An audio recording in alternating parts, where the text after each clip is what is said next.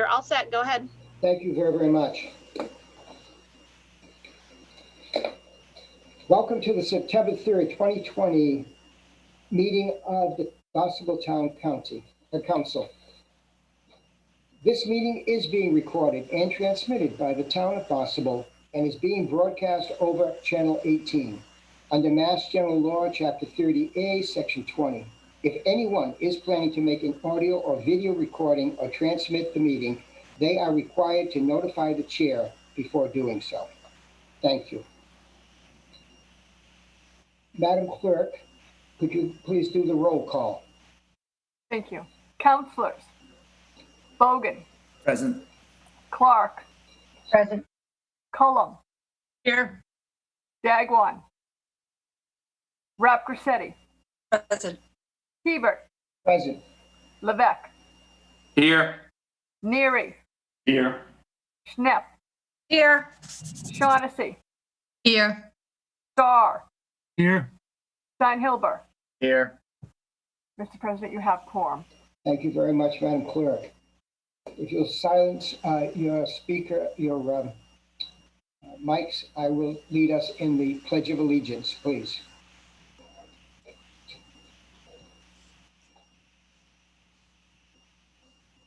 I pledge allegiance to the flag of the United States of America and to the republic for which it stands, one nation, under God, indivisible, with liberty and justice for all.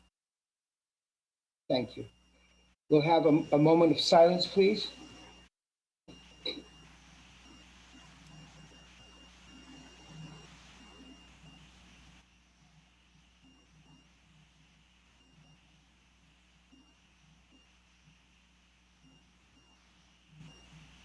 Thank you very much. We will now open for public comment. And I would ask that the public, please, if you have spoken before on the same item that you're going to be speaking on, if you have nothing new to present, I would ask that you really delay in speaking. We want some new information on new people. But if you feel that your information is new, please feel free to speak up. I'm going to ask, is Lynn working with us tonight on the phones? Yes. Thank you. This is Lynn, and I do have public comment on the phone. Amy Corcoran from Osterville. Okay, thank you. Go ahead, Ms. Corcoran. Okay, thank you for the chance to talk tonight. I live in a condo and we can't put some rent here, but I look at my window and I see an investor-owned one, then by a professional person, I think. It's a hotel. I couldn't live in a more protected place, but there it is. I've looked into the owners and managers. It's a hard thing to trace, which is why I'm calling. So a lot of complicated subjects. One moment, please, Ms. Corcoran. Yeah. They're having difficulty hearing you. Yeah, if you could clear that up. Thank you. Thank you. How's this? Any better? Is this, try it again, please? Is this any better? That sounds better. Try that. Please try that again, Ms. Corcoran. Any better? Yes. Okay. So there are a lot of complicated subjects in this ordinance. If you welcome investor-owned short-term rental business like the one right outside my window, your ordinance is going to have to be really, really smart about LLCs. In many states, Delaware, Nevada, New Mexico, Wyoming, you can have anonymous LLCs. So how would anyone ever know if somebody owns two? Are you going to let anonymous LLCs work here? You really don't know who anybody is, and people can create a bunch of them. We don't have anonymous LLCs in Massachusetts, but you can get a whole lot of ownership privacy. I looked it up, and all you do is you hire a commercial resident agent. It costs very little money. And it's a tricky thing, including that LLCs can add or change members anytime they want. So if you allow someone to SDR a property and it's not their home, what is your plan to figure out whether they really have 5 or 10? From what I've read, towns that have a housing crisis like ours have said no short-term rental businesses. Homes get gobbled up by investors. I read today about how Marriott's doing it. And there's lots and lots of clever ways to avoid the limitations and rules that we want to put in place. So I hope you sort out all the enforcement details, all the compliance details before anybody casts a vote. Thank you for listening. Thank you, Ms. Cochran. Have a good evening.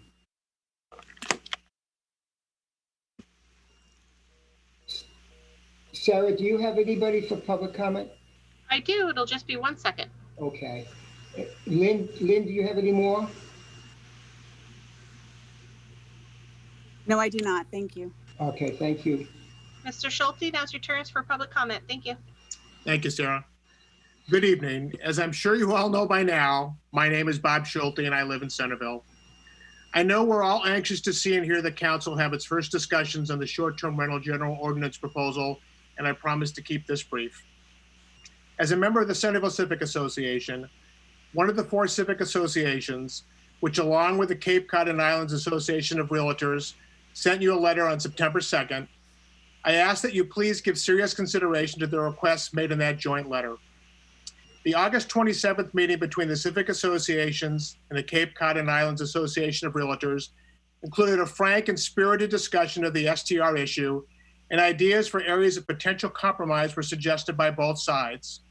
Some of those ideas, and let me be clear, I'm not representing that there was total agreement, but at least there was discussion of compromise, included such items as, in mixed-use zones, not residential, establish a 7-night minimum stay during the high season, but consider something less than 7 nights during the off-season.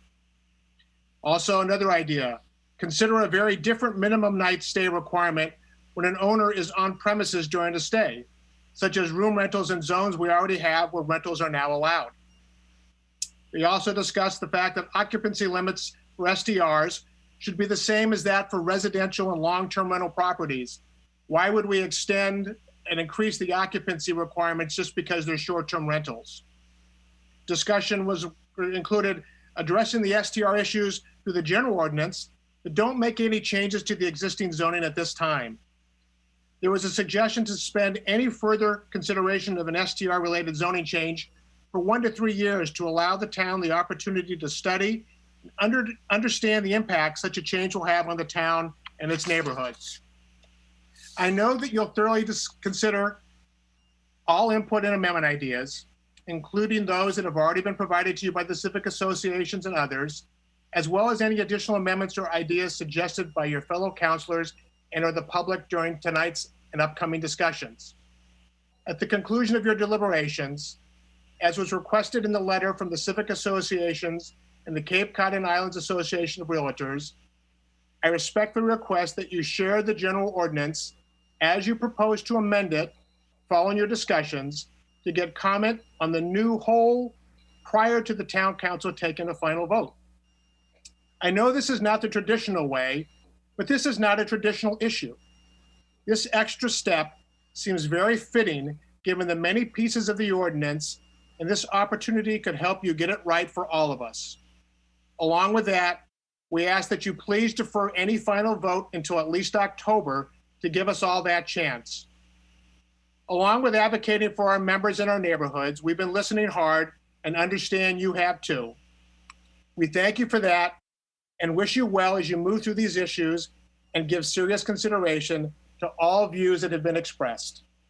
It's the way to preserve our rental traditions and our neighborhoods. We ask you to do both and believe you will find a way to achieve an end that is in the best interest of the town and the majority of its citizens. Thank you again for the opportunity to speak tonight. I appreciate your efforts to make good decisions and do the right thing. Thank you all. Thank you, Mr. Schulte. Thank you. Do we have anybody else in queue? Yes, President Hebert, we have Paul Logan from Precinct 7. Thank you. Mr. Logan? Welcome, Mr. Logan. My name is Paul Logan. I live in Precinct 7. And regarding short-term rentals, the Americans with Disabilities Act, Title III, regulates all places of public accommodation contain access. This law does not burden Barnstable families to rent their homes now and then. That's because there are exceptions to these laws, and this is not considered, a traditional Barnstable family is not considered an Airbnb covered under the ADA. Now, on the other hand, if the town of Barnstable allows investors to buy homes not to live in, but instead to change their use to overnight for-profit accommodations, those owners would have obligations under the Americans with Disability Act and the Massachusetts Public Accommodations Law. And that would be to achieve readily achievable barrier removal. The priority list starts with ramps, doorway width, and bathrooms. There are tax incentives to these businesses on a case-by-case basis. Making the short-term rental ordinance and have it comply with all applicable ADA laws is the best thing for Barnstable taxpayers. I'm certainly happy that the town council has taken into consideration disabled access during the short-term rental discussion. It's very important that these LLCs know that they must make their facilities accessible, readily achievable if possible, and they could have to go steps further than hotels, although it does come down to financial readiness to pay. I'd like to share this with the town council tonight, speaking on behalf of myself and a member of the Disability Commission, but I am, again, speaking on behalf of myself. I thank you for your time as you decide this very important matter. Thank you so much. Thank you, Mr. Logan.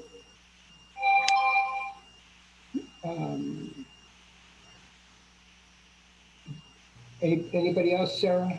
Yes, sorry, I had to let Counselor Cullen back in. Rick Wrightson. Rick, are you there?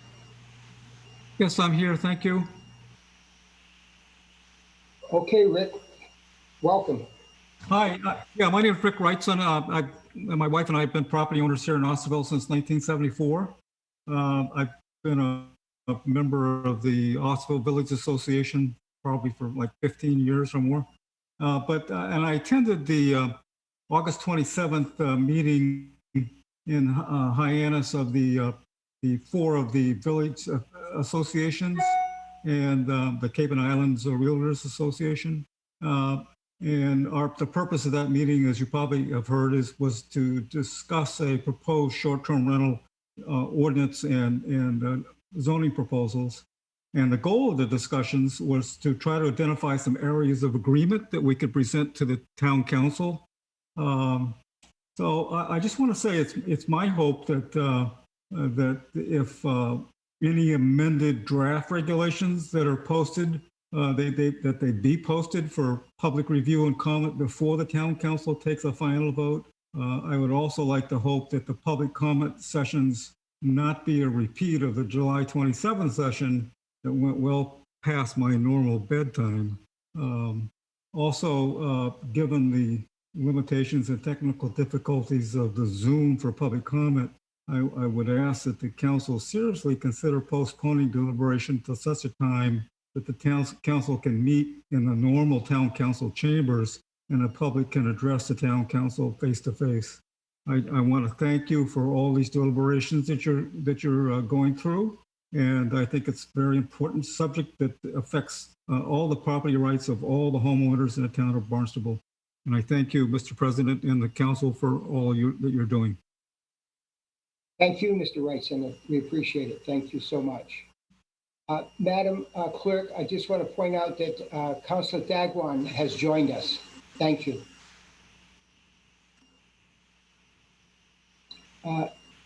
Anyone else, Sarah?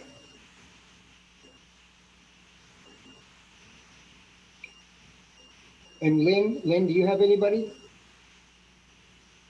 There's no one on the phone at the moment. Thank you so much, Lynn.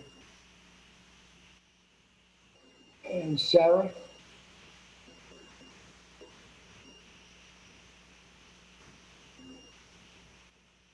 She might be in the breakout room. One moment, please.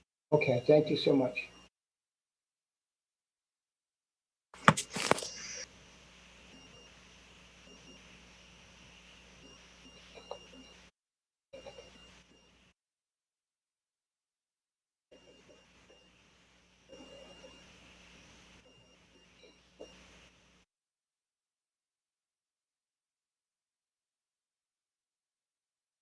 Councilor Cullum has left the room. Maybe Sarah's trying to get him back. Sorry, I do have more public comment. I'm just having trouble getting Councillor Cullen back in the meeting. Okay. Jane, you're all set for public comment. Thank you. Okay, I'm just wanted to address the town council with my concerns about the proposed machine gun range on the base, Joint Base Cape Cod. I fear that this was something that's been in the works since at least April of 2018. According to military construction, public available paperwork, and yet I believe those of us on the Cape are only hearing about it in the last few weeks. I think that the explanation given by the Mass Army Guard that this is an absolute requirement doesn't acknowledge at all the fact that they're obtaining this training right now by driving to Vermont. I think we, at all the town councils in the surrounding towns, deserve a very detailed explanation of their cost accounting, as well as the fact that they basically pencil whipped their environmental impact and said there was essentially no impact. That's complete falsehood. So my request to the town council is to ask the Massachusetts Army Guard for an extension of the public comment period beyond September 7th to at least the 1st of October, and also very detailed briefings to the affected town councils and the residents that will be impacted by this incredible proposal.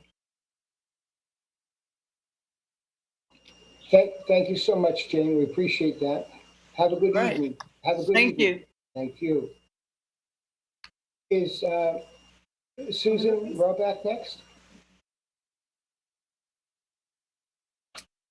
Thank you. Hi, Susan. Our next public comment is Sue Robach. Thank you very much. I'm Sue Roback from Center. Sue Robach, you may.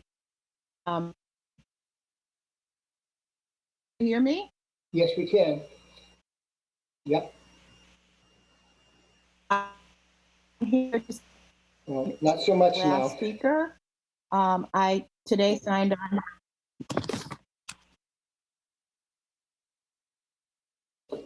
on to a letter today asking our senators and representatives to request an extension to the public comment period for the Mass Army and Air National Guard request to create an 8-lane machine gun range within the 15,000 acre Upper Cape Water Supply Reserve at Joint Base Cape Cod. And I'm just going to read you a couple paragraphs from that letter.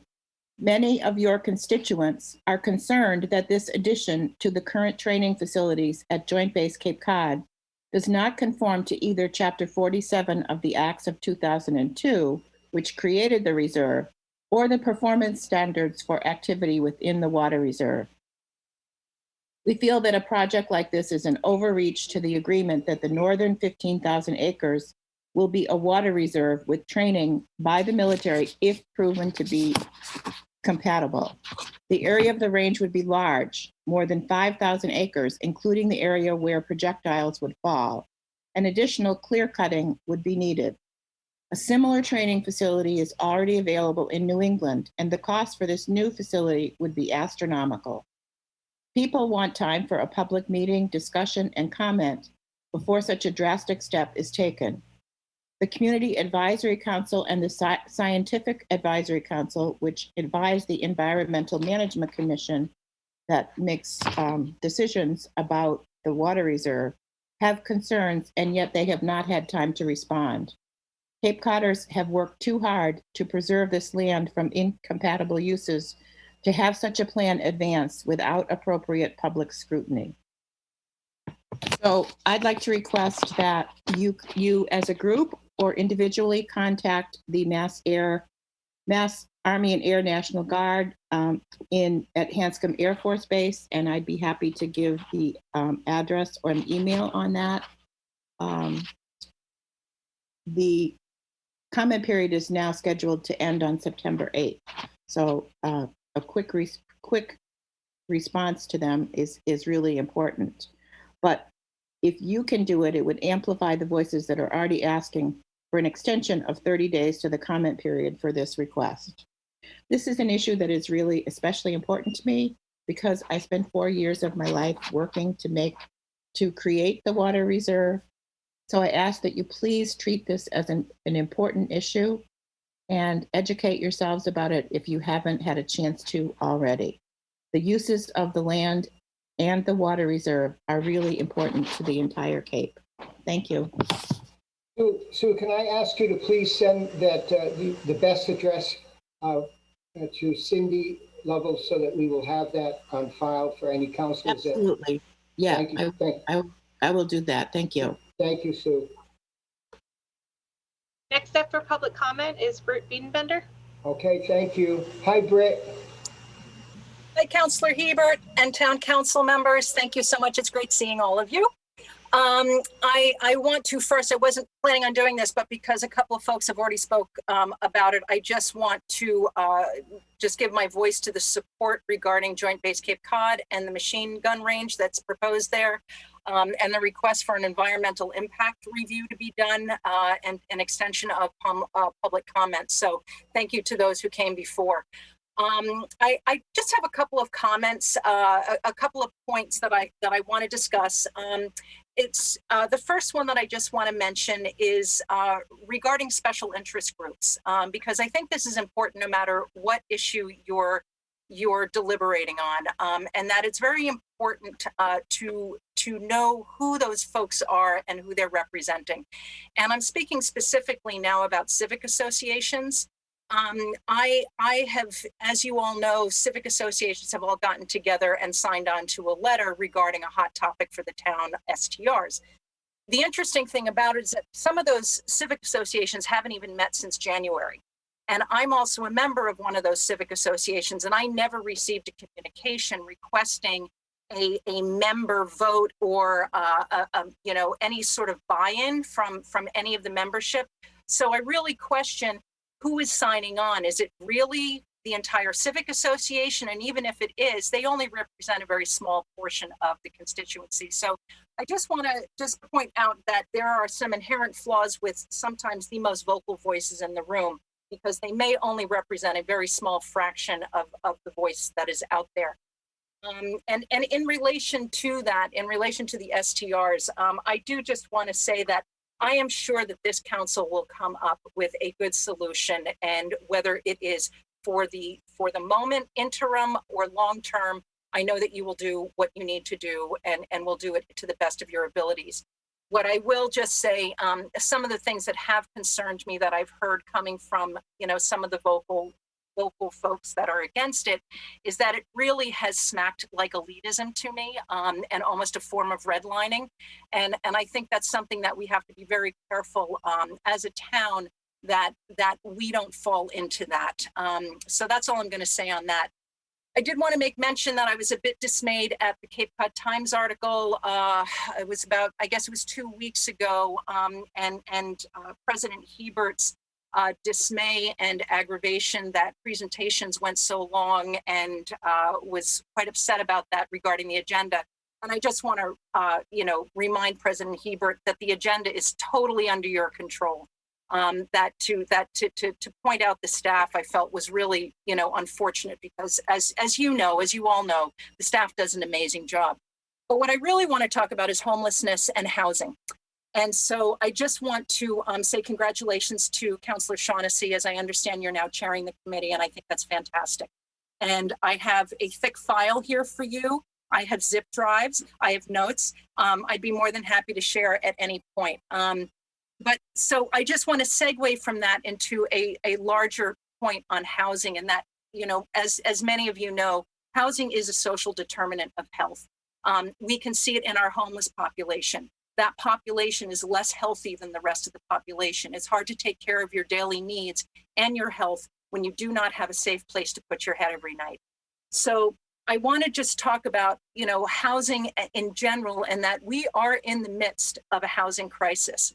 And in regards to homelessness, if we're going to get to a point where we have functional zero, or in more layman's terms, a point where people are experiencing homelessness in a transient fashion, that they're not experiencing permanent homelessness, that their needs, their various needs are being addressed by a case manager who can help make sure that they're getting the various things that they need. But first and foremost, they're getting housing. So this ties into the larger piece of housing where we know that average people are struggling with housing. Point of order, Mr. President. I believe the speaker has gone over 3 minutes. Yeah, Britt, I thank you so much for coming tonight. I And bet you do. Thank you. I'll come back and I'll talk more on housing. yeah, you could do that, or you could come to the next housing meeting if you would like, but anytime you want, okay? Thank you very much for coming tonight and correcting me on my problems. Thank you. All right. President Hebert, we yeah. have Frances Parks from Katuitt. Go ahead, Ms. Parks. Good evening, town councilors. I'll make this very brief. My concern is the neighbors of these short-term rentals. There's a considerable number of people out there that will not be reporting problems because they're afraid. They're either elderly, a single parent with small children. The house could be, the short-term rental could be owned and rented by the same person that they're renting their home from. So I think that deserves your considerable consideration and thought on before you pass this short-term rental. And I also think that one of the ways to help with that would be for rentals to be of at least a week. I think 1 or 2 nights is, promotes parties and various other problems, and I just don't think that the neighbors should be inflicted with that, especially if they have will just suffer through it and not complain. Thank you very much. Thank you very much, Ms. Fox.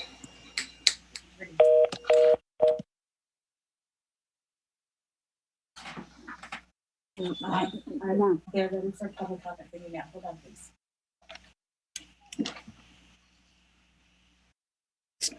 Sarah, do we have somebody else? Or Lynn? I have no more Rich. public comment via Zoom. And our public comment via phone just hung up. So we're done. So that's two done. Okay, not having any others, I will move that we're going to close public comment. And we will move on to council response to public comment, please.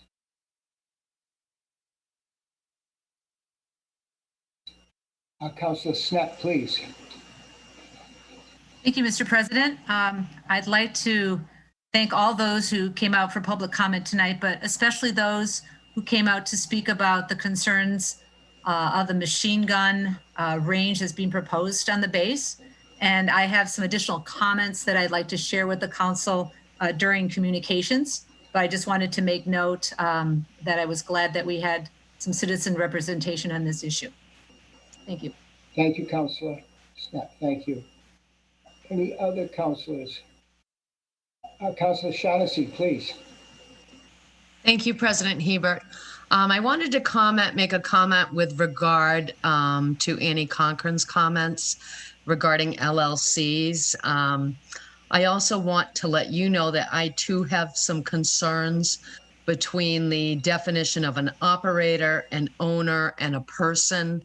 And I do think whatever we do as far as an ordinance, I do think that all beneficial owners, whether they are underlying shareholders, members of an LLC, beneficiaries of a trust, I do believe that those should be disclosed to the town so that, we do know if there are quote unquote multiple beneficial owners behind these different types of legal entities. So I thank you for those comments. Thank you, Councilor Shaughnessy.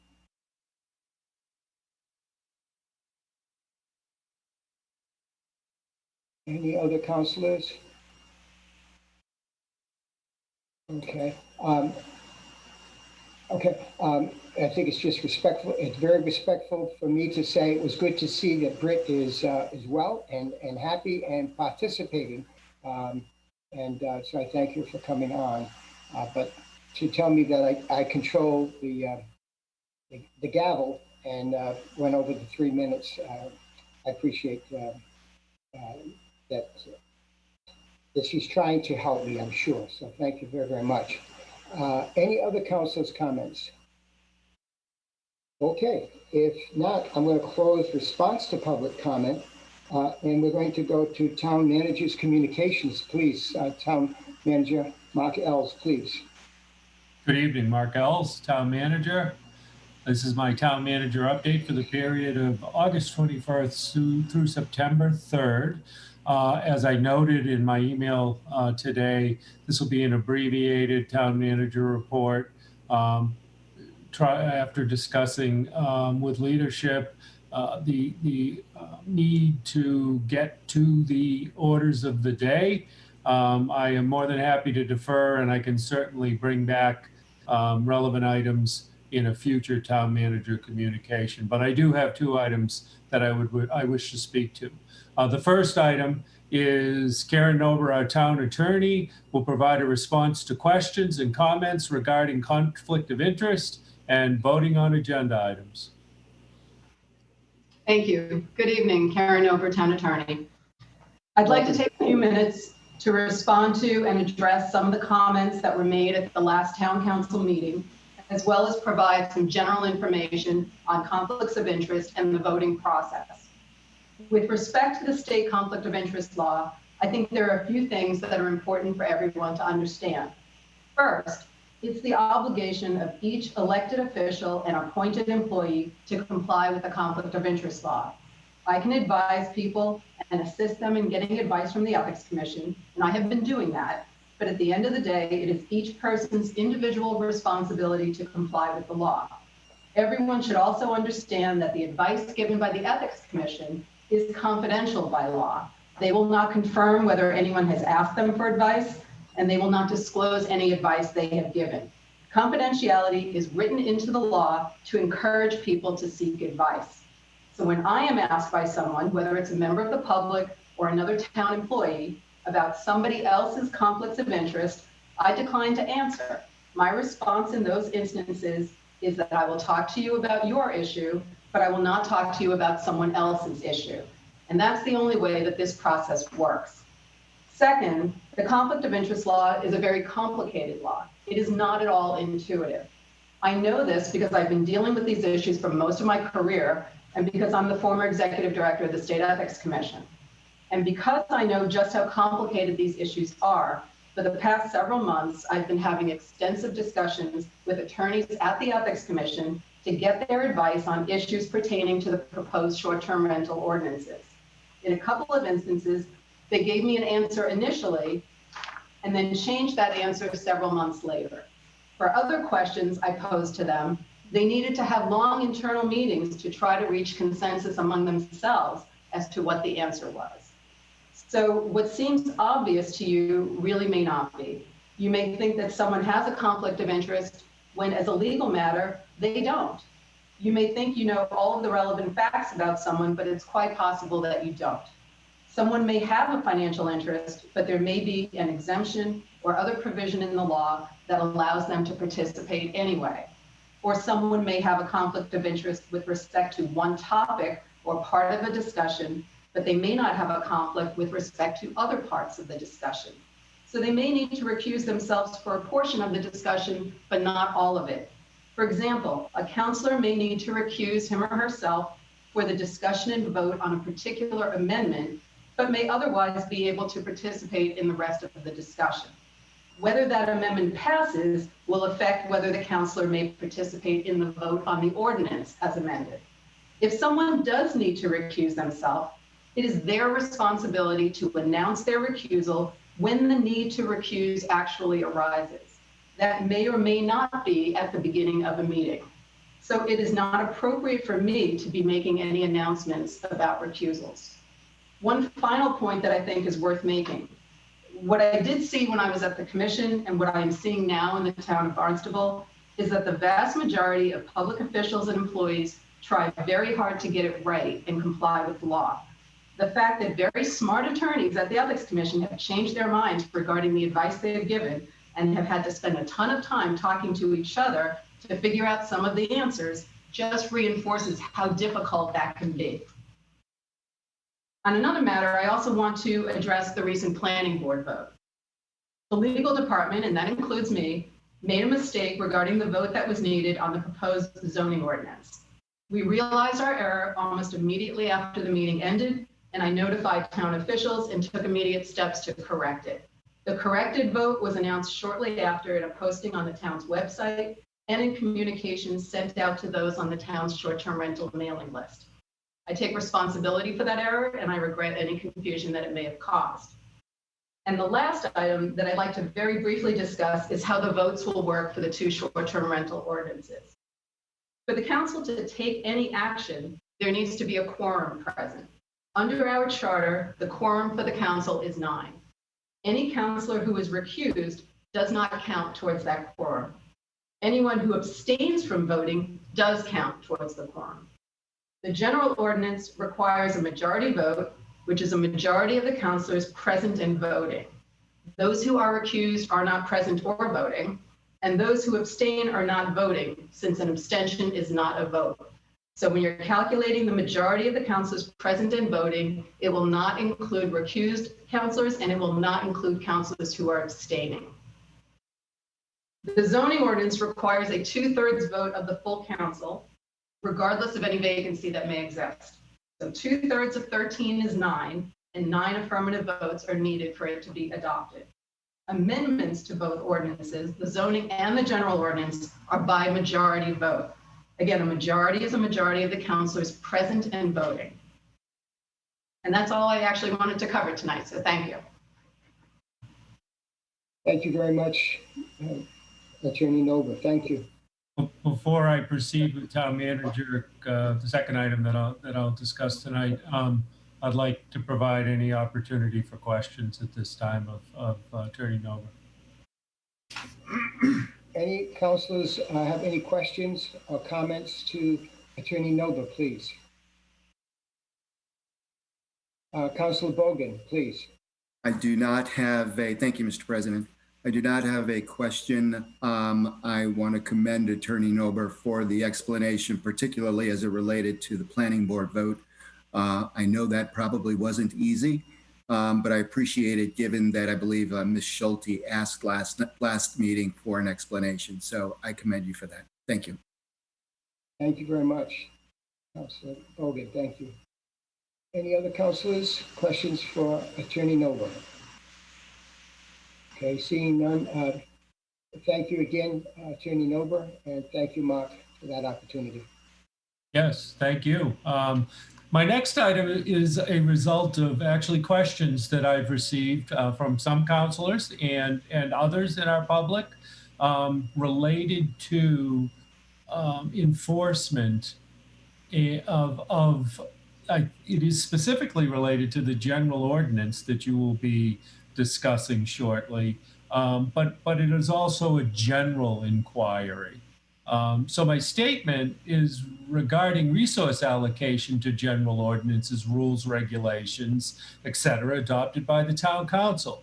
As town manager, I am responsible to administer either directly or through persons supervised by me in accordance with our charter.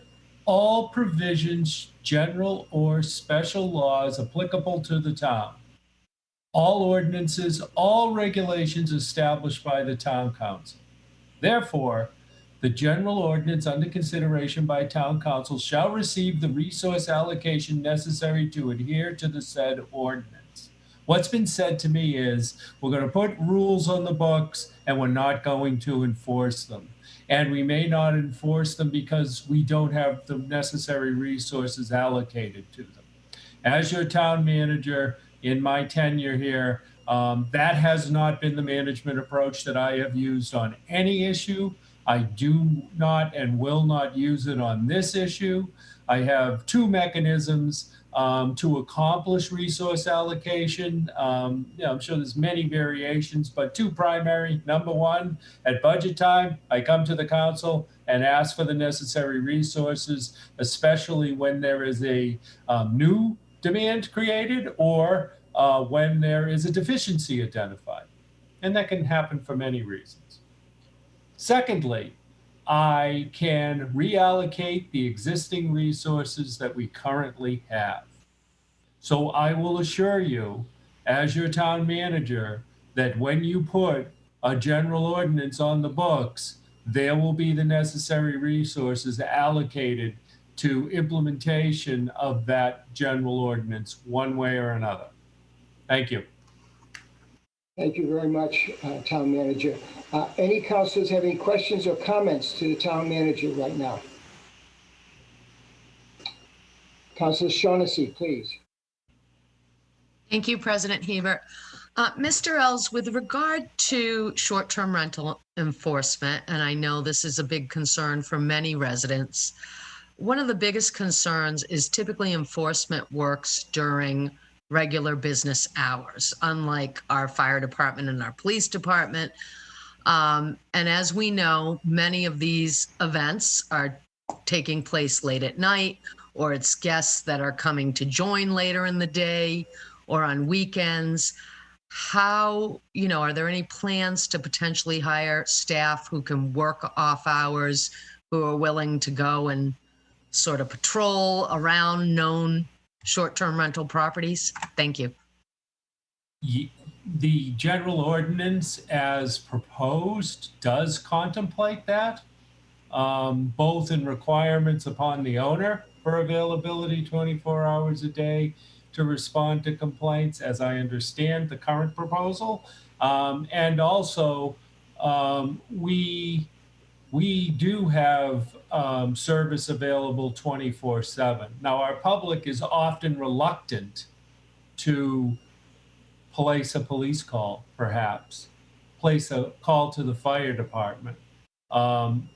We believe that in the appropriate circumstances, that is absolutely an appropriate action to take. And I've talked with our police chief specifically about it, and he does not anticipate, as a result of what we have seen, certainly over decades and definitely over the last 2 years, that this will be something that if our public begins to call more actively, that would be a problem to help manage certainly the logging in and, if necessary, responding to that. But I think more broadly, we are looking at that within this general ordinance, and we do want to make our public comfortable in contacting us anytime about all issues, and certainly this one. Thank you. Thank you for the question, Councilor. Thank you for the response, Mr. Els. Any other councilors, please? Comments to the manager? Okay. Seeing none. Thank you, Mark.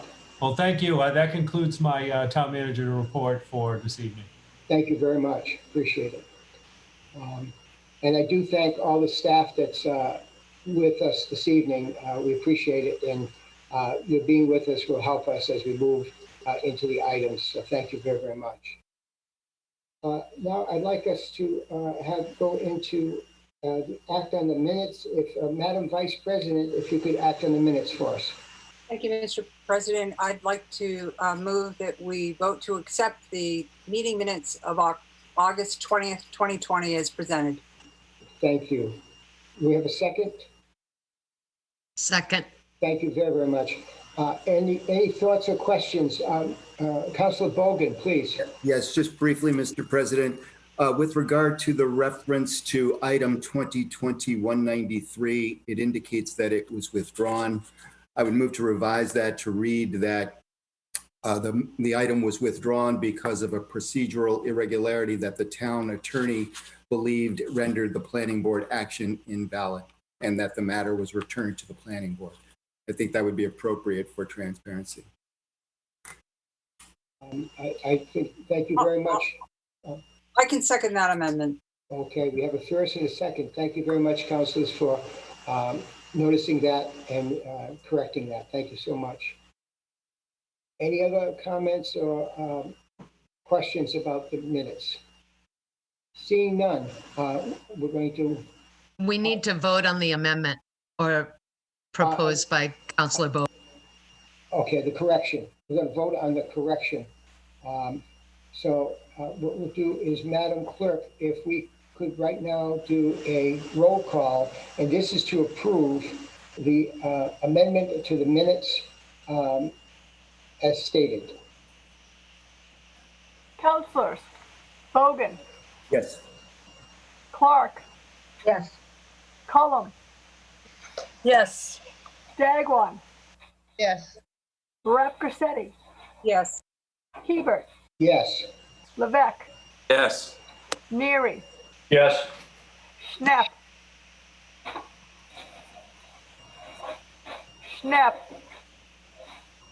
Shaughnessy, Yes. Starr, Yes. Steinhilber.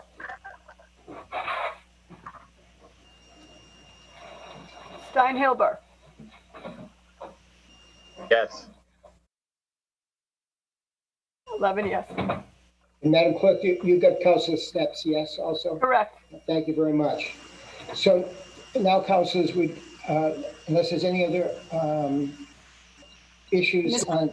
Yes. Mr. President, now we have to vote to accept the minutes as amended. Absolutely. So now we're voting to approve accepting the minutes as amended. Madam Clerk, please. Councilors, Clark, Yes. Cullum, Yes. Dagwan, Yes. Rep Grissetti, Yes. Hebert, Yes. Levesque, Yes. Neary, Yes. Schnapp, Yes. Shaughnessy, Yes. Starr, Yes. Steinhilber, Yes. 12 yes. Thank you very much, Madam Clerk. We will now open for communications from elected officials, boards, committees, staff commission reports, correspondence, and announcements. Councilors. Councilor Snep, I believe you wanted to speak on communications.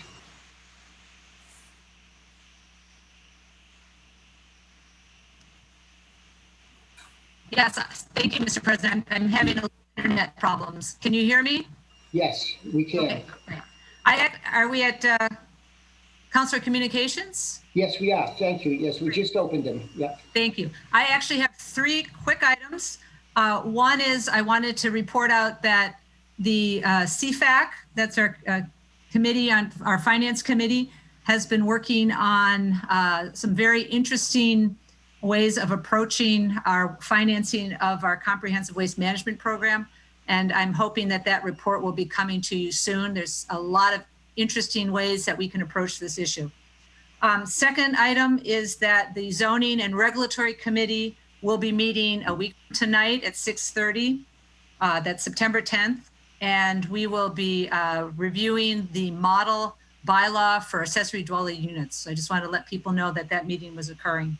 And then the third item was to follow up on the discussion about the machine gun range at the base. As has been stated, public comment is due by September 8th. And although there have been many petitions to extend public comment, I had a call late this afternoon from a higher up at the base communicating to me that there is no plan to extend the public comment period.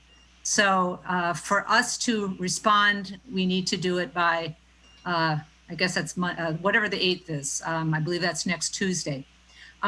Because of concerns for open meeting law and posting agendas, I was unable to present to the full council a resolution that the town council might speak in one voice about this issue. So I would instead encourage each councilor to consider their concerns in response. I'm going to ask Cindy to forward a report, an assessment done by the Association for the Preservation of Cape Cod, better known as APCC, They have drafted a 4-page letter. And to me, the most important aspect of what is being proposed there and why we might be concerned is obviously the environmental impact. And their closing paragraph, I think, really succinctly provides a statement that many of you may want to use if you decide to issue a public comment. Again, I will have Cindy send that information, that link out to all of you so that you can review it and make your own decision regarding this important issue. Thank you. Thank you very much on all 3 points. Thank you for that communication, Councilor Snett.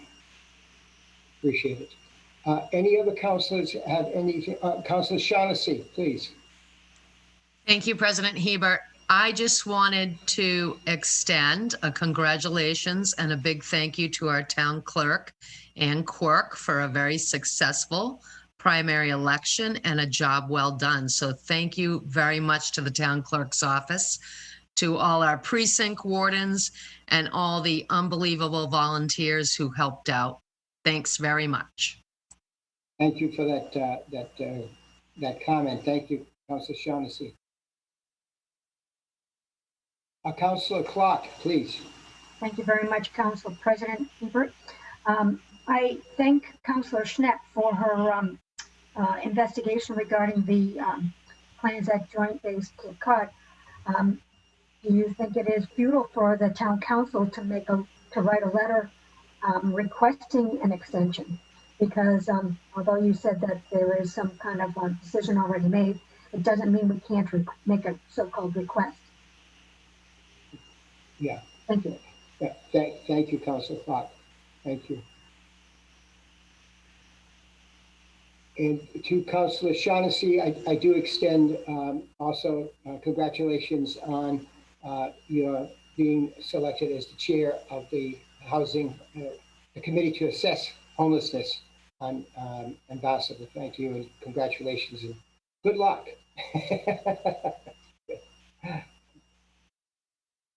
All right. Anybody else? Any other council? Councilor Clark. Yeah, so is it appropriate for me to make a motion that we request that that there be an extension to the decision made regarding the gun range at the Joint Base Cape Cod? Excuse me, Councilor Clark. The council really shouldn't be taking a vote on this item. It wasn't on the agenda. So I think, as Councilor Schnepp said, you could individually choose to send letters asking for an extension of that comment period, and then we could put something on the agenda for the next council meeting. Understood. Thank you. Thank you, Councilor Clark. Thank you, Attorney Nova, for that information. It's kind of nice if we ever want to say, is there an attorney in the room? We do have a few attorneys in the room here, so it's really nice. Anyone else? If not, I'm going to close communications. Do we need to take a vote on that? No. Okay, I'm going to close communications, seeing none. Thank you very much. Now I'd like us to move to the orders of the day, and we're going to start with old business. And if Councilor Snett could please read into the orders of the day, item number 2020-192. Thank you, Mr. President. This is a matter of old business requiring a public hearing and a roll call majority. Item 2020-192, order amending the general ordinances by adding Chapter 190 short-term rental properties and amending Chapter 170 rental properties. Second. Right, we have a first and a second. So, councilors, I did not close public hearing at the end of our last meeting, so we are going to resume public hearing, seeing if there is anyone who would like to speak on that. Councilor Bogan, did you have your hand up? No, sir. Okay, thank you. So, do we have anyone from the public that wishes to speak on this? Lynn, do you have anybody? No one on the phone currently. Thank you very much. And Sarah? Yes, I have a few people waiting to speak on this. Wonderful. Ellen, now is your chance to speak for the public hearing. If you could unmute yourself.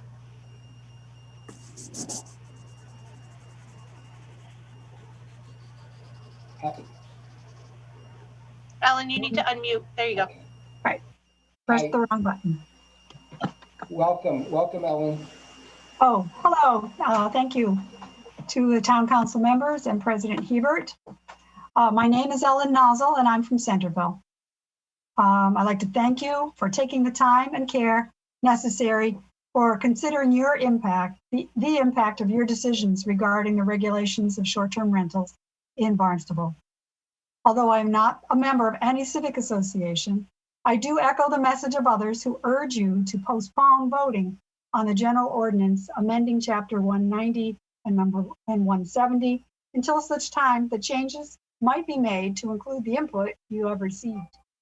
In addition, I should like to highlight just a couple of points. Bear in mind that STRs are income properties. I speak of non-resident and or non-owner occupied business investments in zones designated for single-family homes. These owners' sole purpose is to make money. I could not open a restaurant or a service station on my street, but anyone can run a hotel-type establishment and pay taxes at the same rate as I do. Is that fair or in the best interest of Barnstable citizens? In conversations with local realtors, they admit that having STRs in a neighborhood lowers the property values. Realtors who deal in STRs stand to make money in the short term, but it's to the detriment of neighboring properties in residential zones. The council is undoubtedly considering the input from the November 2019 survey. Had I, along with many of my neighbors, been aware of the opportunity to participate in the survey, we would have echoed the concerns of many others, such as noise and traffic and safety. One problem that has not been addressed in the language of the proposed ordinance concerns the pets that renters bring along with them. How are we, who are already the eyes and ears for all the other issues, supposed to protect our property from damage and intimidation from strange wayward dogs? There is not time to enforce the Chapter 403 Barnstable regulations for animal control before renters have already left. Are property owners or dog owners responsible for problems? Are we to call animal control regarding pets and the police for all other issues, as our town officials indicated? I believe the general ordinance should clearly address the protocol for dealing with renters' pets. Thank you for your consideration. Thank you very much, Ellen. Thank you for speaking. We appreciate it. I would ask anybody who is going to speak on public comment that if they spoke at our last meeting, to please refrain from speaking again. We want new people and we want new thoughts, if we could, please. I see we have more public comment. Yes, I'm just waiting for him to join the breakout session.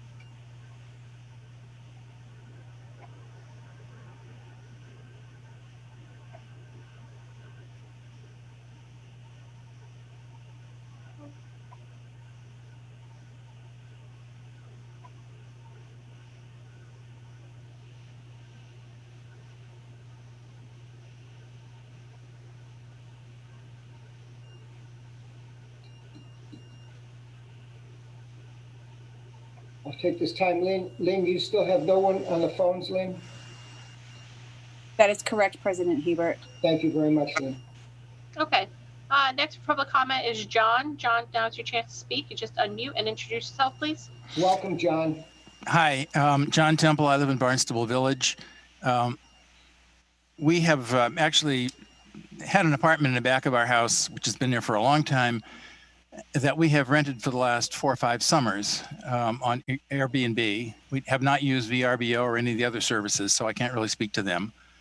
But we've had no problems with our guests. We have shut it down this year because we didn't want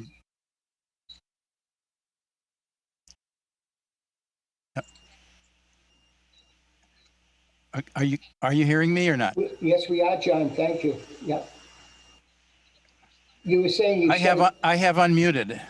Oh, Oh, okay. Okay, yes, we can hear you, Johnny. You just said that you did not run it this year.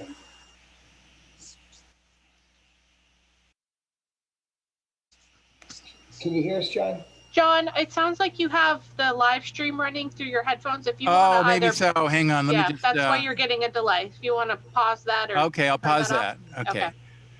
Now let's just try one of me. It's probably better. Can you hear me now? Yes, we can, John. Yeah. Thank you.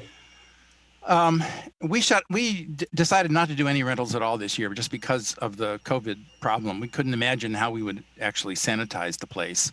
And I honestly don't know how people who are doing rentals are properly sanitizing between tenants. And that sort of follows with the approach that we've taken in past years, which is if we're not here, we don't want to rent to anybody. We don't want anybody here when we're not here. So I have no problem at all with excluding people who buy houses and turn them into hotels from the scene here. But I think that I am one of a large number of people who have the potential to get some seasonal revenue from an apartment that's been there in our own house for some time. I do think, however, that imposing a 1-week minimum is unduly restrictive. Our guests have typically been European families doing a swing through the East Coast. Granted, they're not coming this year, but most often they come for 4 or 5 nights. They very rarely come for a week. We have one group that has come for 5 years, and they stay for a little over a week. But basically, the overwhelming majority come for 4 or 5 nights. We have a 3-night minimum. If it were to be raised to 4 nights, that would probably be okay. It wouldn't cut too much into the business. But to arbitrarily say it's going to be a Saturday to Saturday, week-long minimum, I think would just be at odds with the nature of the market that we have seen. And the people that we have had as guests have been terrific. We've become friends with a lot of them, and I would hope that that would continue to be true.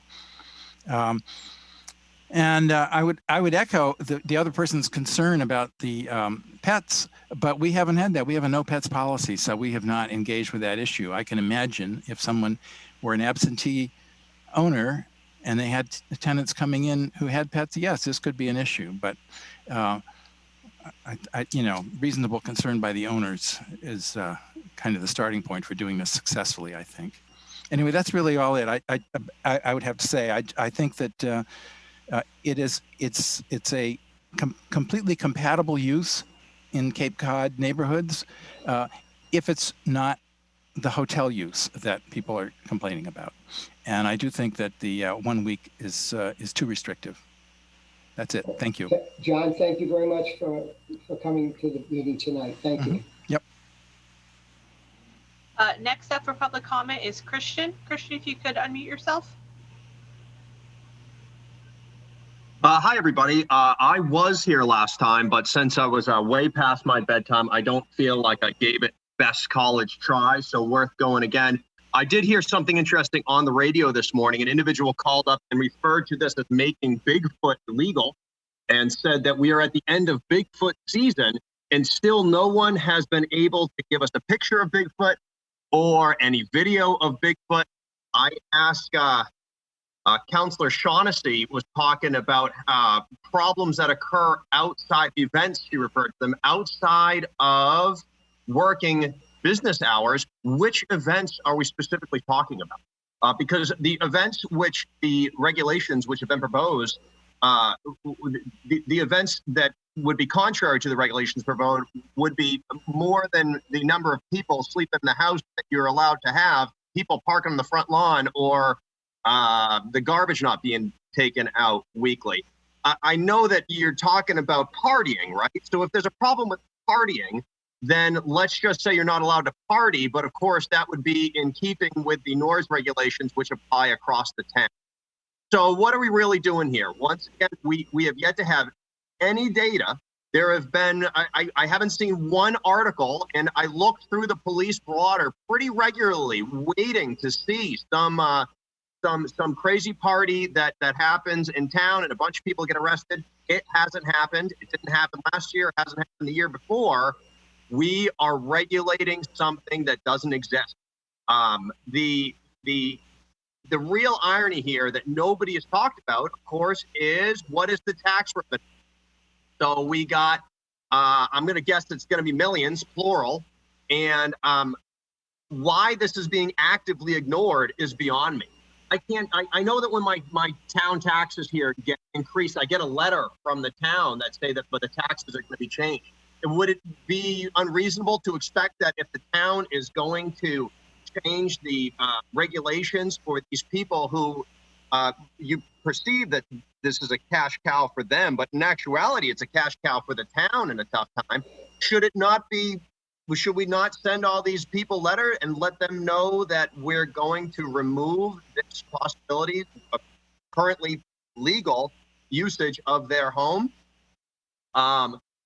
We've heard that STRs lower property values. If you look at the STRs around town here, I think you'll find that they are in the areas with the highest property values exist already. If they were to lower property values, I think that would speak well to the housing issues that were discussed at the beginning of this, the unattainable dream of having a house on Cape Cod. So we've kind of gotten on both sides of that issue, neither of which are correct. And of course, this evening's interesting issue was dogs. Let's not forget that during the last meeting, the issue was prostitutes. Please, let's stop having the wool pulled over our eyes. Let's stop engaging in this fear-mongering, this elitist attempt by wealthy people in the nice part of town to beat up on regular people going on vacation and regular people who may or may not live on Cape or off Cape that are buying a place and trying to carry it until they can retire, because that is what people do with short-term rentals. In closing, I plan on trick-or-treating in Osterville this year, dressed up as a kindly family on vacation. Thank you very much. Thank you, Mr. Teague. Thank you, Mr. Teague. That is all I have for public comment via Zoom. Thank you very much. And Lynn, still no one? That is correct, Mr. President. Okay, we are now going to close public comment. Seeing no others. Thank you very much. All right, so now we're going to move on to councilor deliberation and discussion on this item. What I'd like to do, if it meets with your approval, councilors, is I'd like to go right down from the precincts. So I would start with precinct 1, 2, 3, 4. That doesn't mean that everybody can talk about that item and go into discussion on it, one kind of item at a time. But I want that councilor to speak freely about what they see is going on with this this item. If there's another way you'd rather do it, that's fine. But outside of that, I think it's just going to follow it logically. You'll know when you're up next. And if there's no opposition to that, we would start with Councilor Starr, Precinct 1, on your thoughts on this item. Good evening, Mr. President, and everyone else. I was hoping we would go through topic by topic, so I guess I get to pick the first topic. Yes, that sounds don't need to go through in order. Okay. I had proposed an amendment, number H, letter H. I don't know who's going to put that up. Basically, I think that and I've read this in different cities, have required that basically what I'd like to do is have the town manager provide the town council with a report every November, making use of the resources, the inspectional services, and the planning and development department to sort of put all the data together, all the issues together, how it's working, how the regulations are working, how the violations are being processed, but also what the effects are on long-term rentals and how that's affecting our town. So my amendment is to just ask that an annual report be produced every November, presented to the town council so that we can stop at some point every year and take a look at what's going on. So I don't know, does somebody have that amendment? Actually, Sarah has that to put up on the screen, Councilor Starr. I guess the question that I have is whether folks want to move right into making amendments or whether you want to have some discussion and even put it up on the screen so people can see it But it's entirely up to you whether you want to actually make that motion now or whether you want to have a discussion first. Councilors, what do you want to do? Hi, Jen from Precinct 13. Councilor Cullen, please. Yeah, I have 4 amendments that I'd like to offer, but I kind of feel like maybe we should discuss some of the topics at hand and see what the hot button issues are and see if we can answer them at the end with our amendments. I have 4 different amendments going from minimum night stay to large event regulations, to definitions of what a room rental is in a home. And then the 4th and final one being length of stay or number of units townwide. So however you want to play it, but if I'm the last and we've already done all the amendments, I don't think that that's necessarily constructive. Yes, this would not stop anybody from whatever one person's items are. If your amendment speaks to that, then you would bring it right up. Unless you want to do it differently, councils, whatever you want to do. Mr. President, it might be easier for the town clerk if you did it section by section. Okay, would the councilors agree to that? What? So, yeah, I think that's the way to do it. So why don't we start with the section short-term rental registration, which is right after the definitions. Well, the question. Mr. President, I'd like to, if we're going to go item by item, I'd like to make a motion to change the registration fee. So I move that item number 2020-192 be amended by deleting in paragraph F of section 190-3, $35 and inserting $90 in its place. I'll second. So for purposes of discussion, I believe if you're renting your home, you pay a $90 annual fee to rent your home. And I don't believe that short-term rental should be any less than that amount. I have concerns with just registering a property. I think it should be permitted, but since we're talking about registration, I'd like to see it be in hand with renting your house, annually.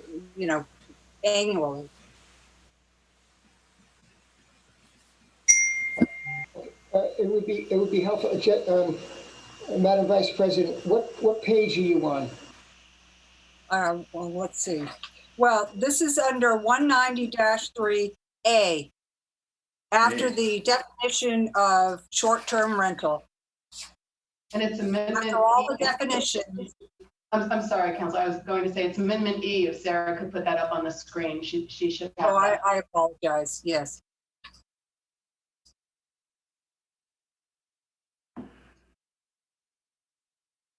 Point of order? Yes, Mr. President? Thank you, sir. Just for clarification, so this is a little cumbersome. It is. So we've got, in the ordinance, we've got letters. It kind of repeats, but let's just call it on page 6 of the first run of A, B, C, D, E, and F. We've got application as D, registration renewal as E, F is fees.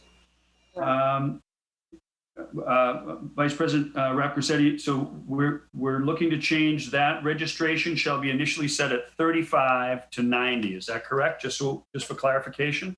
Yeah, correct. I think it was originally put out as E, but it really should be F. It's titled as F, but in our... I'm sorry, when I said E, when I gave the amendments to Sarah, I gave them each a letter so that as we're talking about them, she would know which one. It doesn't actually correspond to anything in the ordinance. I apologize. Okay, all right. So, okay, so I'm going to,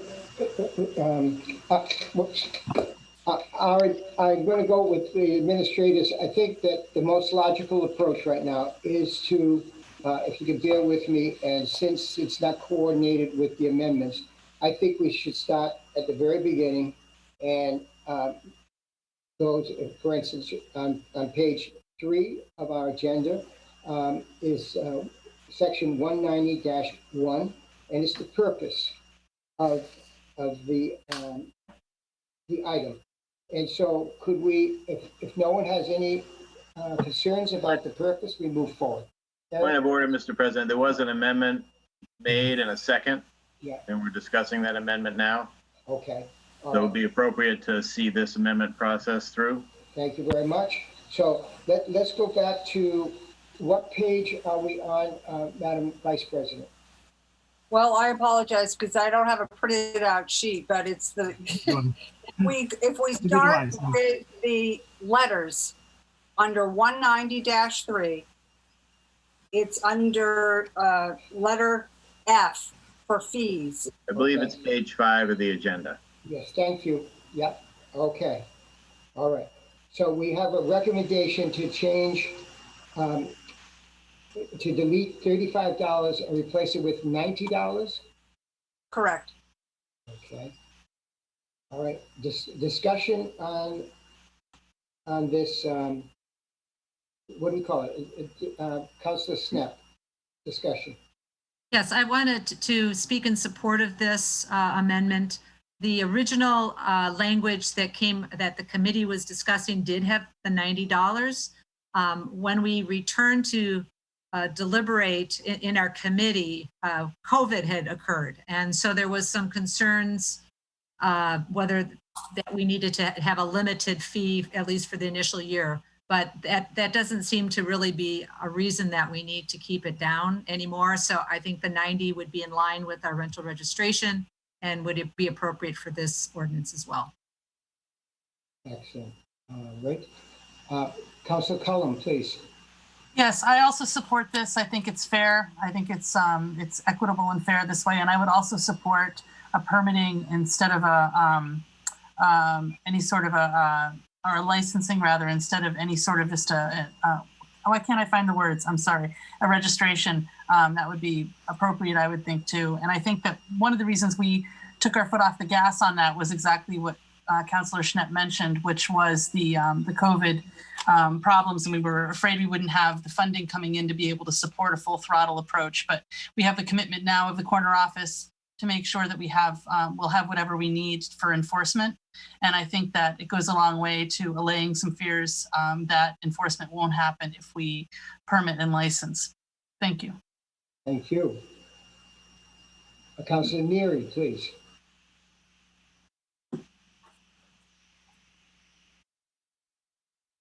Councilor Neary, yeah. For clarification, the fee matches the current, what was it, rental fee, is that correct?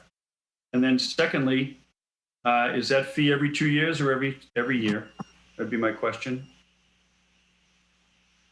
For rental, normal rental, anybody have that answer? Sure, Mr. Florence could speak to that, but I believe it is annually. Okay. It's every 2 years. Is it two? Oh, is it two? In the ordinance, it says short-term rental registration shall be renewed biannually every 2 years. I understand the ordinance, but I'm just talking about rental as it exists currently in the town. Is it annual? Let me find that. Commissioner Florence, please. Commissioner Florence. Thank you, Council President Hebert. The current rental registration program we have is an annual fee. What is proposed in the ordinance is a biannual or every 2 years. My comment would be to mirror the rental registration on an annual basis.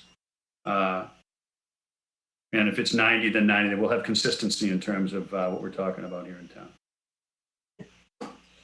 So if you need a motion, I would support the $90. However, line E, registration renewal, would be an annual registration to match our current rental registration process. Mr. President, Madam Vice point President. of order. Yes. We are speaking about just one amendment, and that's the amount. If Councilor Neary would like to propose his own amendment, going back to that, feel free.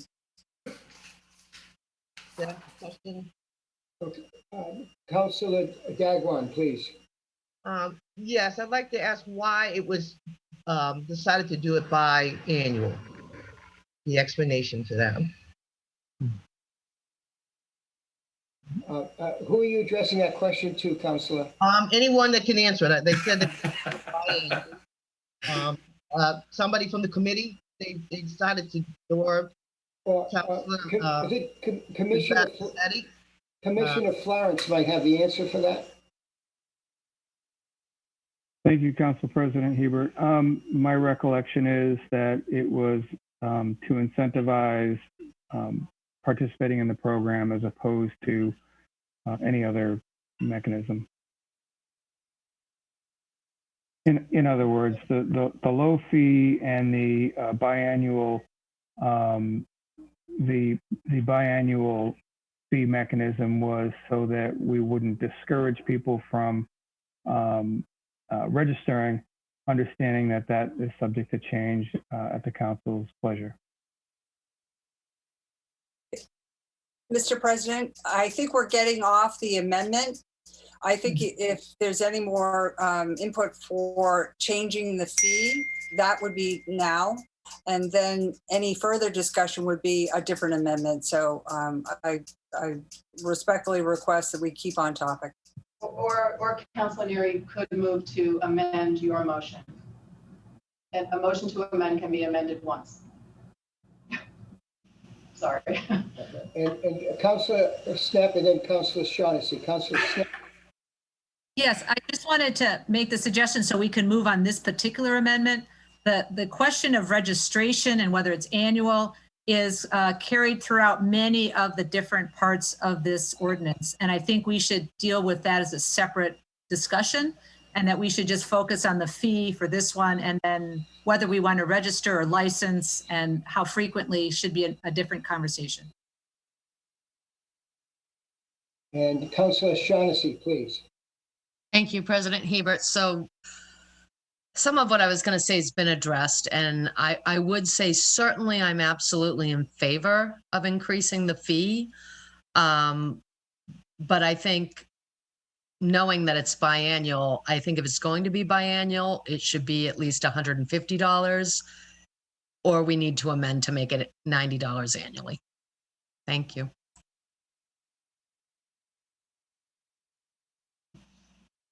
I move to vote on the amendment, if possible. Sorry, David.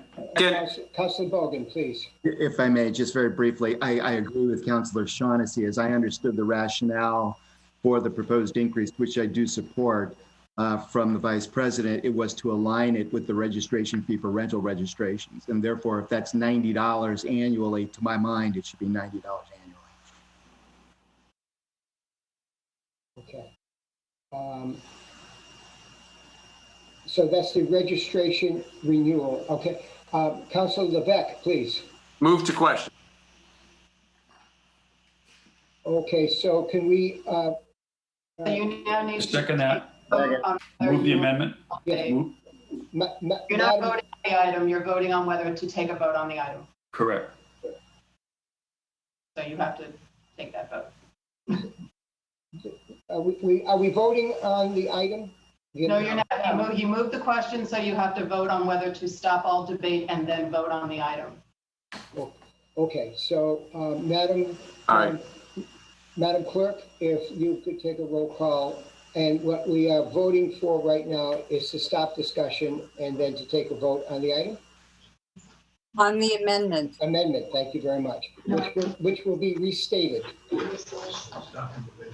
Councilors, Cullum. Yes. Dagwan. Yes. Rep Crescetti. Yes. Hebert. Yes. Levesque. Yes. Neary. Yes. Schneff. Yes. Shaughnessy. Yes. Starr. Yes. Steinhilber. Yes. Bogan. Yes. Clark. Yes. 12 yes. Thank you very much, Madam Mr. Clerk. President, I'd like to vote on the amendment as presented, and I will restate that amendment. that item 2020-192 be amended by deleting in paragraph F of section 190-3, quote, $35, close quote, and inserting, quote, $90, close quote, in its place. Second. We have a first and a second. This is a roll call vote. Madam Clerk, please. Counselors, Dagwan, Yes. Raptorsetti, Yes. Hebert, Yes. Levesque, Yes. Neary, Yes. Schnepp, Yes. Shaughnessy, Yes. Starr, Yes. Steinhilber, Yes. Bogan, No. Clark, Yes. Cullum, Yes. 11 yes, 1 no. Thank you very much, Madam Clerk. So if everybody would be in agreement, I think we should, so that we're all together at the same time, if we start again at the top, at 190-1, and look at purpose. If anyone doesn't have any issues with purpose, then we move on to definitions. And that way, we'll all be together, nobody will get lost. Okay? So I'm asking if any councilors have any comments, concerns on 190-1, which is the purpose of the short-term rental. Point of information, is this, I'm on an iPad now, which I'm normally not on. Usually I can see a split screen or whatever. Oh. Is this available for the public to see, this document? Okay, so that's a good question, Councilor Collins. Are we able, Sarah, to put this on the screen? I know the amendments are because I was told that Sarah has them all, so it would be helpful at least to have the amendments there if we can share a screen so people can see it. I can show the agenda if you'd like that has this information. I think that's important. Thank you. Okay. Very good. Okay. If we get to a point that we're having conversation about a particular line item, then we'll have to go back to full screen or I cannot see the councilors. So give everybody a second to look at the purpose. It's more for the public, actually, that, you know, I have it in front of me, so. I appreciate that, Councilor Cullen, but it's a very good suggestion that you have doing it here. And I do think it's a favor to some of the councilors who may not be able to have two instruments going. Councilor Starr, please. I just have I have a question about the definition about cottage colonies. I have an area in my precinct that has a common owner and lots of little cottages that are used seasonally that are owned by individual people. So that's something I need clarified before we make the next step. So that's a specific question, and I'll wait on that. Okay. Well, does any councilor from the committee like to address that, or would the commissioner like to address that? Your question. Maybe Elizabeth Jenkins would be a good person to address that. Okay. Elizabeth, are you with us? Elizabeth? Actually, she said that Mr. Florence would be better but it's a detailed question. I don't know what was being thought. Is there one particular cottage colony that's owned by one person that this refers to? I don't know. Okay. May I respond, President Hebert? Oh, thank you. Welcome. Appreciate you being here. Thank you. Elizabeth Jenkins, Director of Planning and Development. The inclusion of the cottage colony references in the proposed ordinance, as they were discussed in the committee, were intended to recognize these unique land uses and their sort of long-standing nature as seasonal rental properties in the town of Barnstable. Perhaps Councilor Starr could clarify his question. I believe the nature of your question gets at, again, whether or not and again, just folks can see on the screen that cottage colony is defined as 3 or more detached dwellings, lawfully and legally in existence, located on a single lot, customarily occupied on a seasonal basis. I think that perhaps the question is whether or not the form of ownership, again, whether condominiumized or otherwise would influence that. And again, I think the building commissioner would look at these parcels on a case-by-case basis and make those determinations. But based on this definition, to me, it does not seem like condominium ownership would exclude them from the definition. Council President? Yes, Commissioner, please. Thank you. I'm sorry, I was trying to be recognized, but apparently because of the share screen, my hand being up wasn't visible. So I apologize. No. So yeah, we don't regulate ownership, and we can't regulate ownership. And what Councilor Starr is referring to is a little bit different than the traditional cottage colony. It sounds like what Councilor Starr is referring to is a condominium setup, and we don't get to regulate that. If somebody has separated their property, how should I rephrase that? A condominium is a joint piece of property with individual ownership of the buildings thereon, and maybe just the land that the buildings are on. So we don't get to regulate that. That's not necessarily my understanding of what a cottage colony. A cottage colony would be something that's under single ownership, and it's an individual who rents out and those separate cottages. And those actually fall under the hotel motel general laws, but I guess that's the best way I can explain it. Thank you. Thank you. Thank you, Commissioner. Okay. So I cannot see most councilors, so let's try with voice. If you have a question or comment for right now, we'll use your voice to speak up and you'll be recognized. Thank you. So I'm assuming that no one has any comments on -1, purpose, 2, the definitions, how about dwellings? Any comment on dwellings? President Hebert? Yes. Councilor Shaughnessy. I have some comments, and I don't know if anyone else has alphabetically other comments on definitions, but I have comments on operator, owner, and person.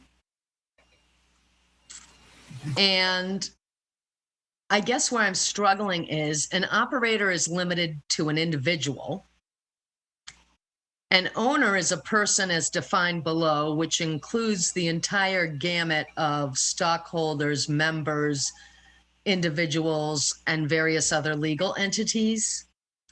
But as you go further into the ordinance, the use of the word owner is used quite often. And then it switches back to operator.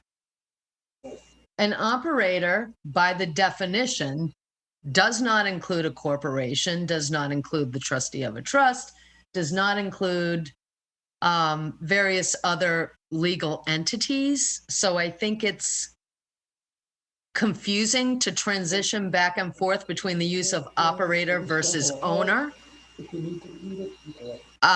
Where, for example, you could have a property manager who is in fact, the property manager is in fact a corporation.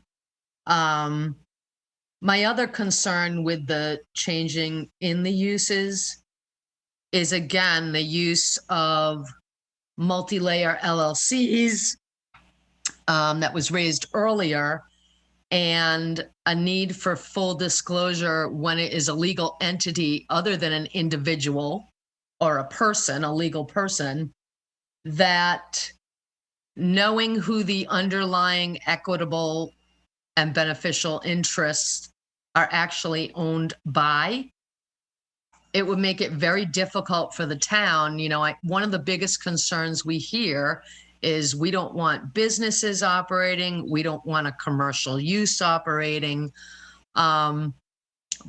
But if we don't have the ability to trace individual shareholders, individual members, trusts as members of LLCs, for example, it will be very difficult for the town to be sure that any individual owner, as defined here, has more than 2 STRs. Councilor Bogan. And Oh, sorry. Sorry, and maybe Elizabeth Jenkins or someone can speak to why not just use owner throughout, which is much broader than operator? Why the switch between the two terms? And is it really even necessary to use the term operator and have that definition?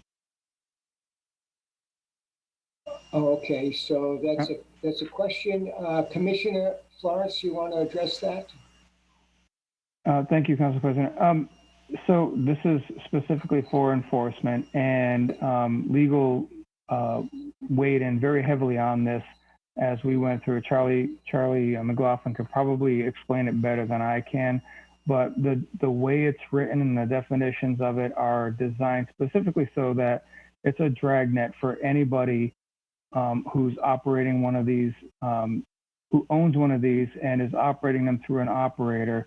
It's a dragnet to be able to provide enforcement. Mr. President? Yes. Charlie McLaughlin speaking. Yes. Yep. From the legal department.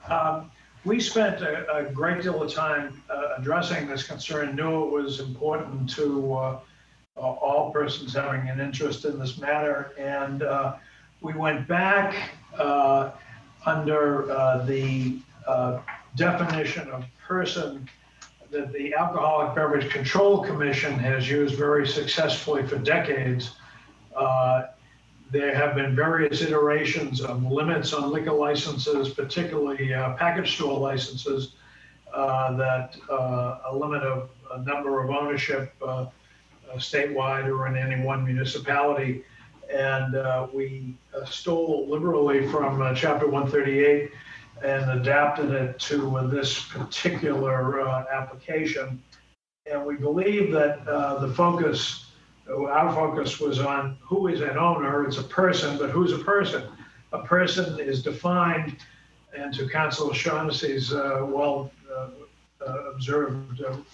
commentary, is intended to be an all-encompassing dragnet of identification and revelation, so that in the forms that we anticipate that the Building Commissioner's Office will issue in terms of questionnaires, there will be a required disclosure of direct and indirect interests at any level for anyone owning a piece of a short-term rental. And if that questionnaire is appropriately worded, and we will certainly work with them, we can elicit in that questionnaire the responses that I think would help the Building Commissioner's Department and his assistants identify whether or not there's an apparent conflict and or a compliance with a particular person and limitation. If, for example, as we talk about later on, we're limiting these licenses to 2 persons only in the town of Barnstable, the questionnaire that's accompanying the application should disclose by direct or indirect interests whether or not we have the person applying has or someone in this family has more than 2, or the combination creates interest in more than 2 owners, or 2 properties, I should say. So we're attuned to that. I think the diligence at this point, we didn't want to get into form design for in the regulatories. We want the Commission's Office to be able to adopt appropriate questionnaires from time to time and amend them as necessary from time to time. But certainly to elicit the information the Councilor Shaughnessy is looking for, it will be designed to identify the extent of ownership in one or more than one unit in the direct or indirect in the town. Thank you. Thank you. Councilor Shaughnessy, do you have any further? I do, and I want to thank Attorney McLaughlin for his explanation. So I guess let me give a direct example of what I'm saying.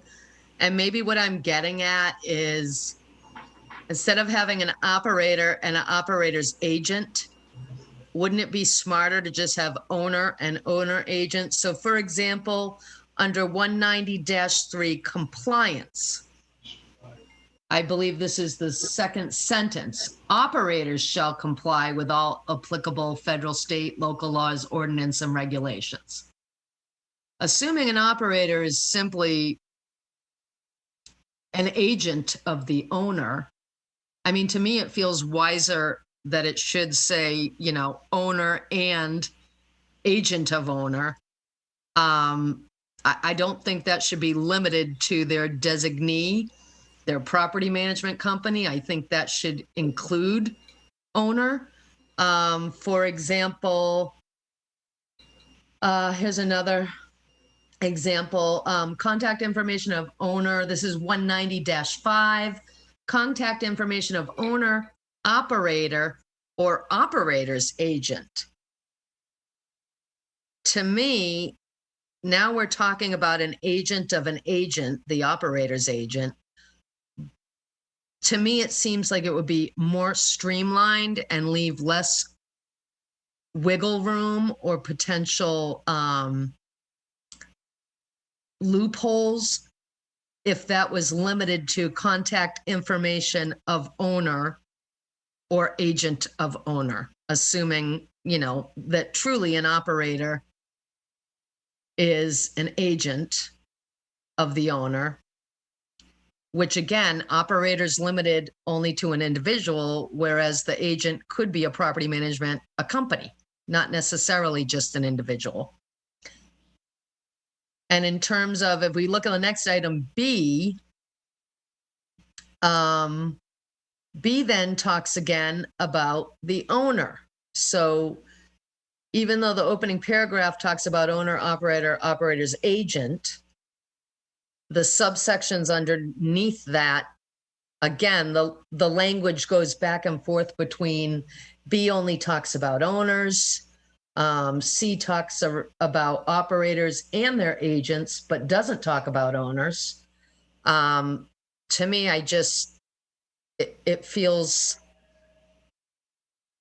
like there's some loopholes there, and it feels like it could be more streamlined, where operator is defined as any agent or designee,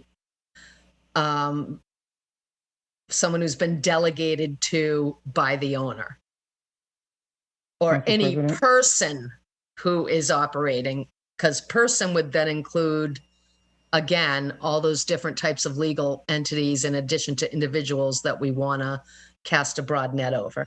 Councilor Shaughnessy, Commissioner Florence would like to address some of your concerns. Thank you.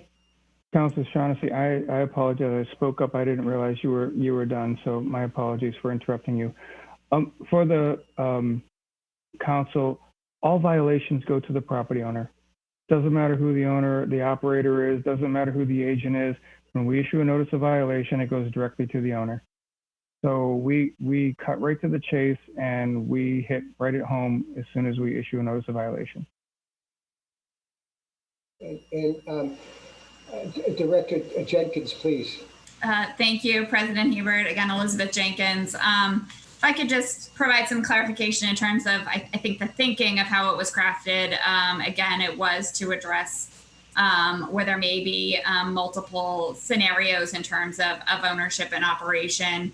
I think owner is used consistently in any provisions in the ordinance that pertain to the actual registration or enforcement of the short-term rental. Operator is used consistently throughout the ordinance in locations that actually deal with the, again, ongoing the ongoing use of the short-term rental.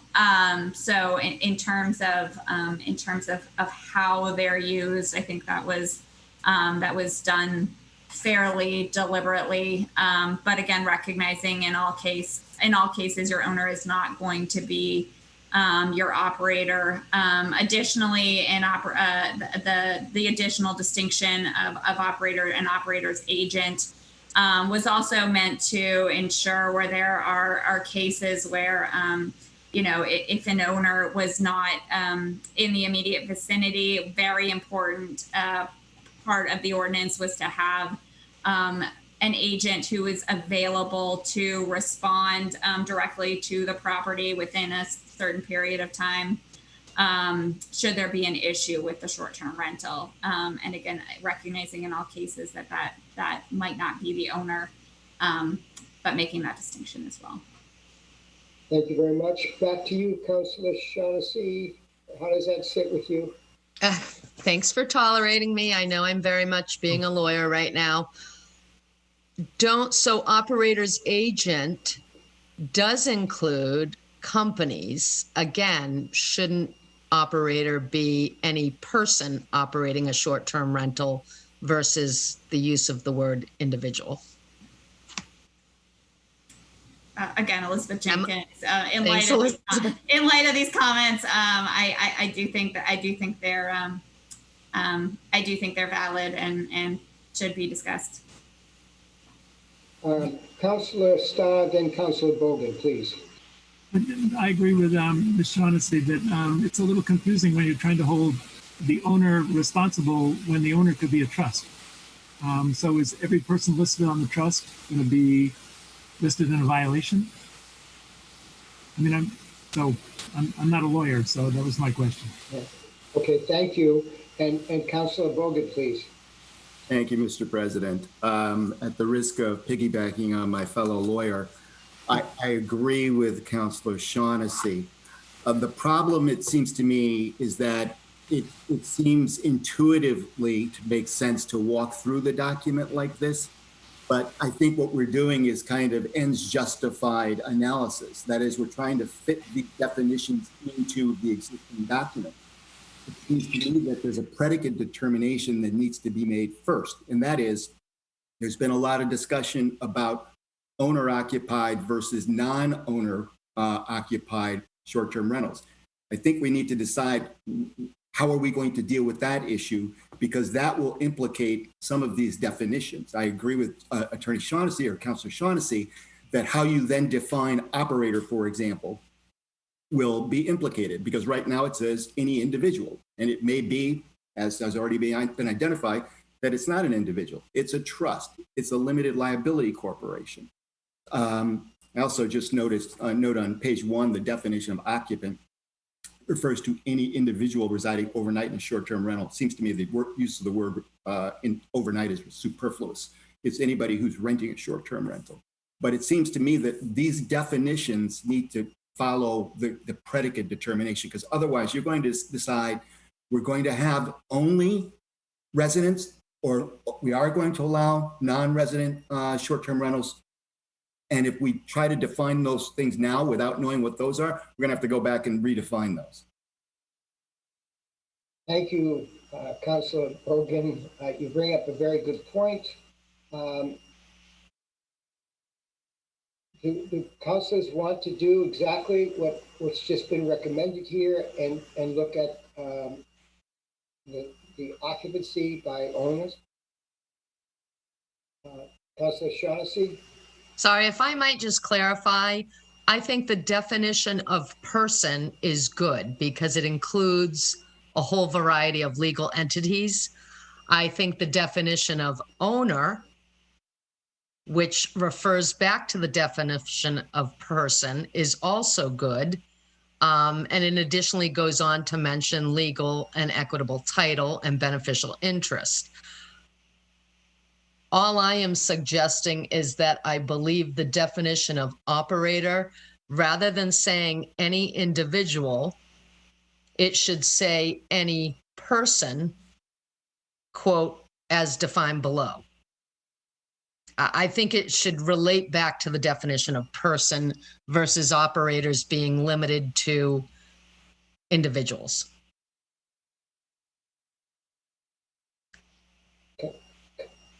Councilor Cullen, please. Are you making a motion? Councilor Shaughnessy? I'd like to move that the definition of operator host be amended to any person as defined immediately below operating a short-term rental. Second. Thank you very much. Any further discussion on this? Okay, so we have a first and a second, and this is to approve. Councilor Snap? Yes, thank you. Just for clarification, this is the operator dash host.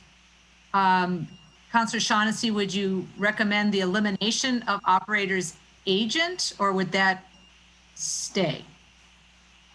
Or is that yet another amendment to discuss?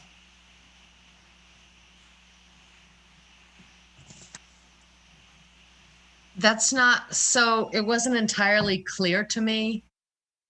It seems to me the way the remainder of the ordinance reads that an operator does sound like the agent of the owner. So I mean, the operator's agent sounds like a second delegation. However, I would amend my motion to also change the definition of operator agent to a person who, or a person as defined immediately below, who, so that again, not only the operator, but their agent can include more than just an individual. Second. Oh, okay, so we're doing an amendment to the amendment? That is correct, President Hebert. Okay. And Councilor Stepp, did you have a comment on that? Yes, I just wanted to know if legal or staff wanted to weigh in on this proposal in any way as additional information to the rest of the council. Mr. President, Charles McLaughlin, we don't have a problem with Councilor Shaughnessy's recommendations. I do think they're helpful. If I could respectfully suggest that we vote them separately. We're technically into amending an amendment, a motion to amend it. Might be cleaner for the record just to take an action on operator host and then doesn't come up. Move on from there to operator's agent. Thank you, Attorney McLaughlin. I don't believe I can withdraw my amendment to my first motion since it's been seconded. You can withdraw it if whoever seconded it withdraws the second, if I may respectfully. Thank you. I withdraw my second amendment, or the amendment to my original motion, and I'm not sure who the second was. I'll withdraw the second. Thank you. So now, Mr. President, you have before you the amendment to the definition of operator, parent, host for consideration and debate. Could that be restated, please? Yes, please. So I move to amend the definition of operator parentheses host from any individual operating a short-term rental to any person as defined below operating a short-term rental.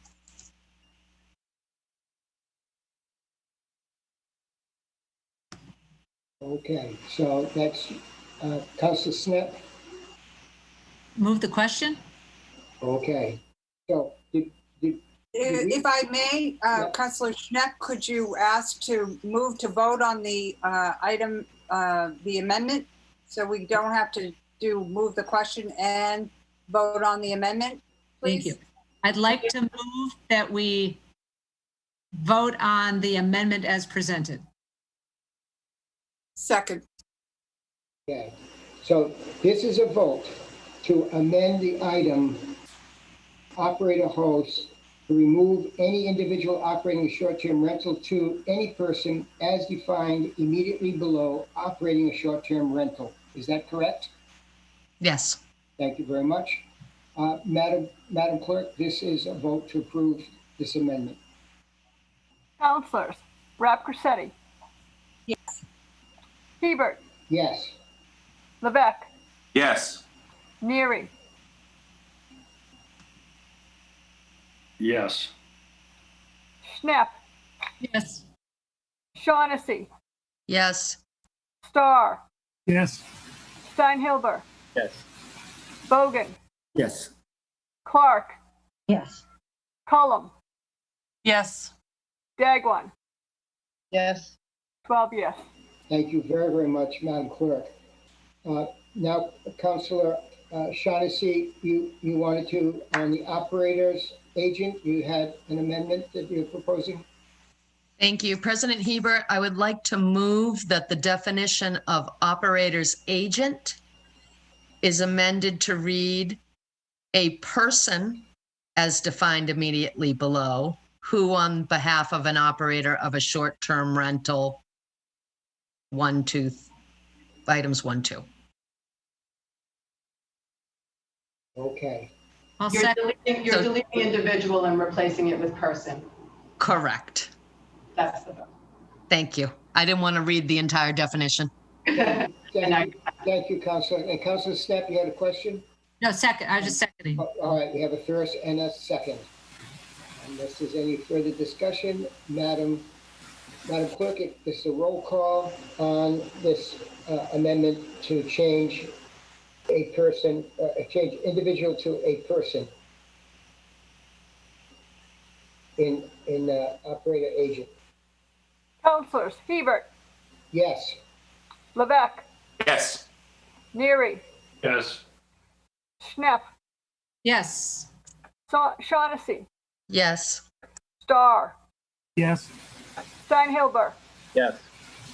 Bogan. Yes. Clark. Yes. Cullum. Yes. Dagwan. Yes. Rapcorsetti. Yes. 12 yes. Thank you very much, Madam Clerk.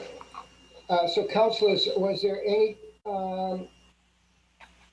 thoughts on the owner? Are we okay on owner? We can move along. And then any question on person? We're okay. Short-term rental, I think that's pretty clear, but any concerns in this definition? Councilor Bogan. Yes, many. In no particular order, we've heard a lot of concerns that's expressed with regard to the reference in the first line of any portion of a dwelling. That is not defined in any respect, so I'm not sure what that means. And just by way of clarification, one concern is also where. This kind of gets to the guts of the discussion. Are these allowed throughout the town of Barnstable, or are they only allowed in certain portions of the town? No pun intended. As I understand it, we currently have three or four zones, RC, RF1, RD, and maybe RG, that don't allow for short-term rentals. Number one, and certainly I'm open to clarification or correction on that. If in fact that's true, you have a scenario where hypothetically, right now, if you live in zone RC, you cannot rent a room in your home. If a teacher came to you now and said, I'd like to rent a room for a 9-month academic year, you would not be allowed to do that. But under this proposal, you would be allowed to rent every bedroom in your home every day, 365 days a year, to different people. The other issue that I'll raise is that this defines it simply as anything that's for a period not more than 31 consecutive days. And if we're going to talk in terms of the duration of the short-term rental, it seems that this definition would need to be amended in that respect as well. Thank you, Councilor Bogan, and thank you for all the staff and the attorneys that are with us this evening. And it is very helpful if you close your camera, continue to listen.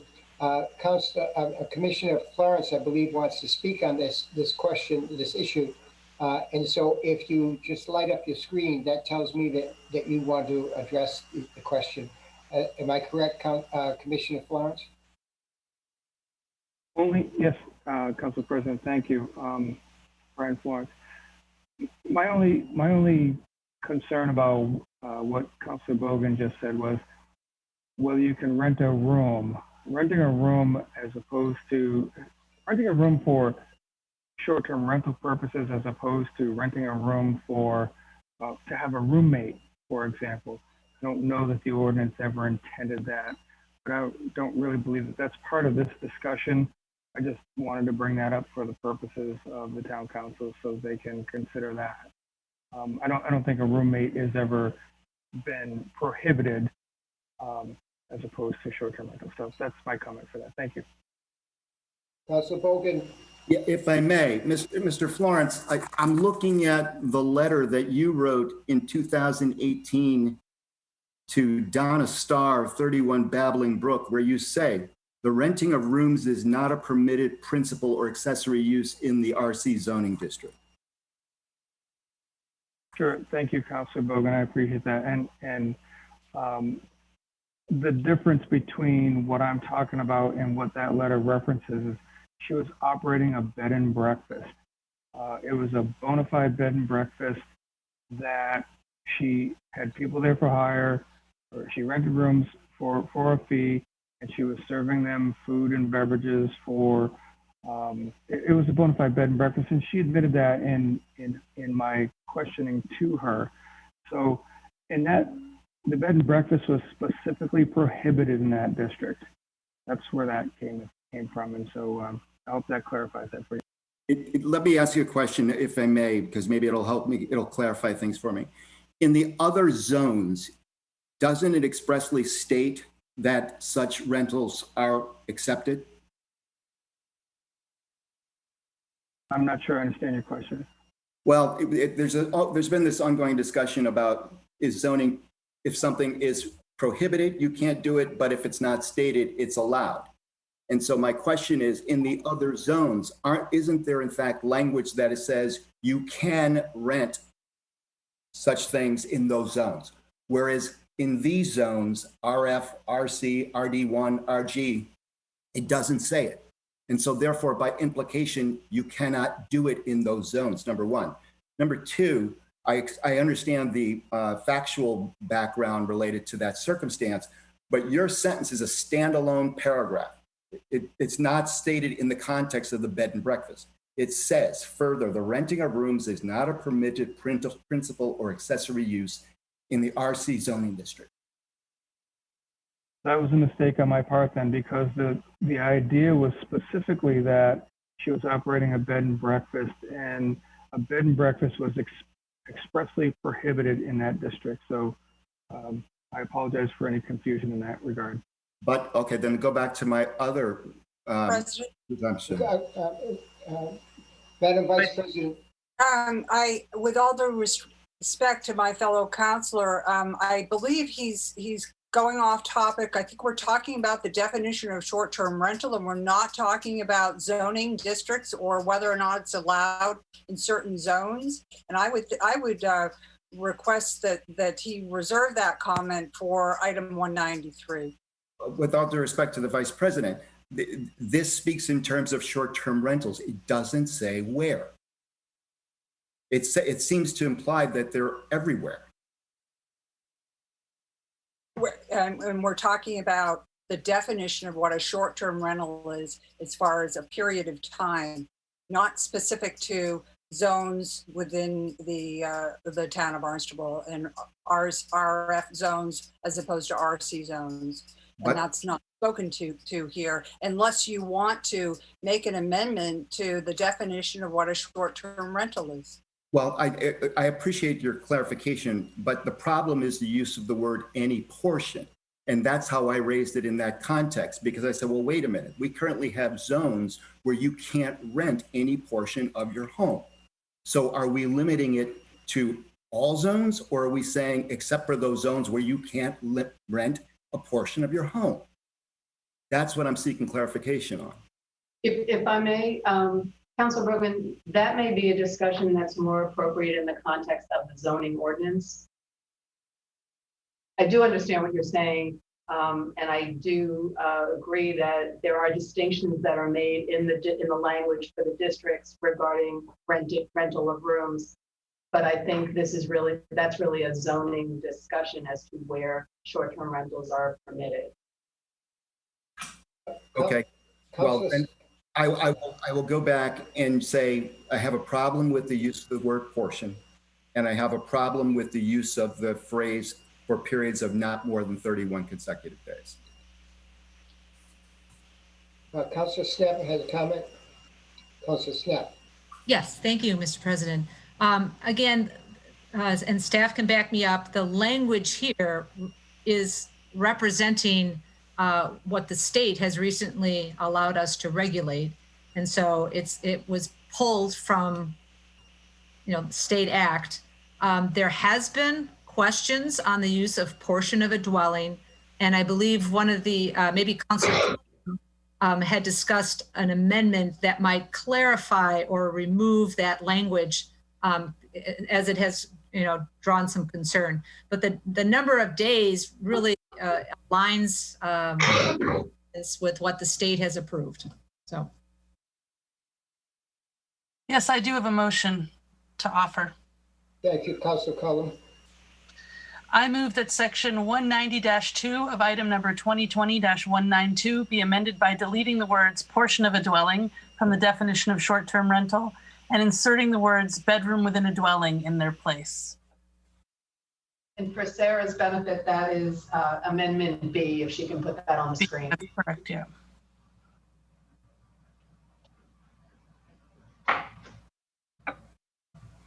All right. What page are we on right now? You're not on a page. It's an amendment.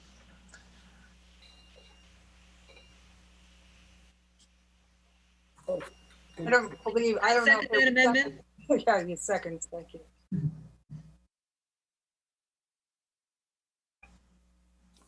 Okay, so, Councilor Cullen, could you just repeat that for everyone? Sure. I move that section 190-2 of item number 2020-192 be amended by deleting the words portion of a dwelling from the definition of short-term rental and inserting the words bedroom within a dwelling in their place as written. It's on the screen. Okay. Do we have a second on that? Second. We have a second. We have a first and a second. So, any discussion on what Councilor Bogan?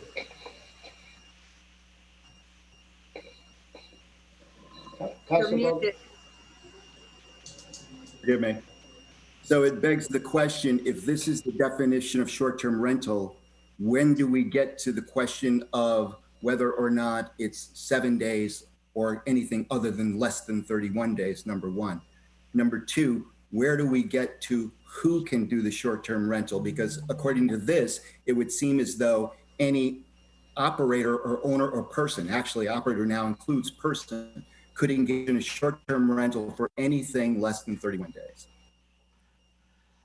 So the restrictions are under in the next part on 190-3. And that's where we would be talking, I believe, about I have an amendment for a minimum night stay there. Okay. Okay. Any other discussion on this amendment? Councilor Snap. I'd like to move the amendment as presented. Okay, we have a first and a second. Okay, so, Madam Clerk, are you looking at the approval of this amendment? Do you have the wording on this? I do. Yeah, okay. So this is to approve the amendment as written. Thank you, Madam Clerk. Councilors, Levesque, Yes. Neary, Yes. Knapp, Yes. Shaughnessy, Yes. Starr, Yes. Steinhilber, Yes. Bogan, No. Clark, Yes. Cullum, Yes. Dagwan, Yes. Rapcorsetti, Yes. Hebert, Yes. 11-1. 11 yes, 1 no. Thank you. Motion carries. Amendment carries. Okay, so we're moving on to, if I'm correct, we're up to item number 190-3, short-term rental registration.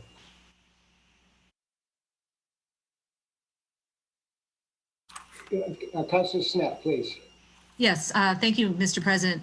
I might ask staff to make a comment on whether the language that we have currently in the ordinance, which speaks to a registration process instead of a permitting or licensing, whether there would be any difference in enforcement or whether we could leave the language as is and get the same bang for the buck as we would if we decided to amend the ordinance and change it from a registration to a licensure.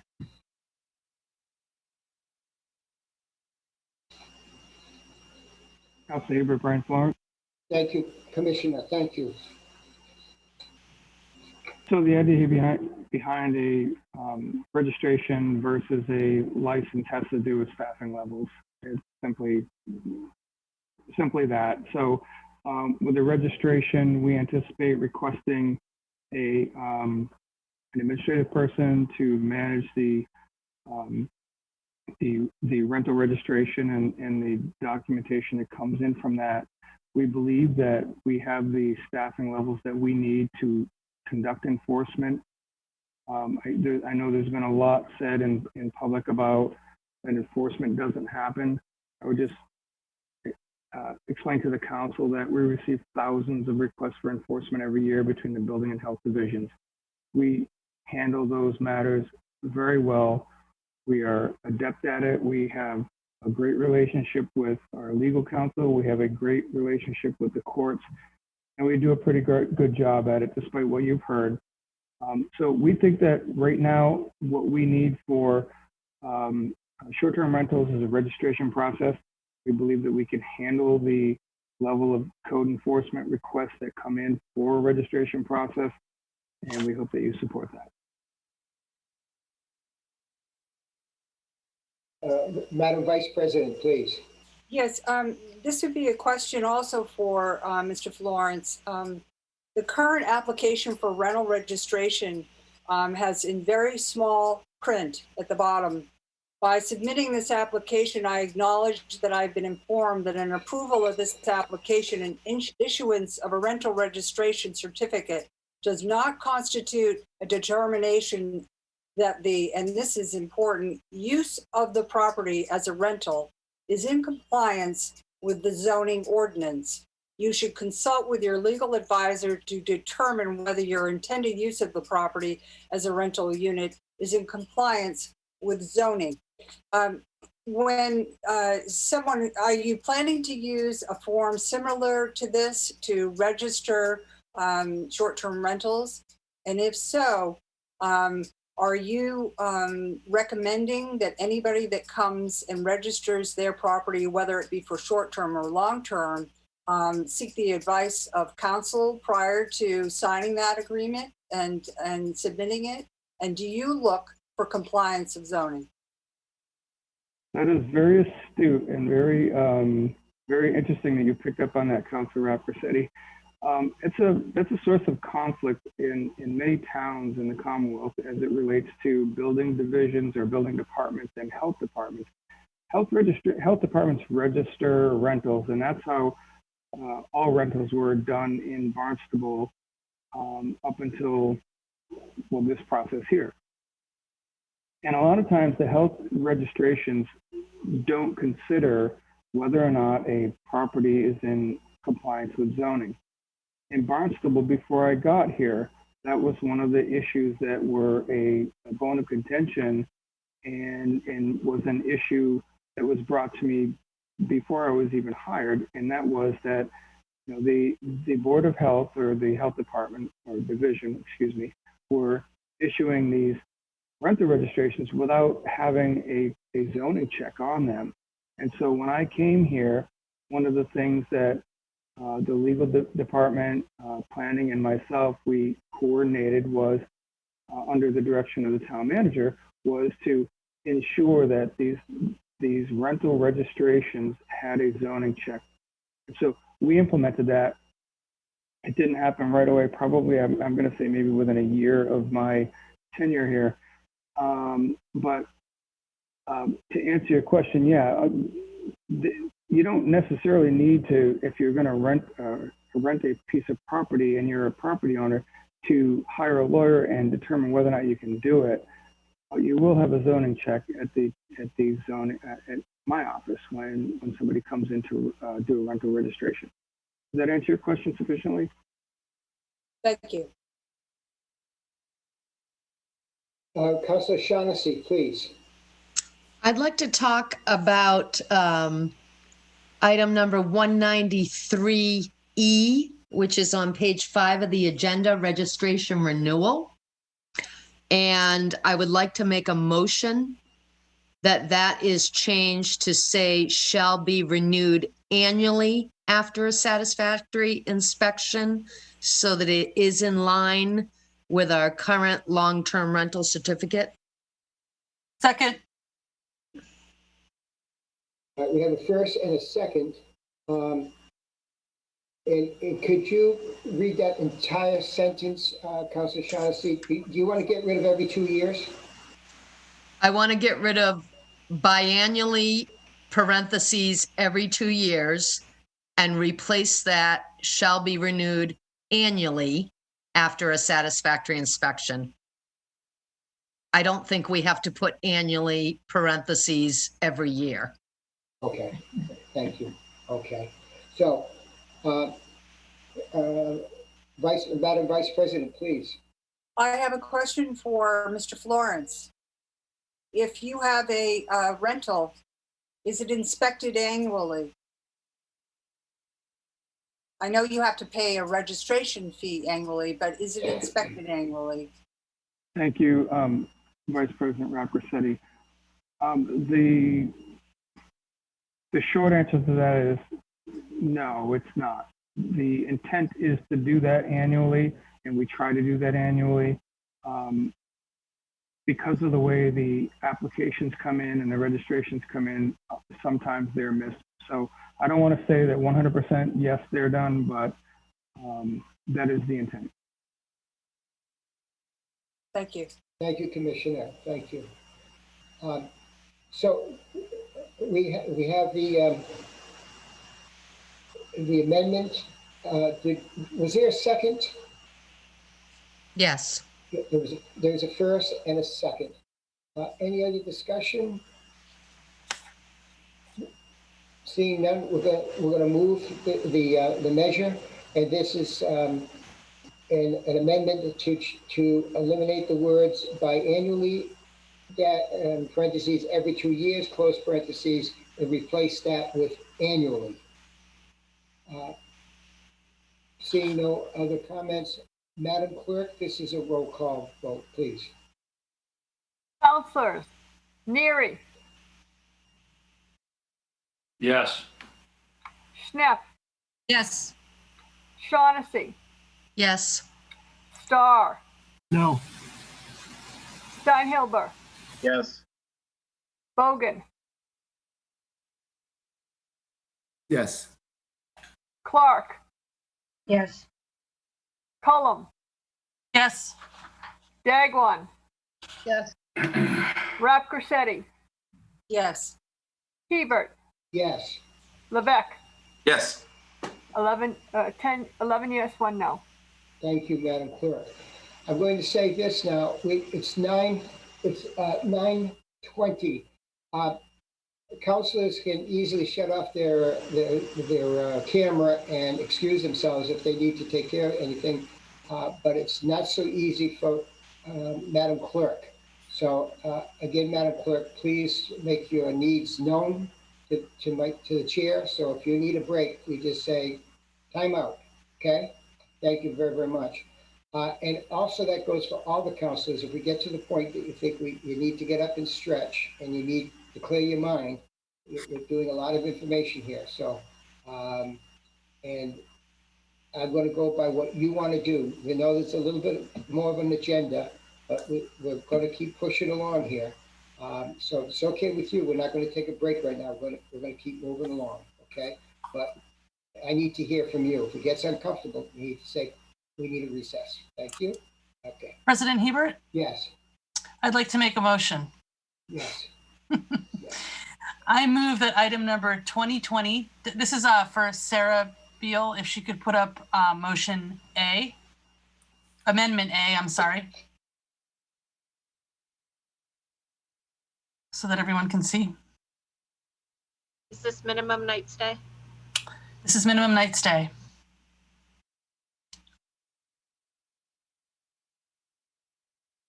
Thank you. I move that item number 2020-192 be amended by inserting the following new paragraph C in section 190-3 and relettering the existing paragraphs of C through G as paragraphs D through H. This is the amendment. C, restrictions. 1, minimum night stay. A short-term rental shall not be rented out for a rental period of less than 3 nights. No additional rental is permitted within that rental period.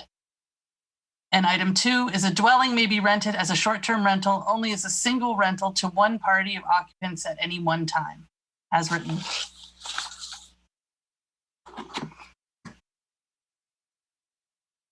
I'll second it. Have a first and a second. Any discussion from the councilors? I'm putting all the councilors back on screen so I can see you. Can we get a rationale? Well, it's really a response to the concerns that I've read through many emails, voluminous emails that everyone has received, that people are very concerned about the one-night stays taking away from bed and breakfasts and hotels. And they're also really concerned about the constant churn in the neighborhood. So I figured it would be a good place to start discussion, and maybe we can get to some center here. I'm sorry, any other councilor, Councilor Bogan, please. Councilor Bogan, your mic is off. Yep. Thank you. Thank you. I appreciate that we're moving in, I think, the right direction. However, this does beg the question that I raised before, which is I might have a different view if it's owner occupied as opposed to non-owner occupied, number one. Number two, I was struck by the filing on August 20th by the Cape and Island Realtors, where they say that the traditional rental in the town of Barnstable is 7 days, Saturday to Saturday.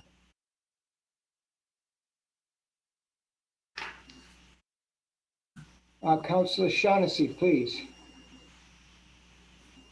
So my comment on this is twofold. First of all, naturally, the Association of Realtors is going to say traditional is 7 days because that is what is traditional for them. Pre-sites such as VRBO and those sort of things that facilitate for individuals. I also want to say former Councilor Biedenbender brought up the fact of elitism. And for me, And I say this as someone who was born and raised in the town of Barnstable and has every vested interest in this town, that saying a minimum 7-night stay to me, and particularly speaking on behalf of Precinct 9, which if it was limited as to zoning and whatnot, I think the burden would fall on the village of Hyannis, as per most things in the town of Barnstable. But I want to say in defense of that saying we only want tourists, we only want visitors who can afford to come for a week, I feel is very prohibitive. We've heard there are people who come to Woods Hole, to the base to give presentations.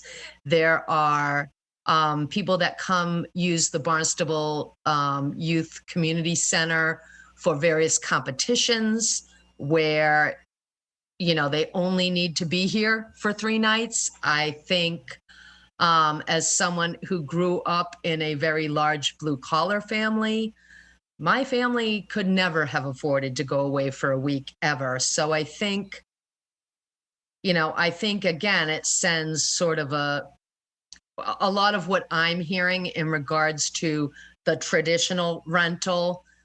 For me as a native, I don't feel the renting of a house for the entirety of the summer or for 2 weeks or a week.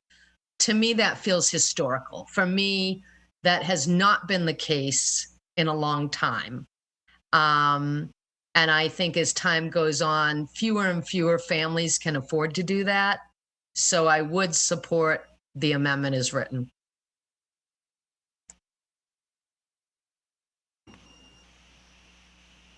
Other councilors' comments?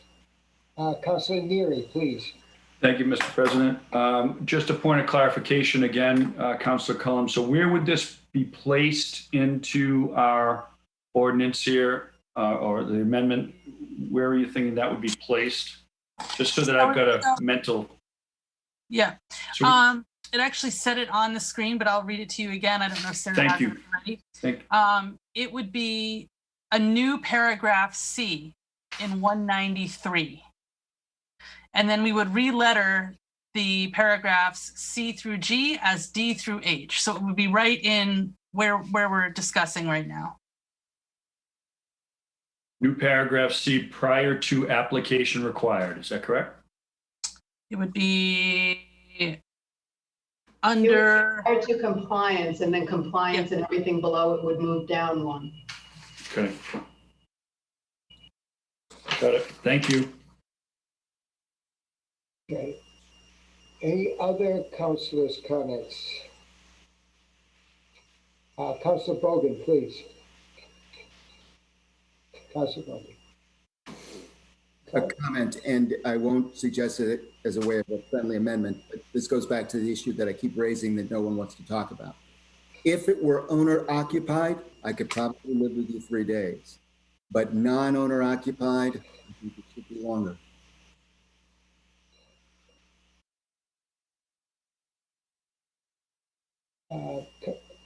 Councilors, any response to Councilor Bogan's concern?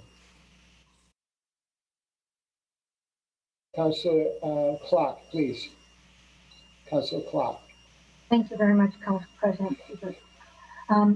I have heard a suggestion that may be a compromise, whereas the 7-day minimum would be between, say, Memorial Day and Labor Day, and sort of an off-season requirement of 3 nights might be a way of addressing the pressures that happen in the summer during the high season. Thank you. Thank you, Councilor. Councilor Steinhilfer, please. Thank you, Mr. President. I would definitely be supportive of a 3-night minimum. I think anything longer than that, as Councilor Shaughnessy pointed out, it's just not reflective of the reality of how families take vacations anymore. There's a lot of long weekends, 3-4 nights. I think for us to put any more of a minimum on this is really, in a way, sticking it to to families, and I'm not going to be comfortable doing that. Historically or traditionally, long time ago, 25, 30 years ago, you know, it maybe was a weekly rental, but there's so many more families now that just won't be able to afford to come to the Cape if you're going to slap a 7-night minimum on them. Definitely in the summer, because that's when they're coming down here too. So I wouldn't support breaking it up based on the calendar either. I think 3-night minimum eliminates the churn, which all they've talked about is 1-night rentals. That's been the drumbeat for a long time. So eliminates that problem, and it allows families to still come down here. So I think it's a great compromise. Thank you, Councilor Steinhilber. Councilor Dagwan, please. Yeah, I agree. As an educator who taught in Boston for 10 years, I remember many of the teachers, many times when we would have a long weekend, there would be many of them would come down to the Cape for a 3-day weekend. And it was something very special. It was something that was affordable. Teaching salaries wasn't the greatest 30 years ago. And so I agree. I think that the three-day is a great compromise, and it's something that, as I think someone spoke earlier, that a lot of these are going to occur in the Hyannis area, and I really just think that we should, just from my experience and what I've experienced over the years, I think that this is it's a good move, and I would support this amendment. Thank you, Councilor Dagwan. I believe Councilor Starr, you had a comment? Councilor Starr, did you have a question or comment? My comment was about owner occupied, and I was thinking, like Mr. Bogan, that maybe we could make some kind of caveat for owner occupied, but I have no idea how many there are. We heard from John Temple earlier, who has an apartment as part of his house, but that's sort of grandfathered in. So maybe that's an issue to be passed on at this point. We'll wait and see how it goes. Thanks. Thank you, Councilor Starr. Councilor Levesque, please.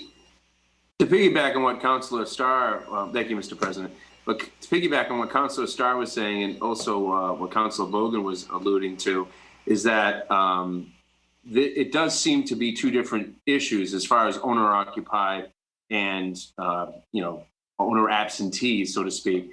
And obviously there's a lot of discussion at that. I'm not too sure. And I don't know if kind of what Councilor Starr was alluding to, I'm not too sure that these people get grandfathered in if something like that goes forward. So someone who would, like you said, make friends with somebody who's been renting to the same person year in, year out, and they just want to stay 2 nights. Does that mean they just have to pay for the 3rd night? Or say they just want to come on a Friday night and stay someplace that's, again, owner occupied?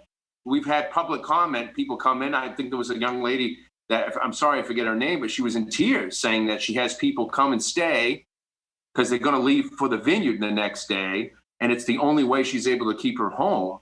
And again, this is owner occupied. I'm not talking, so to tell that person now that they have to do 3-night minimum, that's basically what we're saying right now, correct? Councilor Cullen? Yes, I wonder if we could ask legal to draw up an amendment on that, excluding owner-occupied places, so that they could do the nightly rentals if owner-occupied. Owner-occupied being that the owner is on the premises and then the bedroom is in the house or attached to the house in some way, shape, or form on the same property. Is that a possibility from the legal department? Yes, we can come up with something if you give us a few minutes, and maybe this would be a good time for a break as well. There you go. Perfect. So I've also noticed on the state registration list, it doesn't differentiate owner occupied, and I don't know how we do that. And the other issue I see coming forward is if we talk about accessory dwelling units, is that going to increase the short-term rentals if we allow people accessory dwelling units and they can move in there and rent out the whole house? That's it, I think. Yeah. So I don't know. It's just a. One quick comment, Mr. President, just kind of picking up on what Councilor Levesque said about, if you just pay for 3 nights, that satisfies the minimum night requirement. but maybe the word lease needs to be worked into that. So really, if it's a 3-night minimum, in a week's time, you can only write 2 leases, because that's 6 days. So maybe on this break, if legal can maybe just work that in somehow, that might kind of satisfy what Councilor Vec was talking about. And that's actually, I think, in the amendment as Councilor Cullum read it, because it says no additional rental is permitted within that rental period. Okay, good enough. Madam Vice President. So I just need a clarification, because the way I was interpreting it, you could rent it for a minimum of 3 nights, but then that's it for the week. So are you saying your amendment says you can rent it twice in 1 week for a minimum of 3 nights? If that's not the way I'm looking at it, I need it. That's the way I would interpret what was written. That you could have 2 rentals for 3 nights each, but you could not have, if you had a rental for 3 nights and someone left after a night, you could not rent it again during that 3-night period. So you cannot have people coming and going in that 3-night period. So you can see 2 renters or 2 people renting in a week's time. Yes. Okay, I'd like to see the amendment in writing once again, if I could. If you could just share the screen one more time. And Councilor Clark, please. Councilor Clark.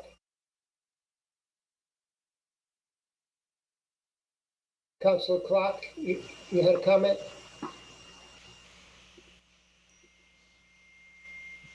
Councilor Clark. Thank you, Council President. Sorry about that. I guess we should define a week, that it is indeed not just 7 days, 7 days running, but Sunday to Saturday, if that's what the intention is. I'm saying if you did a rental. That's my suggestion. Thank you. Thank you, Councilor Clark. And did another councilor have a point to that? Councilor Bogan, please. Yeah, along the same lines, and I don't want to impose upon legal, but if we're not going to do it now, we'll never do it. What someone had suggested to me was, oh, that's fine, I'll write the lease for whatever, and then a wink and a nod, and I basically discount it such that you're only paying for 2 days. So I would want some sort of record requirement such that the owner, I guess that's the word we're using, or the operator has to provide the records within, say, 72 hours. So that if there is a complaint by an abutting owner that, wait a minute, this person is not really renting for even 3 nights. I have people coming in and they're leaving it 1 and 2 nights, that we have the ability to see the records regarding who was renting and what the duration was and what the dates were. Councilor Cullum, it's your amendment. Does that sit well with you? Yeah, I think that's fine. Am I muted? Yeah, I think that's fine. Okay, thank you. So you have an amendment with a motion and a second. Do you want to withdraw that while we work through some language? Sure. And could someone walk me through just one more time the various elements of this? So the way I understand it, and someone else can chime in if I'm incorrect, is the original amendment that you provided me with, plus mechanism for people who are on premises to rent their rooms out without the 3-day or 3-night minimum. Without the minimum. Without the minimum, because they're owner occupied. And then some sort of a mechanism where there's within 72 hours, as Councilor Bogan suggested, there is some sort of notice given to the town, or however I don't know, maybe he wants to chime in here about how he'd like that phrase. Commissioner Florence would like to speak on this. Thank you, Council President Hebert. Just to help Councilor Bogan, so in section 190.11, we require the keeping of a register in this ordinance. So not just the 72 hours, we can ask for it immediately. You wouldn't have to worry about whether they provided it within a certain period of time. They have to keep a register at all times. Thank you, Commissioner. And Councilor Shaughnessy wants to speak on this. Thank you, Commissioner Florence. I was going to raise that issue, but I was also going to raise to Councilor Bogan that if this does become an amendment, then by virtue of that, any rental in violation of that, so they rent it for 3 days, they discount it, make their nightly price less, and they basically have another booking for night 2. Under the regs or under the ordinance, that would be considered a violation automatically. So I'm glad that the amendment includes the language that there may be no other rental within that period, because it closes that loophole of saying it's for 3 nights, but then knowing you're going to have a guest who's leaving after 1 and starting on night 2, a quote unquote new 3-night period. So I just want to point out that if this passes as written, that would automatically already be a violation. So I think it's covered. I think we're covered. I'm fine. You're good? Okay. You're good on that. Any other Councilor Starr, please? I think maybe from legal, we need a definition of what owner occupied is. Does someone have to be sleeping in the building every night? So we don't want somebody going away for a week and renting it out. I mean, so that someone's there all the time. Yeah. Just a quick definition of what owner occupied is. Is that basically what you're looking for, what you just described? Yeah. Yes. Maybe other people want to add to it, but yes. Director Jenkins would like to weigh in on this. Director Jenkins? Yeah, so I struggle with these terms. Is the desire to see that the owner is present while the rental is taking place? Is it host present, or is it primary residence? Oh, no. I think it's host is there. Primary residence means that they don't have to be there. I'm going to ask. No. Primary residence means they do have to be there. No, it just means that's where they're registered to vote. So are you asking again, host present? Yeah. Or yeah. Or the primary residence? The owner physically on site during the rental. Right. So owner present during the rental. Is it owner or owner? I think your homeowner's insurance would disagree with that. Well, if I may, Mr. President, I think if I Councilor Starr, the concern goes back to some of the comments we heard, which is, at least in a hotel, you have a manager or somebody who's on site downstairs. And so the thinking is that there's some comfort if the owner is present when the person renting the short-term rental is there. So it's owner present, not necessarily just residence. Yeah, I wouldn't use the term owner occupied. I would refer to something that owner physically present on site during the period of the rental, during the rental period. Councilor Levesque, please.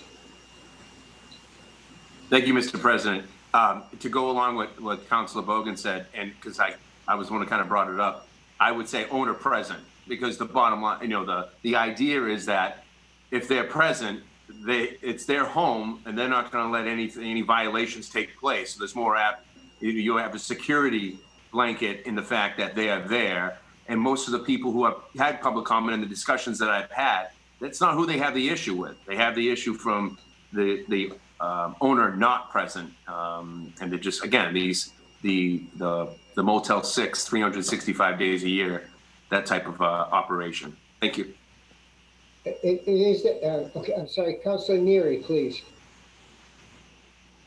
I apologize. I've lost my way here now. So the amendment speaks to owner occupied alone, or does the amendment speak to any property has to have a minimum 3-day stay?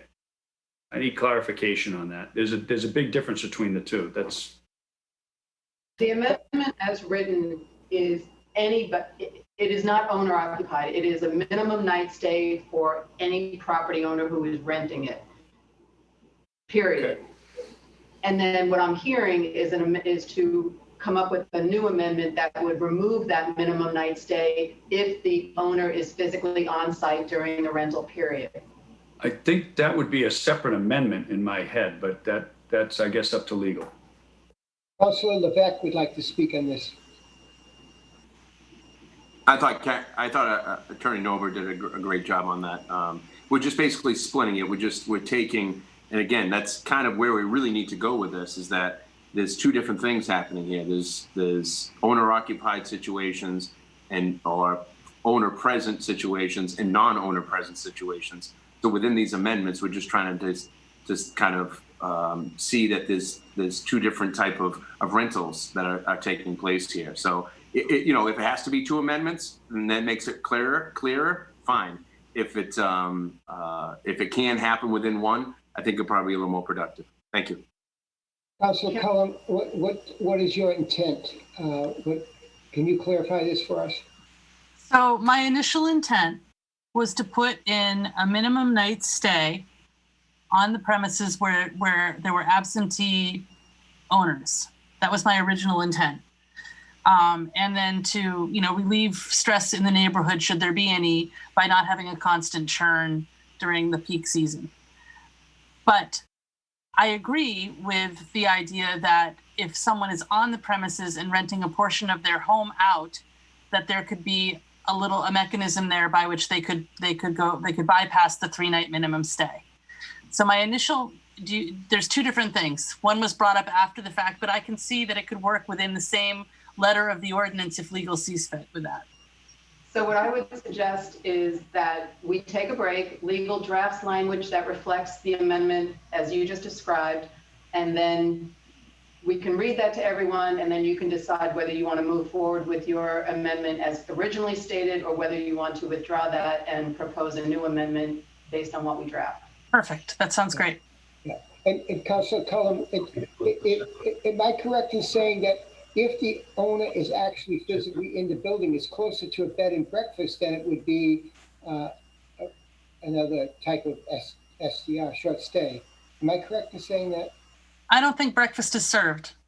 No, yeah, but it gets closer to that. I mean, I think it's a different license. I mean, the inn and the bed and breakfast is a totally different license than an STR or just a room. Okay. I think it becomes more of a rooming house in that respect. If the owner is occupied, I think it's somewhat unrealistic to think that an entire family of 5 or 6 people are going to occupy a home while the owner is present. So I'd just be concerned about how that's worded, but I'll wait for the proposed amendment to come forward and discuss. Okay.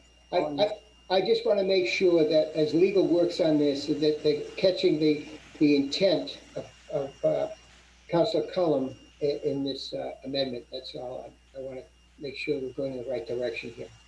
I think the intent is to grasp not only my intent, but also Councilor Levesque's intent. I think that is a good way to go on it.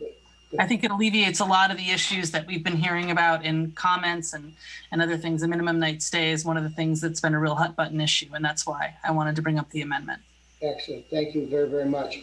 So if we're in agreement, we're going to take a break. What would you like, 5 minutes, 10 minutes? Up to legal. We're going to need at least 10 minutes because my computer's not working. We're going to have to run upstairs once we draft something. So a few minutes. Okay. So when you go to the Celtic Sojourn, they tell you, so we're going to take a 5-minute break. See you in 10 minutes, and we'll reorganize in 15. Okay. Thank you very much. Take a break. Thanks. Thank you.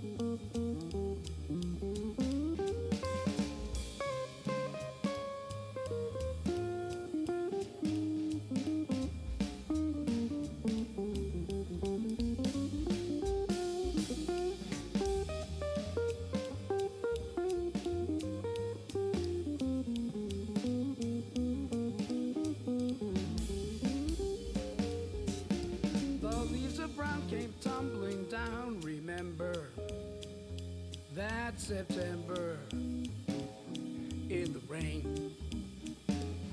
The sun went out just like a dying ember. That September in the rain. To every word of love I heard you whisper.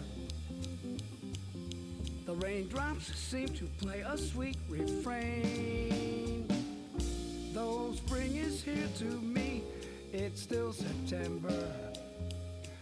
That September in the rain.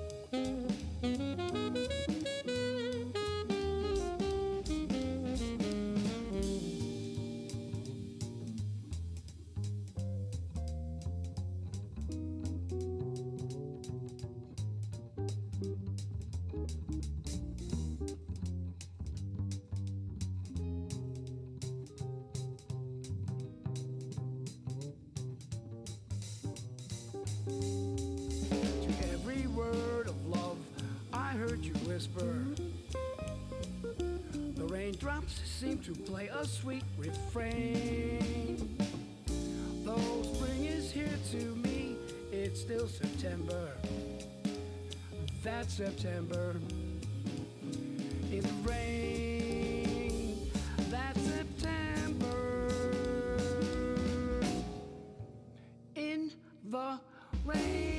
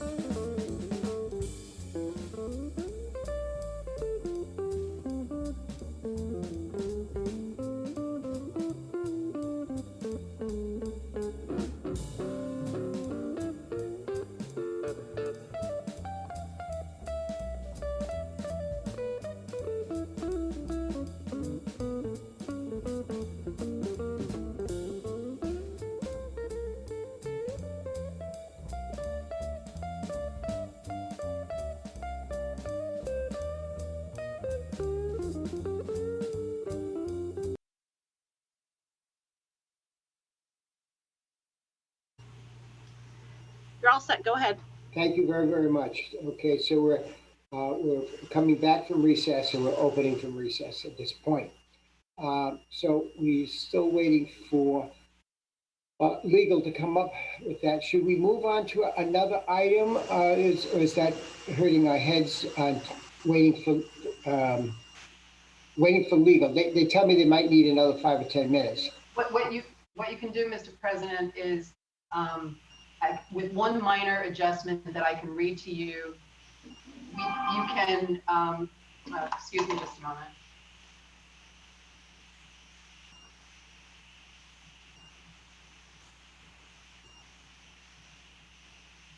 What we could do is vote the amendment as written with, again, one minor clarification on the no additional rental is permitted with within the rental period. And then we will give you language to amend that as a separate amendment to address the on-site owner. So you could do it as two separate amendments. Okay, I'm going to defer to Councilor Cullum because it's her amendment. I want to make sure it's good with you, Councilor Cullum. Thank you. I think that it's perfect that way because we don't really have to change the amendment that I offered. We can just add the other one. Is that right? Yeah, so you could vote the amendment that you're offering, and I'll suggest one additional change to that, just to clarify what's already there. Okay. And then we will produce language that would further amend that section to add additional language about the owner being on site. Perfect. That's fine.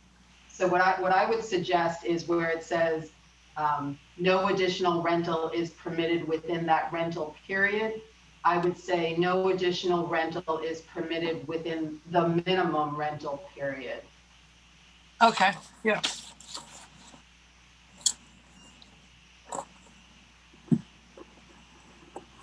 So if you maybe want to withdraw your motion and restate it as that, then yes, I think that would work. I'd like to withdraw my motion and present another one in its place, please. I'll withdraw my second.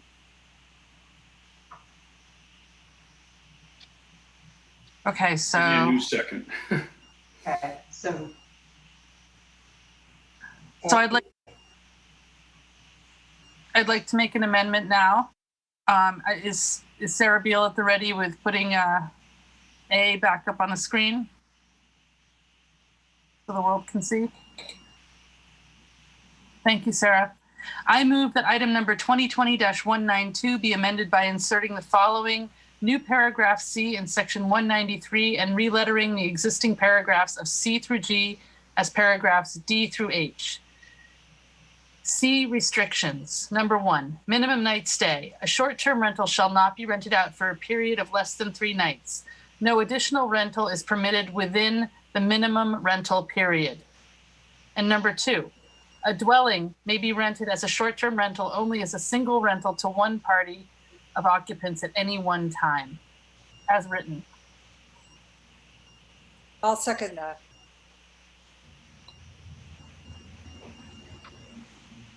Okay, we have a first and we have a second on the amendments as written. Any further discussion by any of the councilors? Councilor Bogan. I'm just confused, and maybe it's because it's the language that legal is working on, but I'm wondering how we capture the revision for owner occupied that Councilor Levesque mentioned.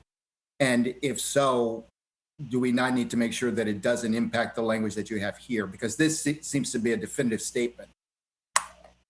Councilor Shaughnessy. Thank you, Councilor Bogan. Councilor Shaughnessy, please. Councilor Bogan, I would say that what legal is working on at the moment should fall under paragraph 1 as an exception to the minimum night stay. So I think the idea would be to go back and amend that with the language they're preparing to say that the minimum night stay does not apply to residences where the owner's on site. Correct, Councillor Cullum? Yes, I mean, the amendment that they're drafting now Yeah, you know was, what? I'm sorry. I apologize. Could we hold off on this for just another moment? I need to consult internally here. hold off, and I just offered. Yeah, if you could just hold off on that for just a moment. Sure. Okay, so the alternative to singing songs, councilors, I'm going to wait on you on what you want to do in terms of time, how you want to handle the time with your leadership on what you want to do. We still have an agenda to do, and if you, so just be aware of that. Councilor Shaughnessy, please. President Hebert, there's a motion and a second on the floor to accept this as written. I believe what legal is referencing is that when they are finished, we will go back and that would be a new motion. And that we move forward on voting on this as presented. I don't believe that's what I'm looking at again, just to be sure, is you can amend a motion to amend, which is not what we're doing, but an amendment once passed cannot be amended. So I want to just double check and make sure that we're not unintentionally doing something we're not intending, that we don't want to do. So if you would just bear with me for a moment and maybe not vote on this for just a moment, I apologize. And I'm going to go check and see where exactly we are on this. Okay. Perhaps, Mr. President, you could ask Councilor Cullum to withdraw her amendment, and I'll withdraw my second so we can continue on with. I think that would be great. Yeah. Another amendment. I'll withdraw my amendment, please. And I'll withdraw my second. Sorry about that. That's all right. Thank you, Councilor Cullum. Thank you, Madam Vice President. Councilor Starr, did you want to say something, please? Well, could I suggest the next topic? Yes. If we go to 190-9 and we talk about occupancy requirements.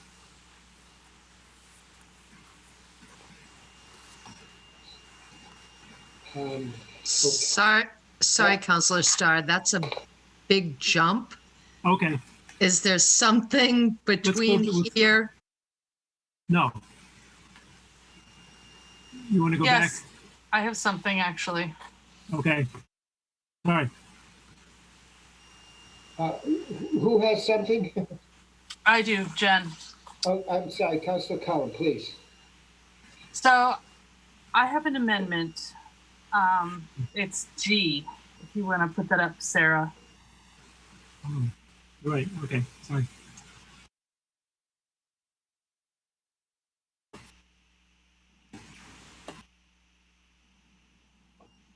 I don't know if Sarah's on it or not.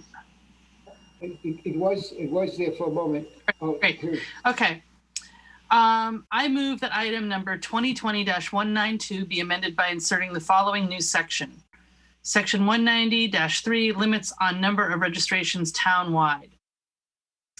J, the number of short-term rental registrations issued by the town shall not exceed 1,000 at one time, as written. And the rationale behind this is that this is another hot button topic. People are concerned about the 2 licenses or 2 permits or 2 registrations going to a single owner.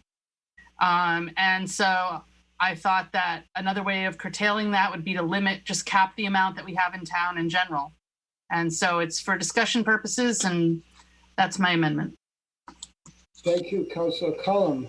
I'll second it just for discussion purposes. Okay, so councilors, I got you all back on screen now. Discussion, Councilor Neary, please.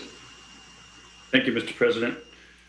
This has been bantered about with the public, and I know with the councilors that worked really hard on this project here. I think last count registered, we were somewhere over north of 800 at this point. It's my opinion, and my opinion only, that I think that there are, let's call it sleeper vacation rentals that are occurring in town. And I think that number is actually much greater, much meaning it's a pure guess, but I would just be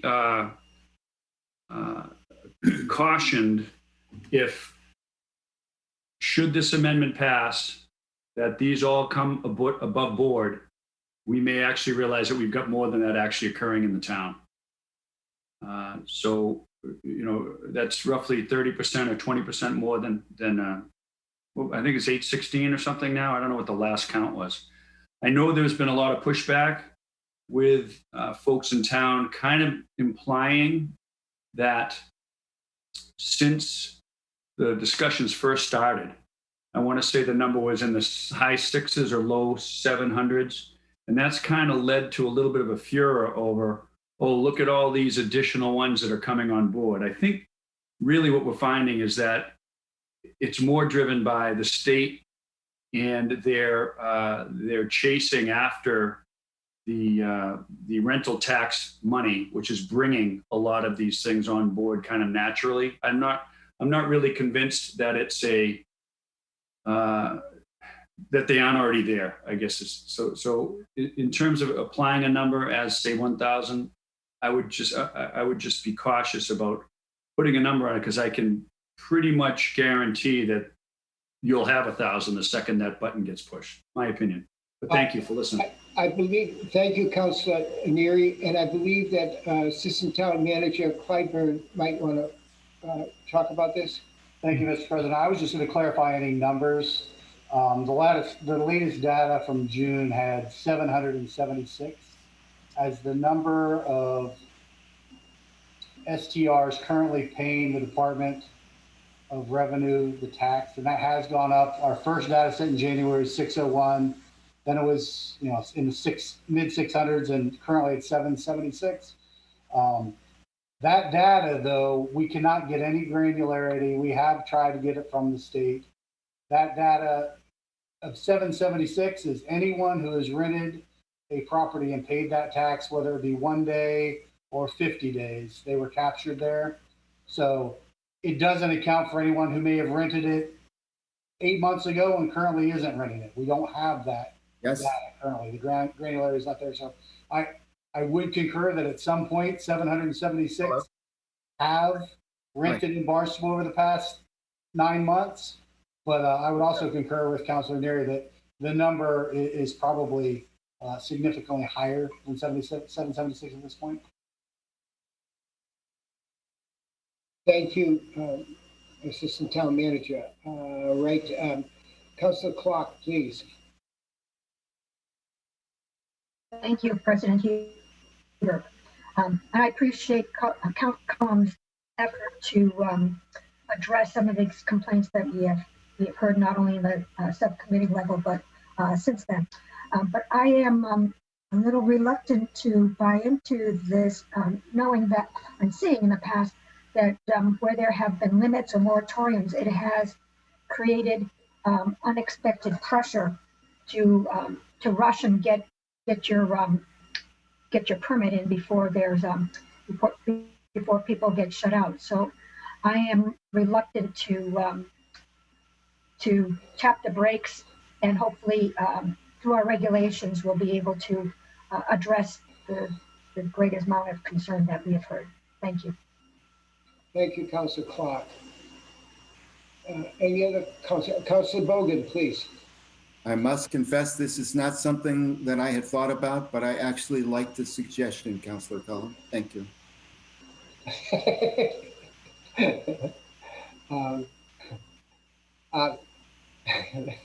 Councilor Shaughnessy.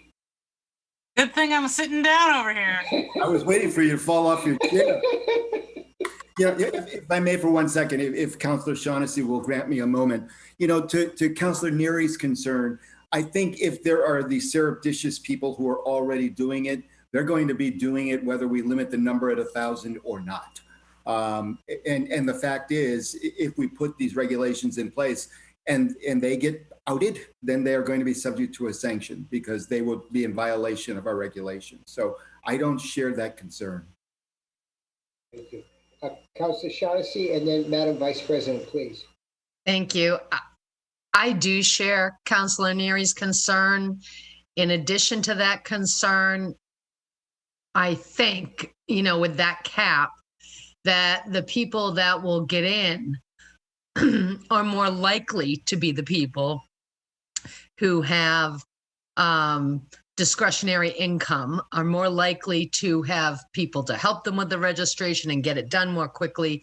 Whereas, Councilor Levesque referenced the young lady who got up in tears, and those families who are already struggling financially, I feel like if there is that rush, the ones who need it the most, the ones for whom short-term rentals provide a path to affordable housing, they're going to be the ones most likely to lose out in any sort of rush where there's a cap. So I'm not against a cap, but I think the cap needs to be, rather than an arbitrary number, either a higher number or a function of the percentage of residences we have, the percentage of maybe reflective of the percentages of long-term rentals, maybe in a way that cap, short-term rentals could never exceed the amount of long-term rentals. Other things we can do to protect affordability. But I do fear that with such a low cap that only leaves somewhere about 200 to go, and assuming, and I do believe that there could potentially be 200 unregistered people out there already operating, I just fear that it will foreclose that opportunity for the people that really need that discretionary income the most. Thank you, Councilor Shaughnessy. Madam Vice President, please. Thank you, Mr. President. I would concur with my fellow councilors on all points. I appreciate the unlimited number because of closing out people's opportunity to use their property as they wish. However, if you do put a cap on it, do you put a cap so that, or do you disperse it within the entire town of Barnstable? Because so many times I've heard my fellow councilors from Hyannis concerned that everything gets placed in Hyannis, and would you look to spreading it out throughout the town and in villages, or that might have to be looked at so it's not concentrated in one particular area? So that's something that it's concerning that you might start concentrating in one particular area and not afford the opportunity in other villages to partake in the STR program. Mr. Clyburn, did you want to respond to that? Did you want to weigh in on that? No? Okay. No, sir. Okay, thank you. Councilor Snett, please. Thank you, Mr. President. I appreciate Councilor Cullum offering this amendment, but I'm wondering if this possibility might be better reviewed in a year from now, if we get the report that Councilor Starr is looking for, that maybe we need a year's worth of experience to determine if we need to put any limits on the number of short-term rentals in our community. Because yes, there could be, we want to make sure that short-term rentals aren't converting what are year-round rentals. But we also don't want, I think, this to go underground. And I think I'd be concerned that there's a number that we might have more that are not registering because they can't. Councilor Cullum, please. Yes.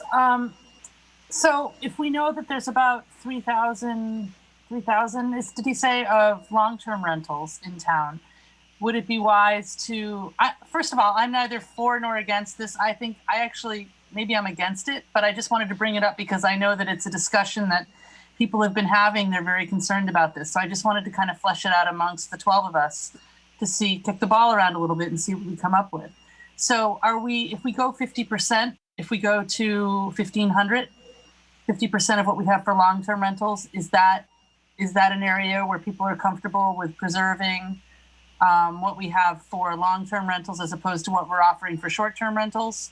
Or, I mean, I just want to throw it out there as an idea. Either way. Thank you. Councilor Bogan.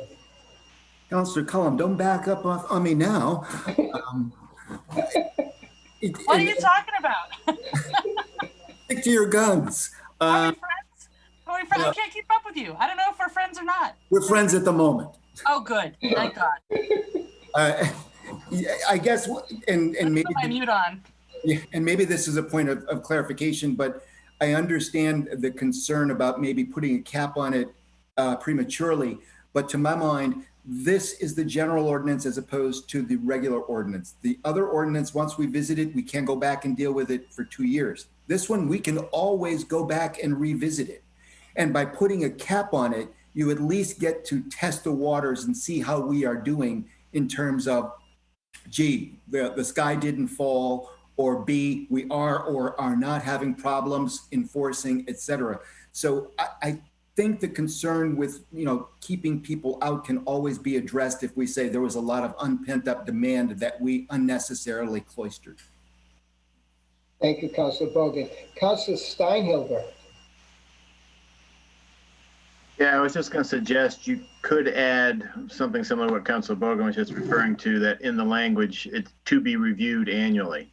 So there's an automatic mechanism where this will be looked at every year based on applications you're getting, public comment, interest in registering. That might be one way to kind of compromise on it. Good. Thank you, Councilor Steinhilber. Councilor Shaughnessy. So, Councilor Cullum, since the actual figure is not in your proposed amendment, could I suggest something closer to doubling current and bump from 1,000 to 1,500? And I love what Councilor Steinhilber said about an annual review. I think that's a great idea. Sure. If I might just say, often Councilor Cullum has said that we can change things in 2 meetings of the council on the ordinance. Yep. So I don't know if you want to play with the word annual or the fact that it can be reviewed and changed by the council as need be. I'm just going to throw that out there. I think, if I may, I think that, Councilor Starr has an idea that it would be good to have a review committee, and I believe that's a very good thing to have. And I think that if we kind of dovetail these concerns in with a review committee that meets annually after we've actually have some data that's collected about complaints, how they've been answered, if people are satisfied, then, it might be the way to go. Just dovetail it in there instead. Maybe it doesn't fly. I just wanted to make sure that the public knew that we brought it forward. Thank you, Councilor Cullum. Councilor Gagwan, did you have a comment? Yes, I like the idea, but I also feel that perhaps we should leave it as it is and give it that year. We can still do the same thing and get some feedback and flush out maybe some of the ones who aren't necessarily in compliance. So I'm in favor, which way the council, the majority decides to go on this, but my preference would be to not put a cap, to not change it, and to just look at it the way it is right now, and give it that year, and see what we come up with. Thank you, Councilor Gagwan. Councilor Steinhilber, then Councilor Bogan, please. I just also would bring up the fact that there's some question about how would we actually enforce if we continue on and you have the only 2 units per owner, however that's defined, how are you really going to track that down? But this is almost like an alternative to that. It's preventing a stampede, if you will, of short-term rentals. So you can kind of go at it each way, 2 per owner or some type of an overall cap. But I think the 2 per owner is a very difficult thing to track down and to enforce legally. It's very difficult. the different forms of ownership you can have, different LLCs, and that's putting a lot of effort into enforcement to try to track that down. It's in many ways could be a near impossible task. So this is another way to go about it, to have some type of a cap that we can look at annually, so that if, 6 months from now, 8 months from now, 10 months from now, we're already say at 1,500, like right out of the gate, you're like, okay, I guess we got to go a little bit higher, but maybe we're at 1,278. We're probably good to just kind of leave it where it was. So it would have a mechanism, because I think the public does want some type of reassurance that it doesn't have a stampede effect across the town. Thank you, Councilor Steinhilber. Councilor Bogan, then Councilor Starr, then I think Councilor Dagwan, did you want to speak again? No. Yes, I just. Okay. No. Yeah, if you could, we're going to do Councilor Bogan and Councilor Starr, then I'm going to come to you, Councilor Dagwan, and then we're going to go to Councilor Snell. I'll be brief. Mark this date down because I actually I also agree with Councilor Steinhilber on this one. It seems to me that this at least gives us some modicum of control. If we don't put it in, I think we have a much more difficult task trying to rein in once we had far more than we thought we were going to get. We can always revisit and open the window. It gets harder to bring them back and once we try to close the window. Thank you, Councilor Bogan. Councilor Starr, please. No, I agree with Councilor Bogan. I think there are two reasons to put a cap in. One is to look at in some ways, put a control on the corporate. We're worried about corporate owners. And, if we set it at like 1,200, we would begin, I'm not sure whether the business model works for corporate owners. We have a short season. I'm not sure that it works financially. So, but it may. But if people start jumping in, we will know if we have a cap. And the other is just, we're also hearing that we want to sort of flesh out the people who aren't registered now and try to give them an incentive to be registered because there is a cap. It seems to work both ways. I mean, and then I talk to some people and they say, well, it's capitalism. We should let people are going to do what they're going to do. So I would suggest something like a 1,200 number at the moment. Thank you. Thank you, Councilor Starr. Councilor Dagwan. Yes, just a point of information, maybe the commission or somebody can answer. Just wondering how many homes do we have right now that have dual units, that already have two, in other words. Okay. Assistant Town Manager Clyburn might be able to answer that. I probably have the data. I could not hear the question. I believe. Okay. Council President, could you hear me? Did you understand my question? Why don't you repeat it? See if you can repeat. I'm just trying to see if anybody had information as to the ones we know, the 800 people who already own short-term rentals or they're renting their spaces. How many of them already have two places that they're renting? They were limited to two. They can have two if they do a short-term rental. How many already have two? I guess that's what I'm trying to do. Yeah, I don't have that data right in front of me, Counselor, but I know the first data set that we got in January, that number was less than 5% that had multiple units. And it was less than 1% that had three or more. Again, that's a lot of digging to go through and try to identify everyone that's in a LLC or incorporated, et cetera. So that was our best guess looking through the assessor's database, but it's a fairly small number. Thank you for the 5%. Thank you. And Councilor Snett, please. Councilor Snett. One concern about putting a cap, and I think Councilor Dagwan alluded to this, is whether there'd be a rush to register your property, even if you didn't have the intent to rent it for a particular season. And would that kind of hold others off from being able to rent? And I didn't know if we wanted to go forward with the cap, whether we wanted to amend this language so that you have to show some activity when you want to renew in order to maintain your registration. Thank you, Councilor Snip. It kind of gets to be like liquor licenses. It's limited within the town. So this is just a concept. Councilor Clark. Thank you very much. Good point, Councilor Schnepp. We saw the same thing happen years ago in the 90s when there were the new aquaculture zone opened up in Barnstable, and there was a rush and people were not using it and actually were able to make money by transferring them. That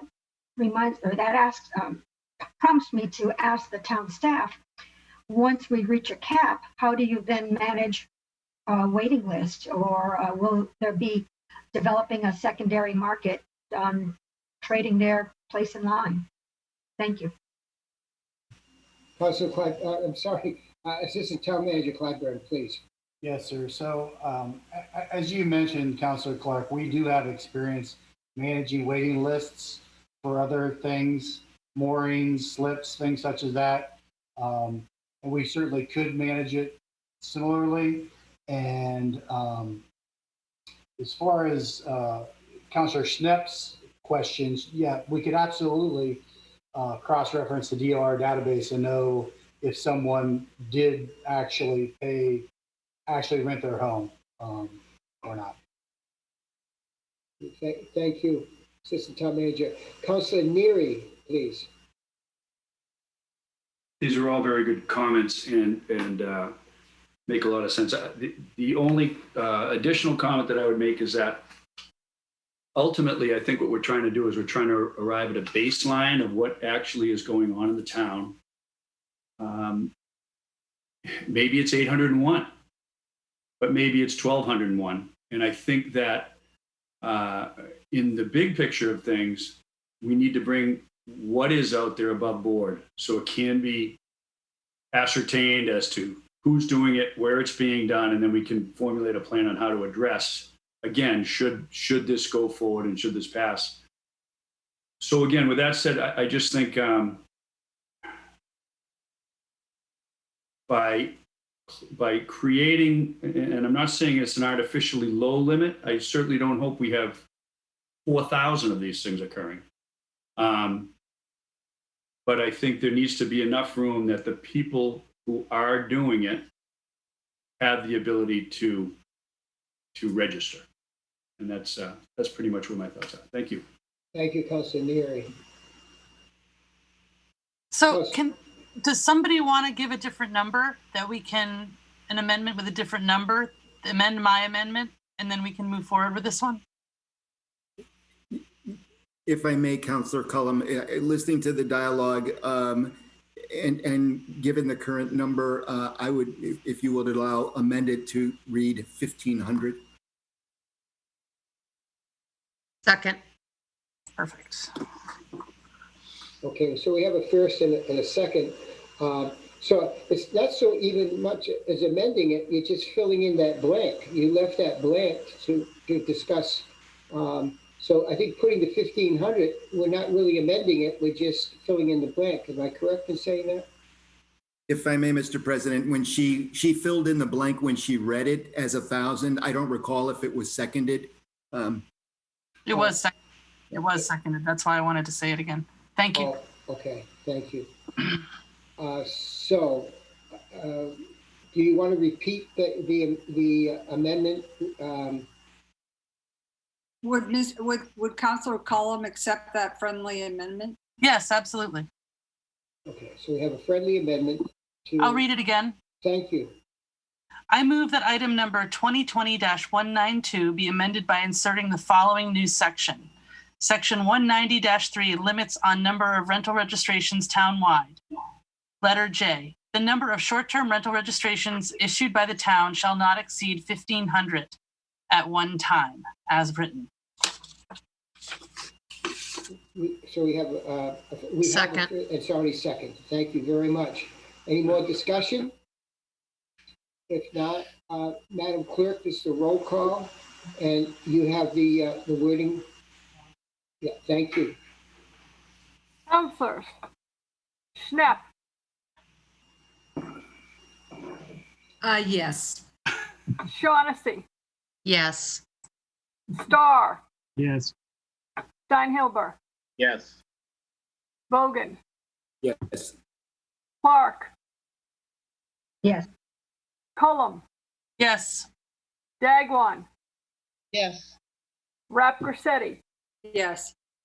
Hebert, Yes. Levesque, Yes. Neary, No.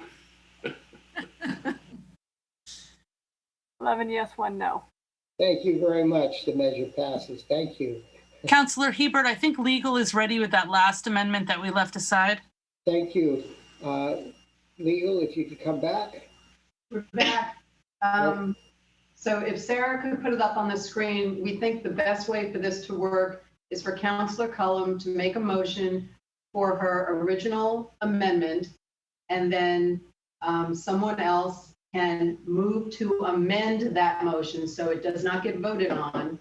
Counselor Cullum will make her motion, there'll be a second, and then someone will move to amend it with the language that will also be up on the screen. And then you will vote on the motion as amended. And if that passes, it passes. And if it fails, then you vote on Counselor Cullum's original amendment. So work with me. Okay, it's up on the screen. Perfect. Okay, it's up on the screen, and then Counselor Cullum will make her motion for the top part. Okay. I move that item number 2020-192 be amended by inserting the following new paragraph C in section 193 and relettering the existing paragraphs C through G and paragraphs D through H. C, restrictions. Number 1, a minimum night stay. A short-term rental shall not be rented out for a rental period of less than 3 nights. No additional rental is permitted within the minimum rental period.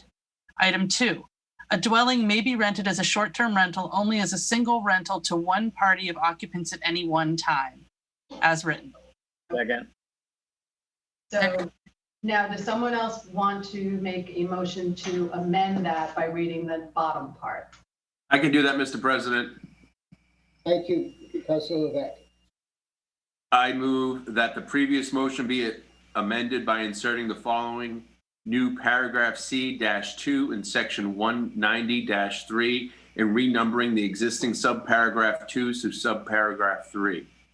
2, notwithstanding the provisions of paragraph C-1 immediately above, a short-term rental may be rented for a rental period of less than 3 nights, provided that the owner is physically present on premises where the short-term rental is located for the duration of the rental, as written.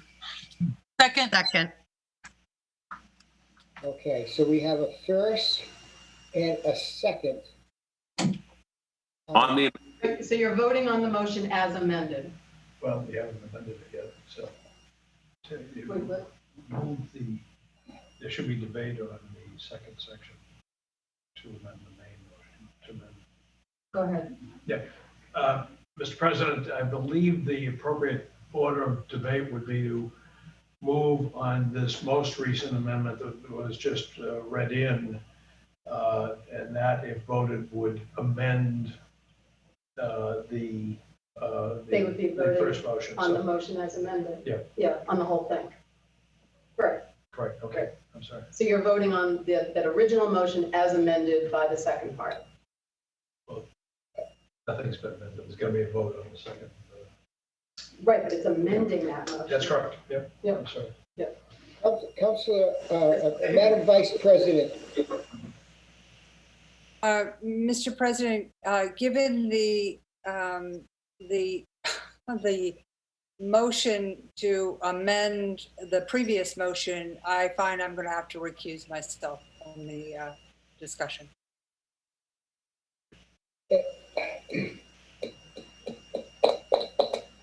I don't think you do, actually, Councilor Rep. Grissetti. Okay. I know. Take your advice. I'll take your advice, but okay.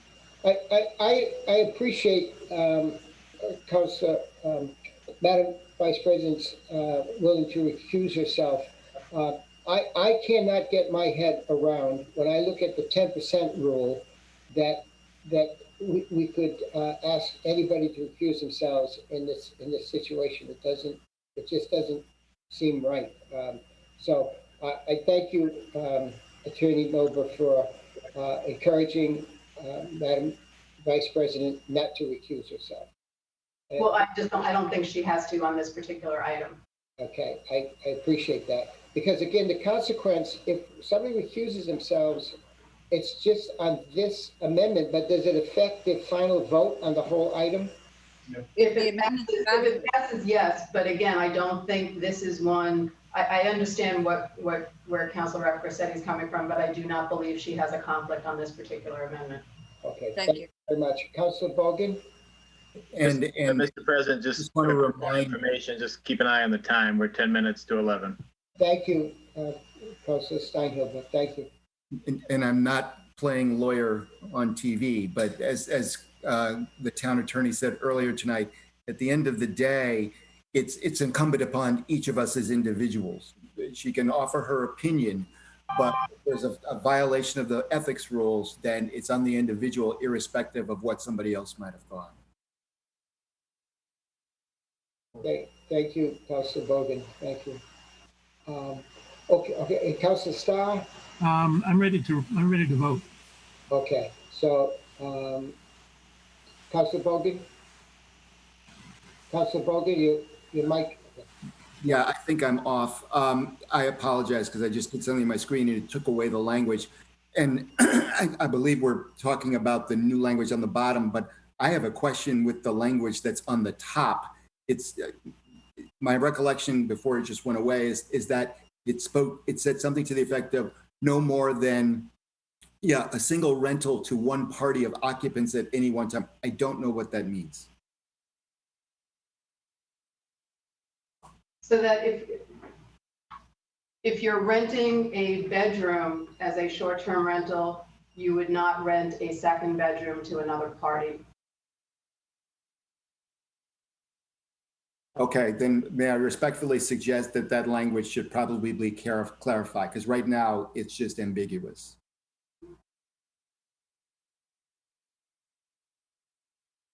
Thank you, Councilor Bogan. Can legal respond to that? Can we make that less ambiguous?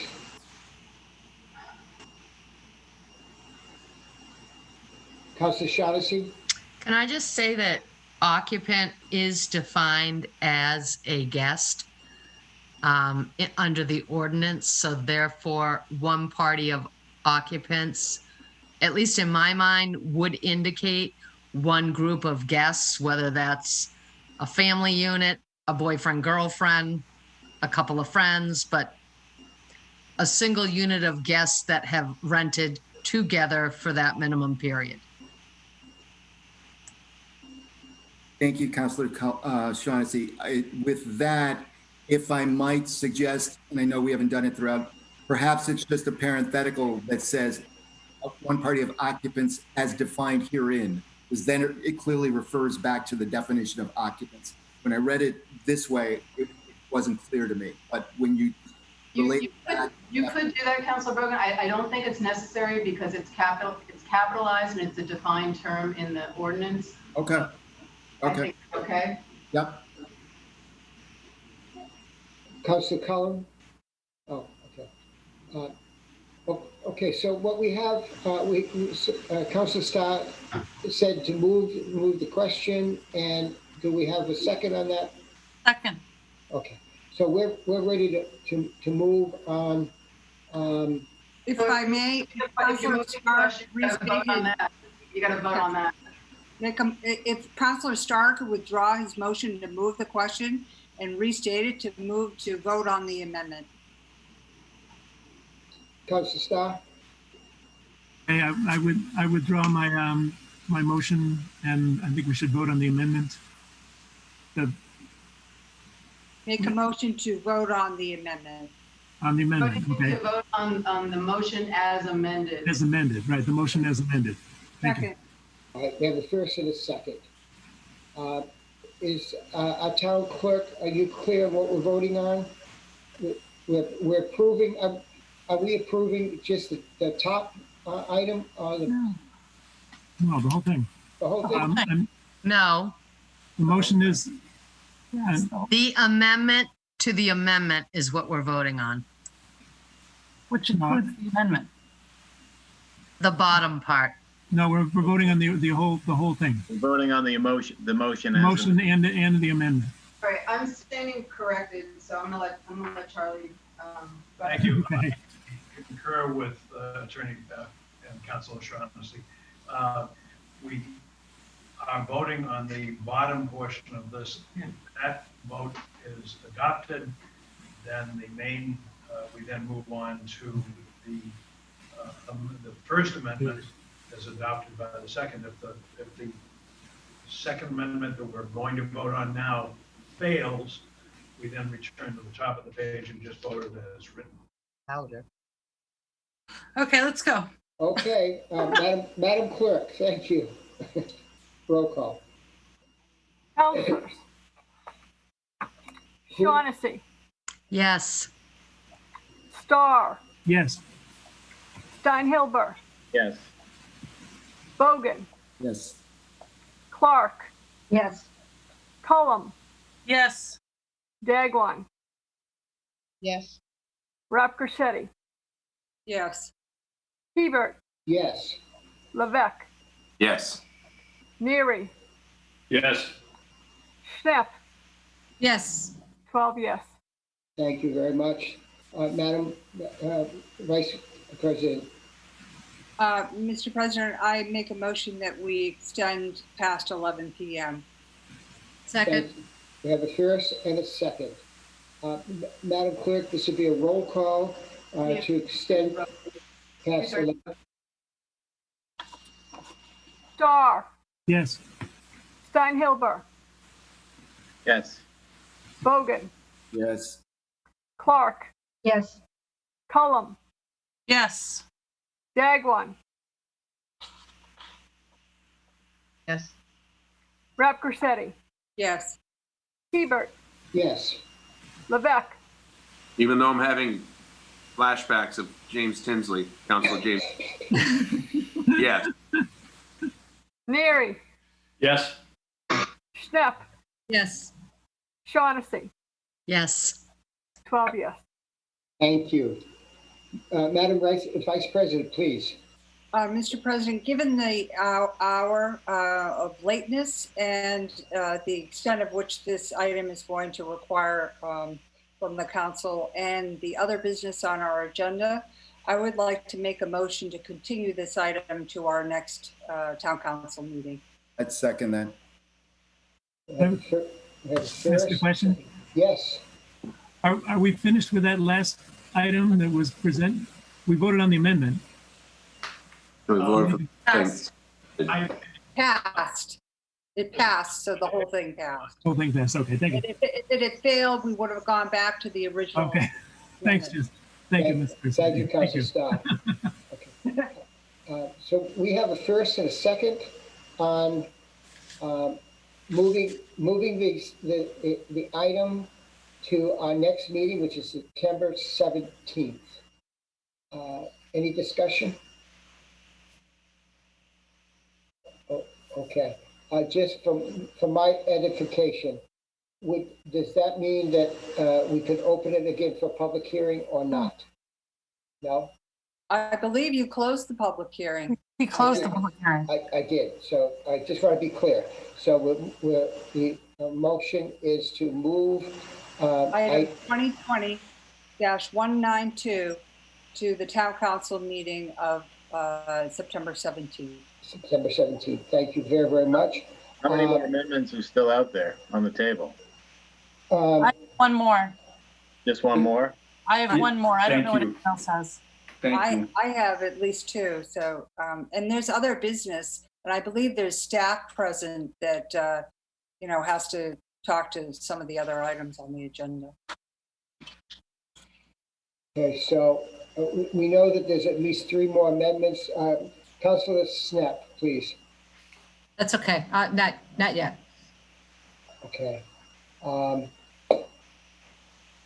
What's your pleasure? I'll stay till 2 o'clock in the morning if that's what folks want to do. I have no problem with that. Well, I do. You may have to carry me out. But, we have a motion right now to extend it to our next meeting. Let's take a vote on that and see where we stand. Okay, does it make sense? All right, any objections? Are you closing the public hearing, Mr. President? Yes, the motion is to move the item to September 17th meeting, and Continue the item to. item 192. So you're not closing the public hearing? It was already. Yeah, Public no, hearing we did. closed. It was closed earlier, yes, Okay, so you're continuing the item. Okay. correct. Okay. Madam Clerk, this is a roll call, please. Councilors Steinhilber, No. Bogan, No, it's all right.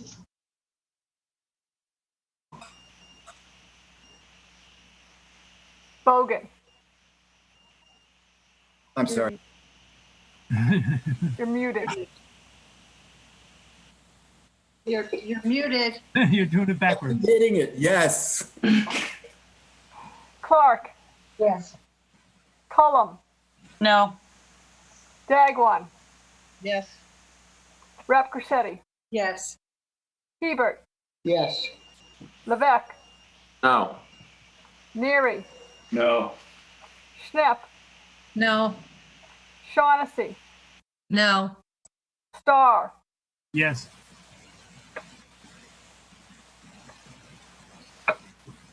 I'm sorry. it's 6-6. Let's call Britt and see what she says. It doesn't carry, so we have to continue. Okay, Going. okay, so, all right, so we'll continue. Councilor Snap, please. Is it possible for us to continue other items of old business to the next meeting so that, is that out of order to do that? We have to look at what those items are. I would defer to the manager on items of time sensibility.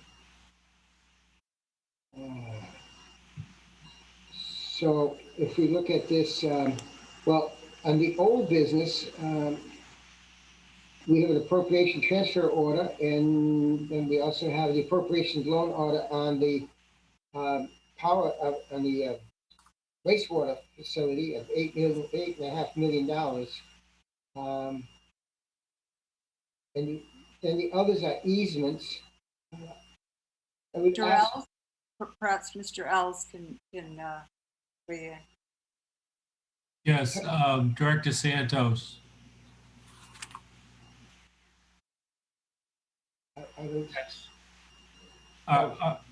I see no reason why we cannot continue these, but you may be privy to additional information. Are there any of these that are time sensitive such that moving them to the next meeting would be problematic?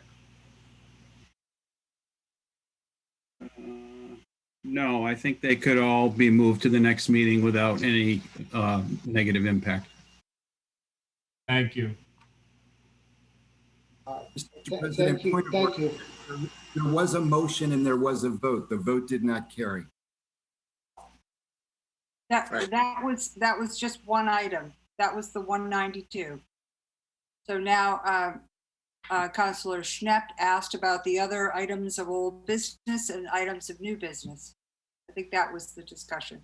If I may, maybe I misunderstood what Councilor Schnepp was suggesting. I thought she was suggesting, can we defer the other items and continue the discussion on 2020-192? But maybe I'm mistaken. No. Correct. But that's what I was just seeing if the items of old business could be continued to the next meeting. I didn't mention the new business, but I just thought that the two items of old business could be continued. Oh, if that's the case, Maybe the new business as well. I would again defer to Town Manager Els. Same answer, unless advised by staff otherwise. Why don't we try to bang out these last three amendments and see what time it is? Oh, I'm willing to do that. I agree, but maybe we should do that and then see where we stand. Okay. Okay? All right, okay. So let's continue on. Where we at, other amendments. I have another amendment to offer if anyone's interested. This would be Amendment C, Sarah.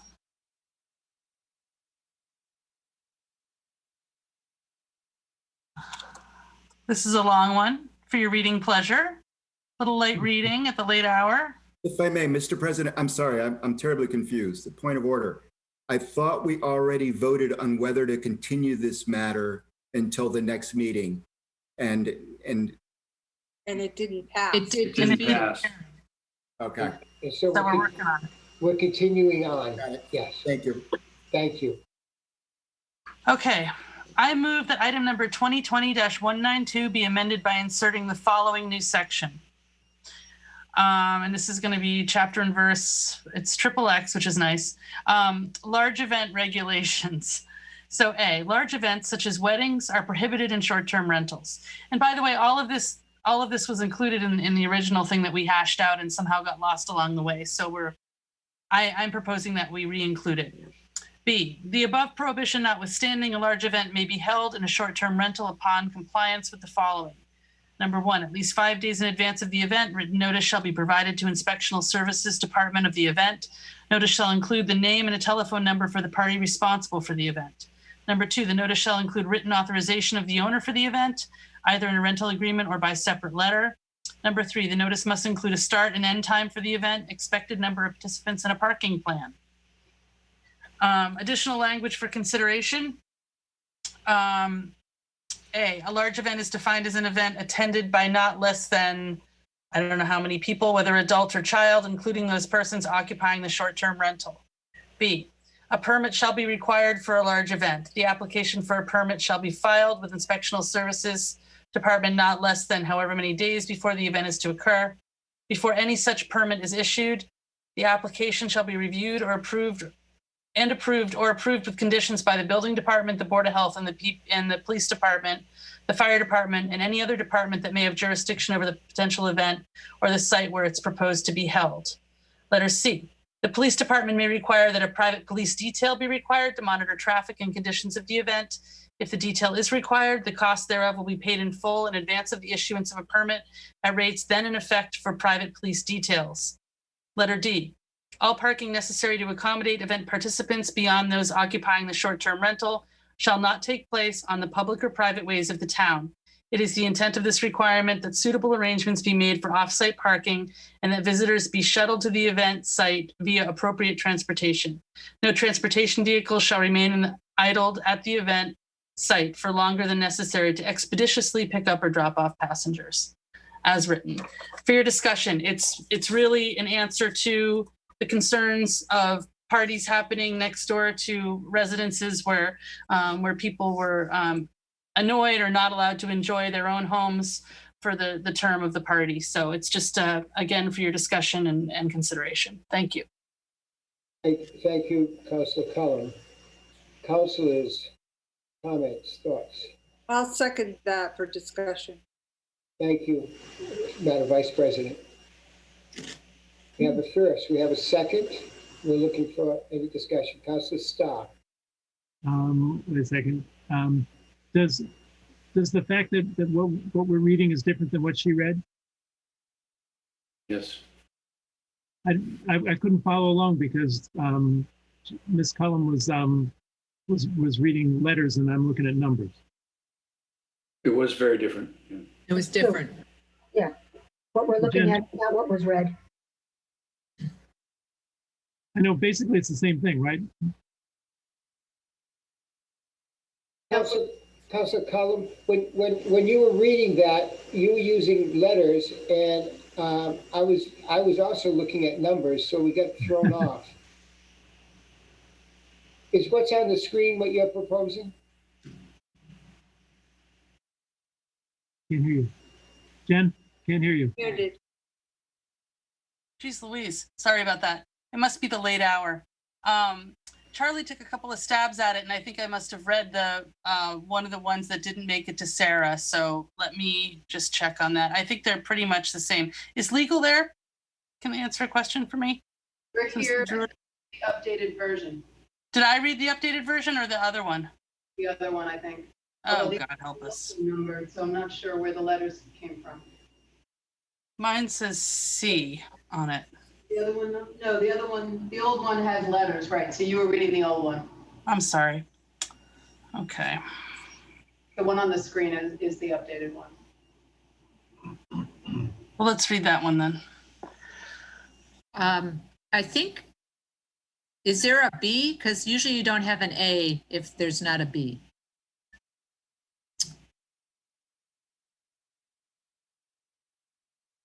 Anyway, shall I read this one in again? This is shorter than the one I read anyway. So I move that number 2020-192, or do I need to withdraw my first one? I do, because we had a second, right? I'll withdraw the second. Yes, Yeah. you should. I withdraw my amendment and I'll replace it with this one.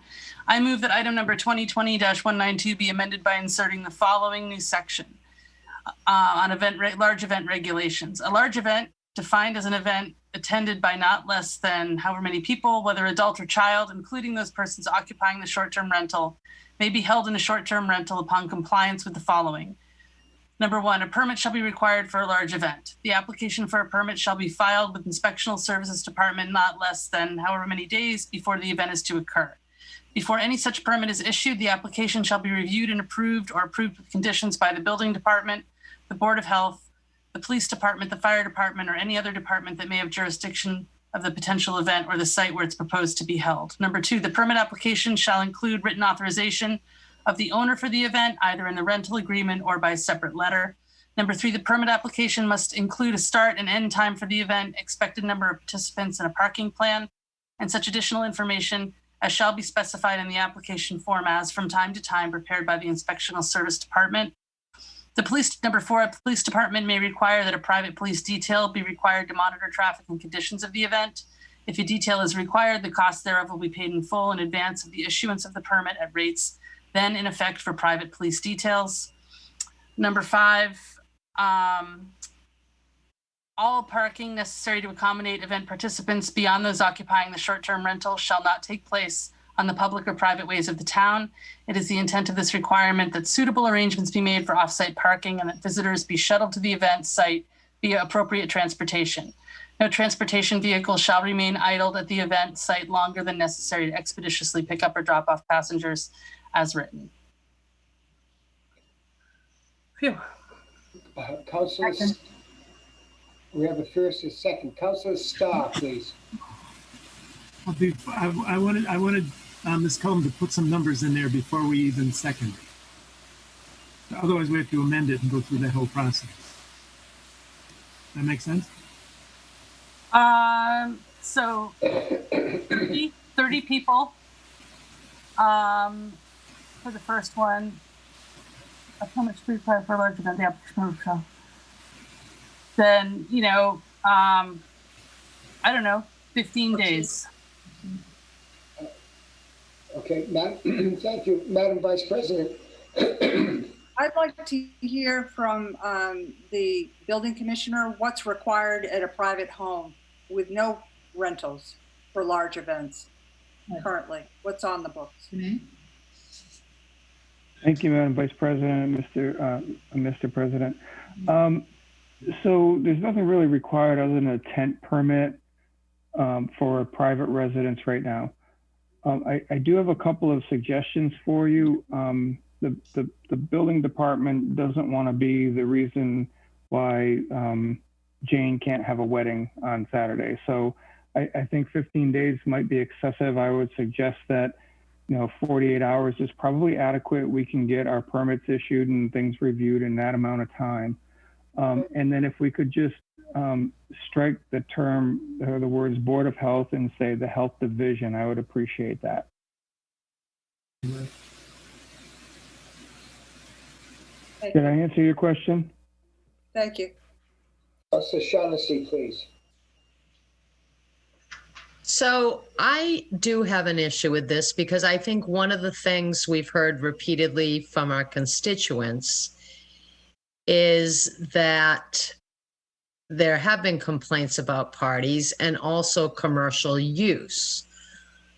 It feels to me if short-term rental now includes event venue, that's certainly going more in a commercial direction, because if you're renting for that minimum 3 days and the sole purpose is to use the residence as a event venue where you will have presumably shuttles, catering, bartenders, band, what have you, I just hate to see residences become full-time event venues. So to me, this is moving a little further away from simply tourists coming and having a place to stay while they enjoy Cape Cod to use of residences as event venues.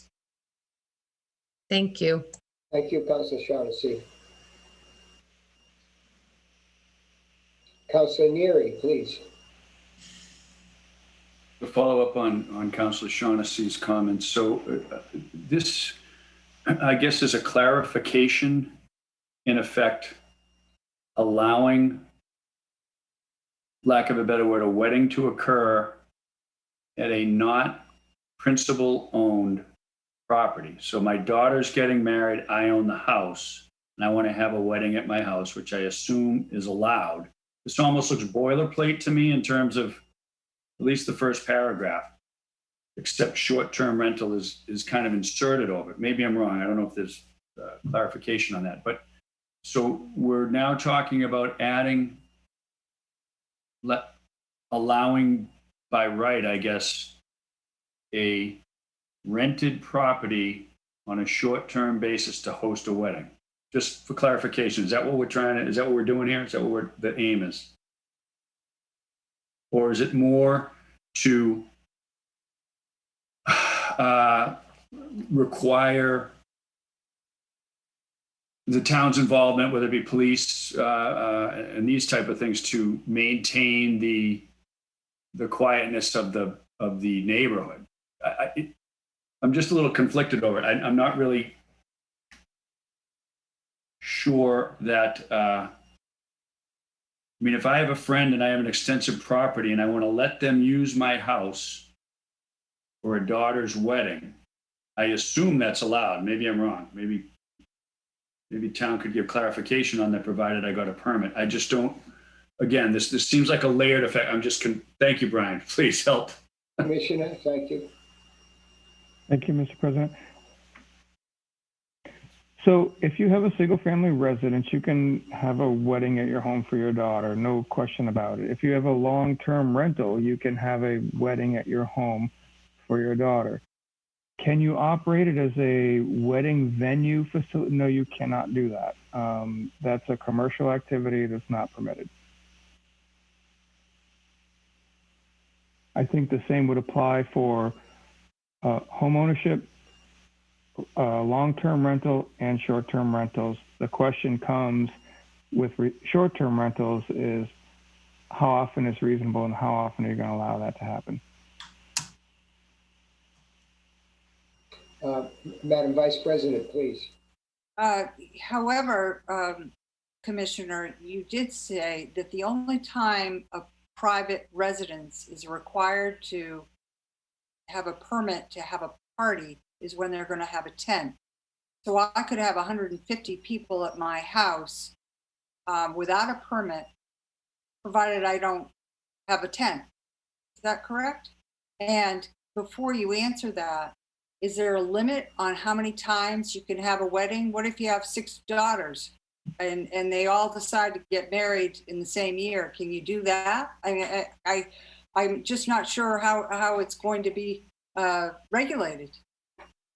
Yeah, that's when things get really tricky, and that's what policymakers are for, I suppose. So your first question, I'm sorry, Vice President Rossetti, what was that? The only question? time a private residence needs to get a permit from the town to have a large event at their home is if they're going to have a tent company come to their home and install a tent. Is that correct? I apologize. There is one other situation, and that is if there's alcohol being served and sold on the premises. then the one-day license is required through licensing. Other than that, if you were to decide to have a party at your home and you did not have a tent and you did not sell alcohol or sell food, then you would not have to get a permit, no matter what type of property you had.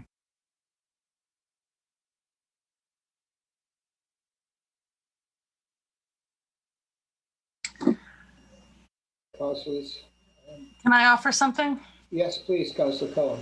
So the whole point of this particular amendment for me is to make sure short-term rentals are good neighbors.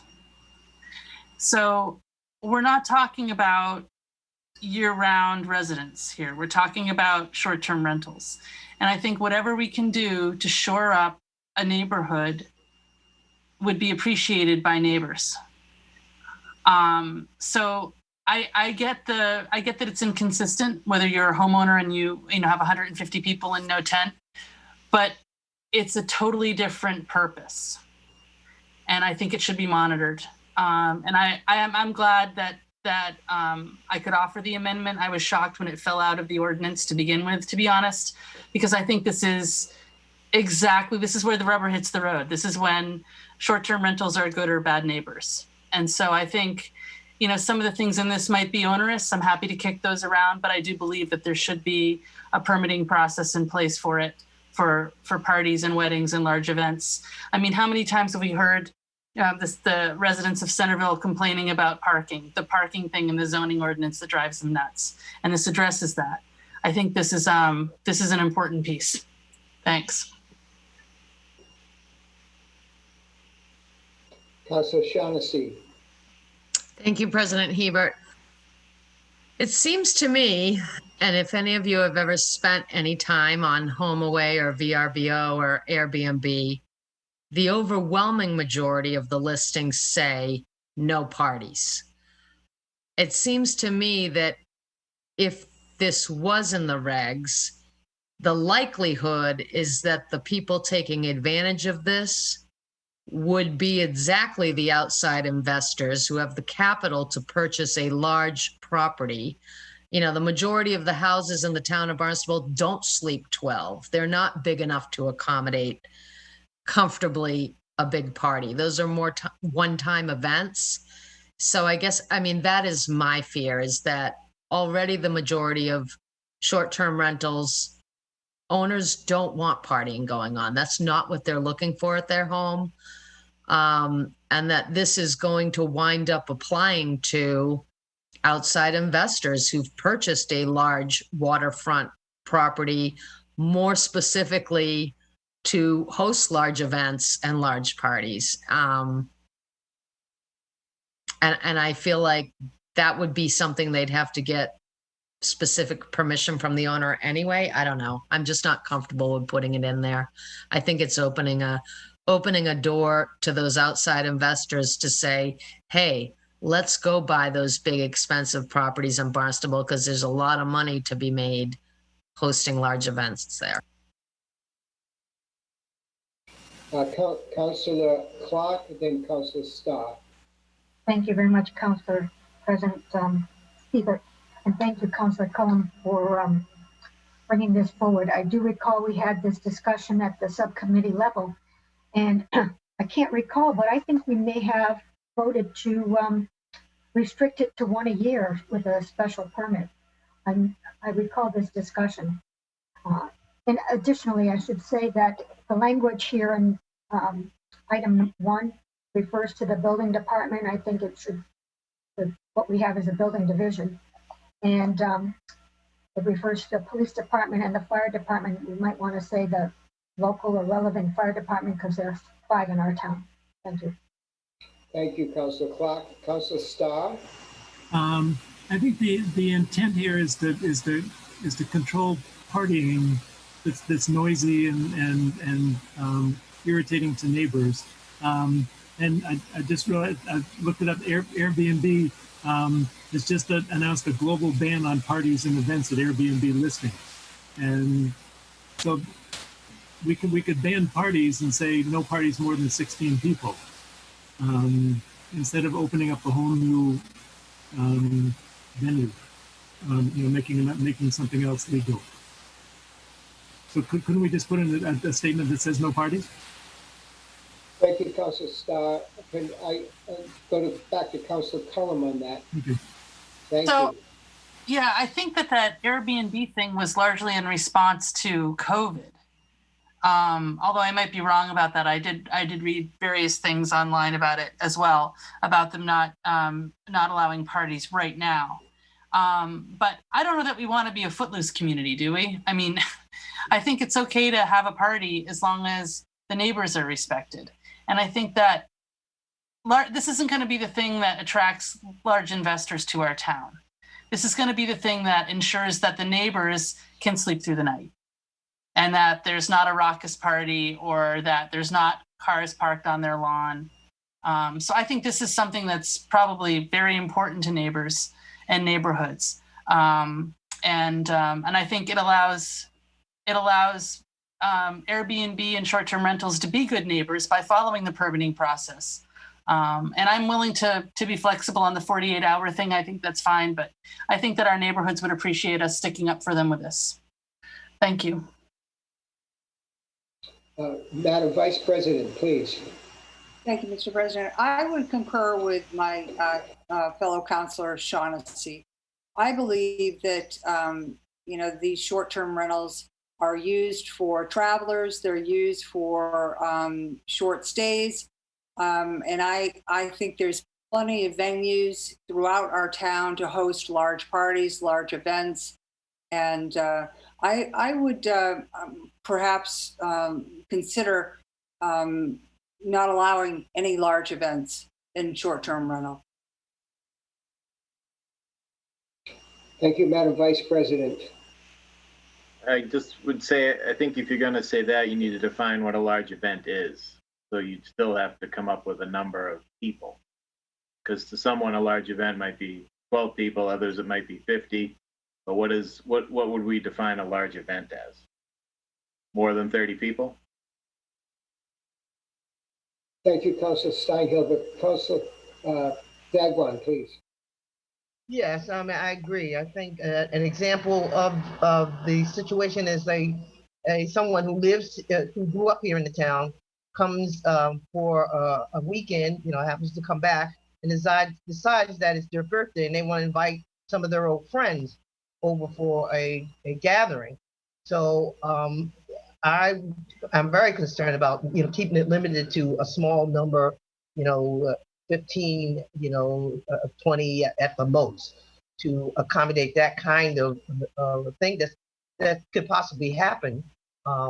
But anything larger than that, I think, does not fit into the short-term rental ordinance at all. And we've been hearing a lot, as Councilor Cullum said, we've been hearing a lot about that from a lot of the residents concerned about having something larger than that kind of an event. Thank you, Councilor Dagwan. Commissioner, would you like to speak to this? Thank you, Mr. President. I just am going into enforcement mode on this one, and my concern is there's a difference between an event and a gathering. If you have, I've had 20 people at my house or 25 people at my house, family members. We're not having a party. There's no band. There's no nothing. We're just have a group of people. And to me, that's a gathering. If I have, my neighbor may not think that though. So I think if you're gonna, identify a regulation based on parties, you need to be a little specific about that for enforcement purposes. Thank you. Thank you, Commissioner.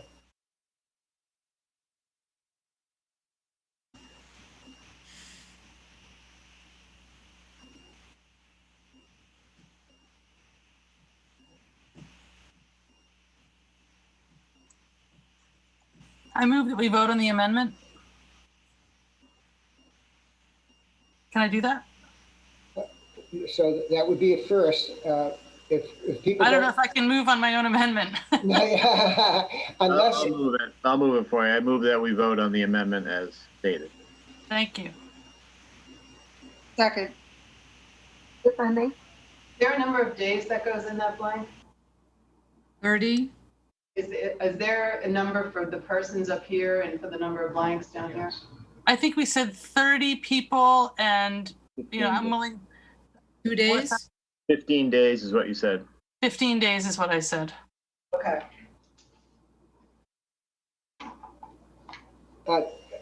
Okay, so legal is, you're not weighing in on this, we're not doing anything illegal? No, you're not. Okay. All right, so we have a first, we have a second. Any other discussion? I have a comment. I would like to make sure that we at least adjust the reference according to Director Florence and call it the Health Division as well as the Building Division. Is that agreed, Councilor Cullen? Yeah, that's fine. Friendly amendment, yeah. Okay. I'm checking now with Madam Clerk. Do we have that, the verbiage correct? The wording? Yes, my question is, Commissioner Florence only said about health department. Are we now adding building department, building division as well? Is he okay with that? I'm okay either way. The issue is that the Board of Health and the Building Division are two separate entities, and I just wanted to make sure that that was clarified. But yes, that'd be fine if you did Building and Health Division. Councilor Dagwan? Just a point of clarification, and we're keeping it as a large event. Is that correct? Yep.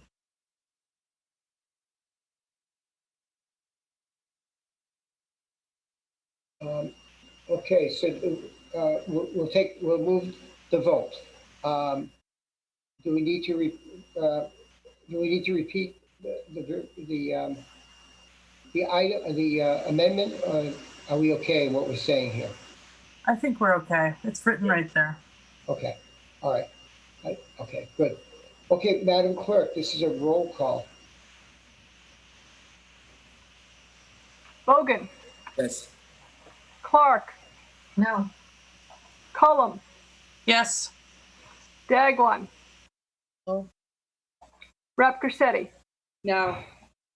Hebert, No. Levesque,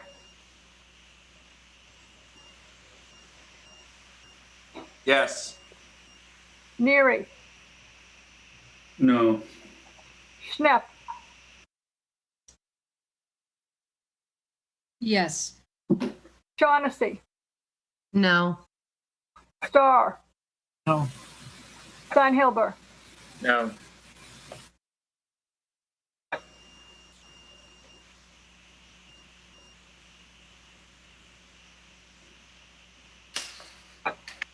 yes 2, no 8. So the measure, the item, the amendment does not pass. Madam Vice President. I'd like to move on to item D for Sarah's ratification amendment.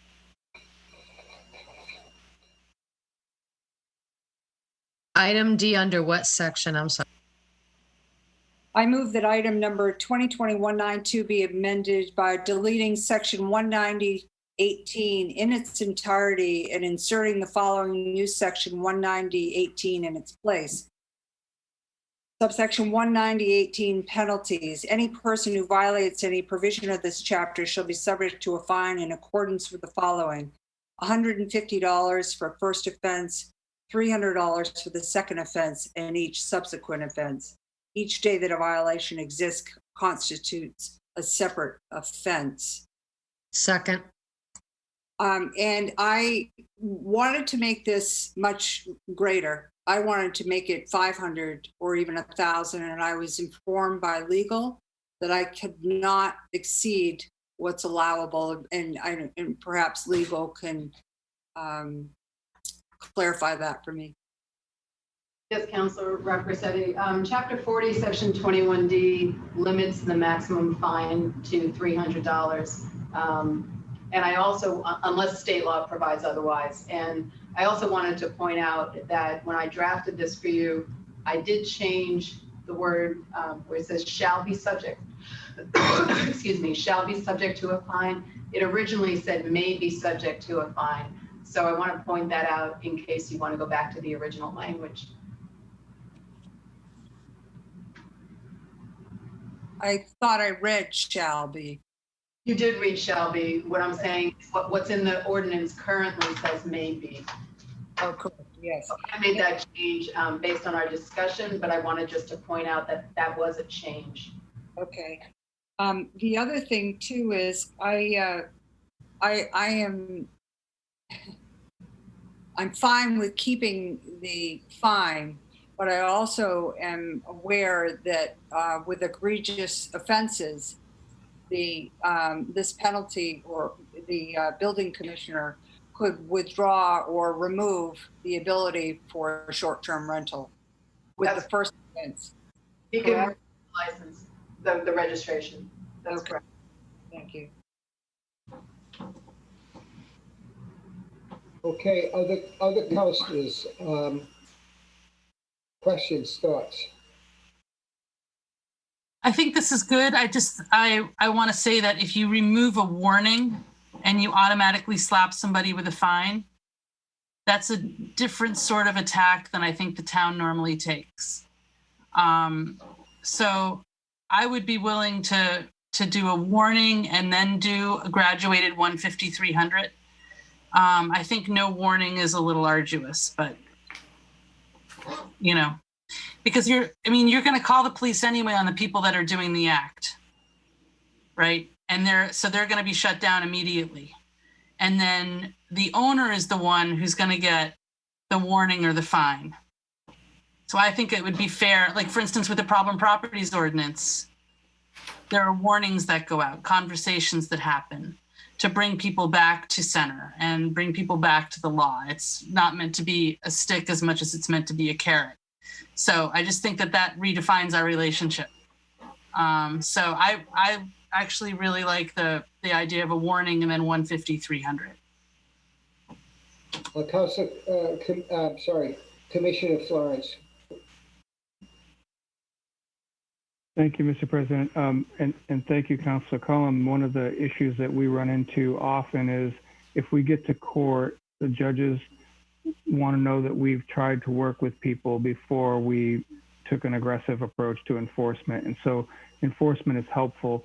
A warning option is helpful for us in that regard. It may be, and I don't know how you'd word this, maybe legal can help with that, but it may be that you can put a warning may be issued and a fine may be issued. I don't know how you'd word that, but if we get to court, it looks like we're trying to be helpful. Working with the people, it goes a lot smoother. We have a lot of trouble getting fines issued at court, but that is what it is. Thank you, Commissioner. Councilor Snepp, followed by Madam Vice President, please. I was wondering if we would solve that problem by changing the shall to a may that would allow you to offer a warning without actually putting it in the ordinance. Yeah. I don't That know. would have that effect. It would have that effect? I think that would work. Yep. Yes, ma'am. Okay. I'm fine with that. And did you have another comment, Madam Vice President? Well, it shall be subject to, but if you put may, then it's, at the discretion of the building commissioner. It depends on how egregiously they violate the provision. Okay, thank you, Madam Vice President. Councilor Bogan, please. I might propose something a little bit differently, which is I like the word shall because may is too permissive, and you're going to run into situations where somebody's going to argue, wait a minute, my neighbor around the corner, you didn't fine, and yet you want to give me a fine, and it's the exact same circumstance. So I would suggest that perhaps what we consider is a warning if that's what people are concerned with on the first offense, but then on the second offense, increase the amount to $300. And then if their third or, well, it wouldn't be a subsequent offense, a third offense, it would be termination of the short-term rental registration.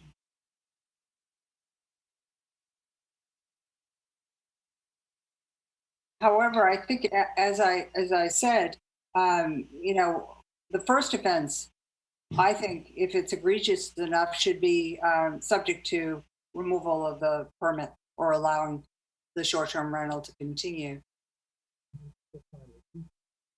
But if the commissioner feels that you have a better standing in court, if you offer a warning, I guess you'd have to put that in there.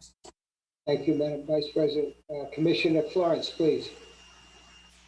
Thank you again, Mr. President and councilors. All really good points. We have better success if we look like we're working with people in court. So that is true. I'm not sure, and maybe legal can jump in on this one.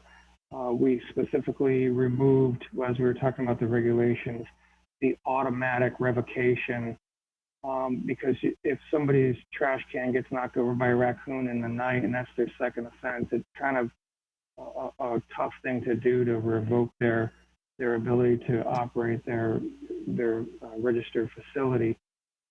If we have a little discretion there, it'd be helpful. I have no problem with being strict, and I think that it can't be understated that we put a whole host of regulatory tools and enforcement tools in this ordinance so that nothing was off the table. A first offense could have revocation just as easily as a third offense. And, you know, I don't really have an issue. I think Councilor Bogan suggested a $300 fine on the first offense. I don't have an issue with that. I think we'd be okay with that as long as he said there was a warning on the front end.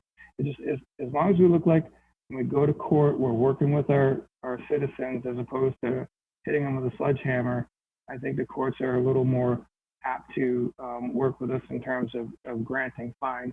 But Barnstable, I have to say, Barnstable's a tough place to get a fine. But thank you.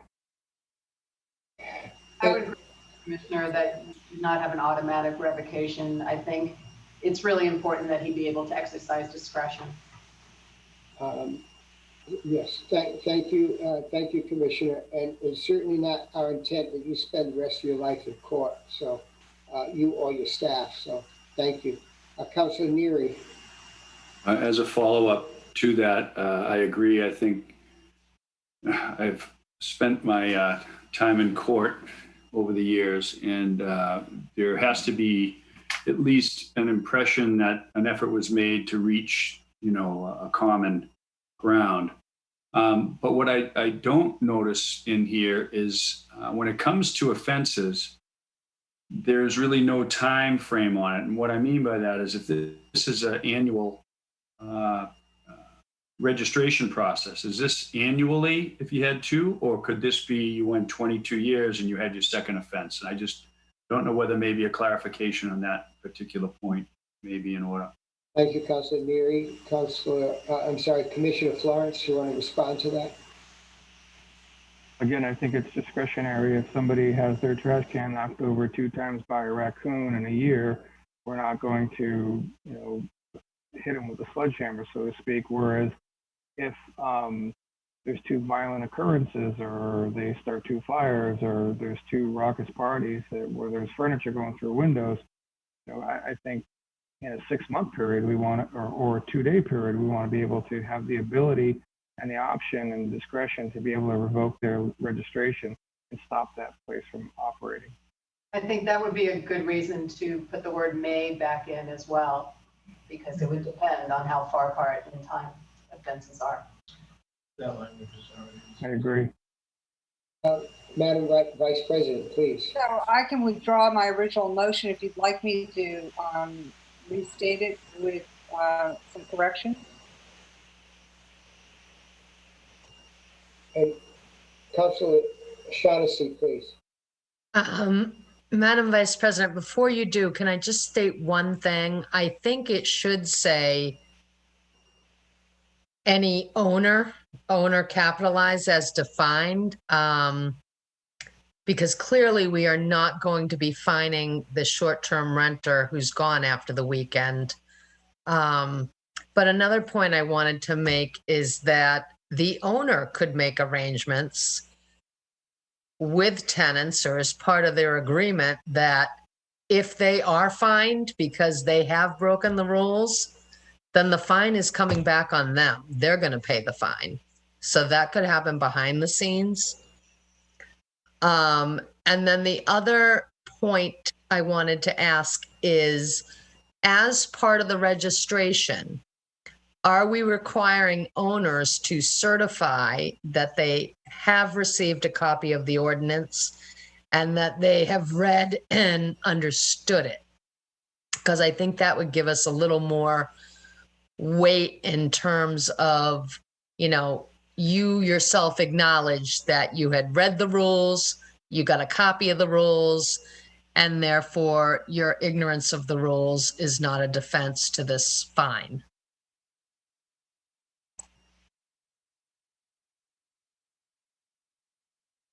Thank you, Councilor Shaughnessy. Mr. President? Yes, thank you. I concur with Councilor Shaughnessy on that point, but I think, again, rather than load the ordinance with that, I think the appropriate place, particularly where we'd like to have a signature, an illegible signature with the name printed under it. So there's just no doubt that at the time they're picking up their permit annually, they acknowledge, as you've suggested, the things, and we can think about any other aspects. It's a good place to put it, right in the application, and they can't say they didn't know about it because we got a signature. So, But you're saying we don't need to put it in the ordinance? I don't think we need to put it in the ordinance. We just put it right in the forms that the building commissioner will be. And I wasn't suggesting that. I was suggesting exactly what you said. At the time they register, there's some sort of acknowledgement they sign when they apply to be registered, that where they acknowledge that. Perfect. Commissioner Florence, you want to say something? Yes, thank you again, Council President. Chapter 190, Section 7, posting of notices, talks about all of that. And as Attorney McLaughlin said and Councilor Shaughnessy said, we can easily put something, an attestation for that in the application. That's not a problem. Thank you very much. Back to you, Madam Vice President, please. Well, then would Councilor Shaughnessy like to remove the word person and put registered? Forgive me, I'm getting kind of tired here. Registered owner? Registered owner? Registered owner, yeah. If I may, Mr. President, I think it goes back to the edit that Councilor Shaughnessy made earlier to the definition of operator, because the operator definition refers to person, and that's all encompassing. Or whoever signs the registration, who's the ultimate party responsible. Which I believe is the owner under the ordinance. Correct. So I'll withdraw the motion and restate it with owner if you want. Put in warning and then make my first offense $300. One question I have though is if we say any owner who violates any provision, if it's the guest in the rental that's actually doing something, then is it the owner who's violating? Well, they'd be subject to the fine. Right, but it starts with any person who violates any provision. So who would be the one violating it? I think it would be the tenant. And it says that's who's subject to the fine.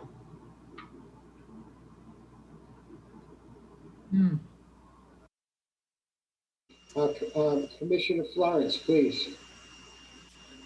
Thank you, Council President.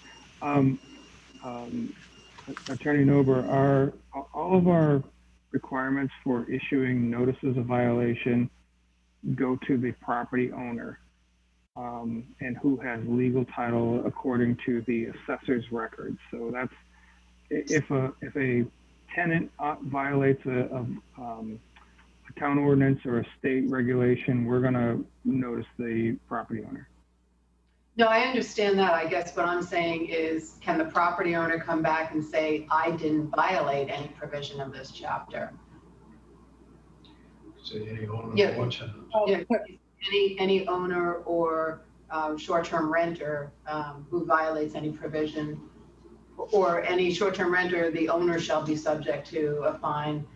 I just think I understand that you fine the owner, and I don't have any issue with that. I'm just not sure that the way it reads is clear who's actually violating the chapter. I like the way you said it, that if any person violates, the owner shall be subject to a fine. Yeah, I think that's consistent with all other nomenclature in the building code, zoning ordinances, and that sort of thing. Madam Vice President, did you want to talk about that? Yeah, if any person violates any provision of this chapter, the owner shall be subject to a fine in accordance with the following. How's that? The person. Perfect. I like that. Mm-hmm. Including a tenant. Go ahead, Chairman. Yeah, I'm just thinking any person or tenant, because we do define person earlier on, and it does not per se, unless we start modifying definitions earlier in the document. But whereas if we simply say here, any person as defined or any tenant of a short-term rental who violates.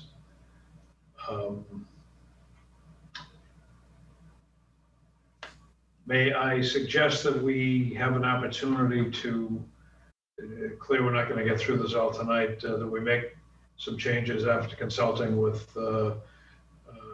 Director Jenkins and with the Commissioner, and come back to you with a draft, of the revised draft for the next meeting. I'm fine. I'll withdraw my motion to amend. Okay, we'll come up with something. Yeah, thank you. Can the person second it, withdraw their second?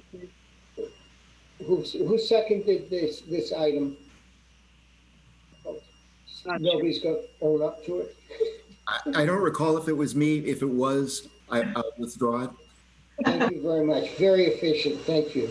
I do want to say to legal right now, well, this is fine. I think it's the intent of most of the councilors that voted to continue, that they do want to finish this tonight.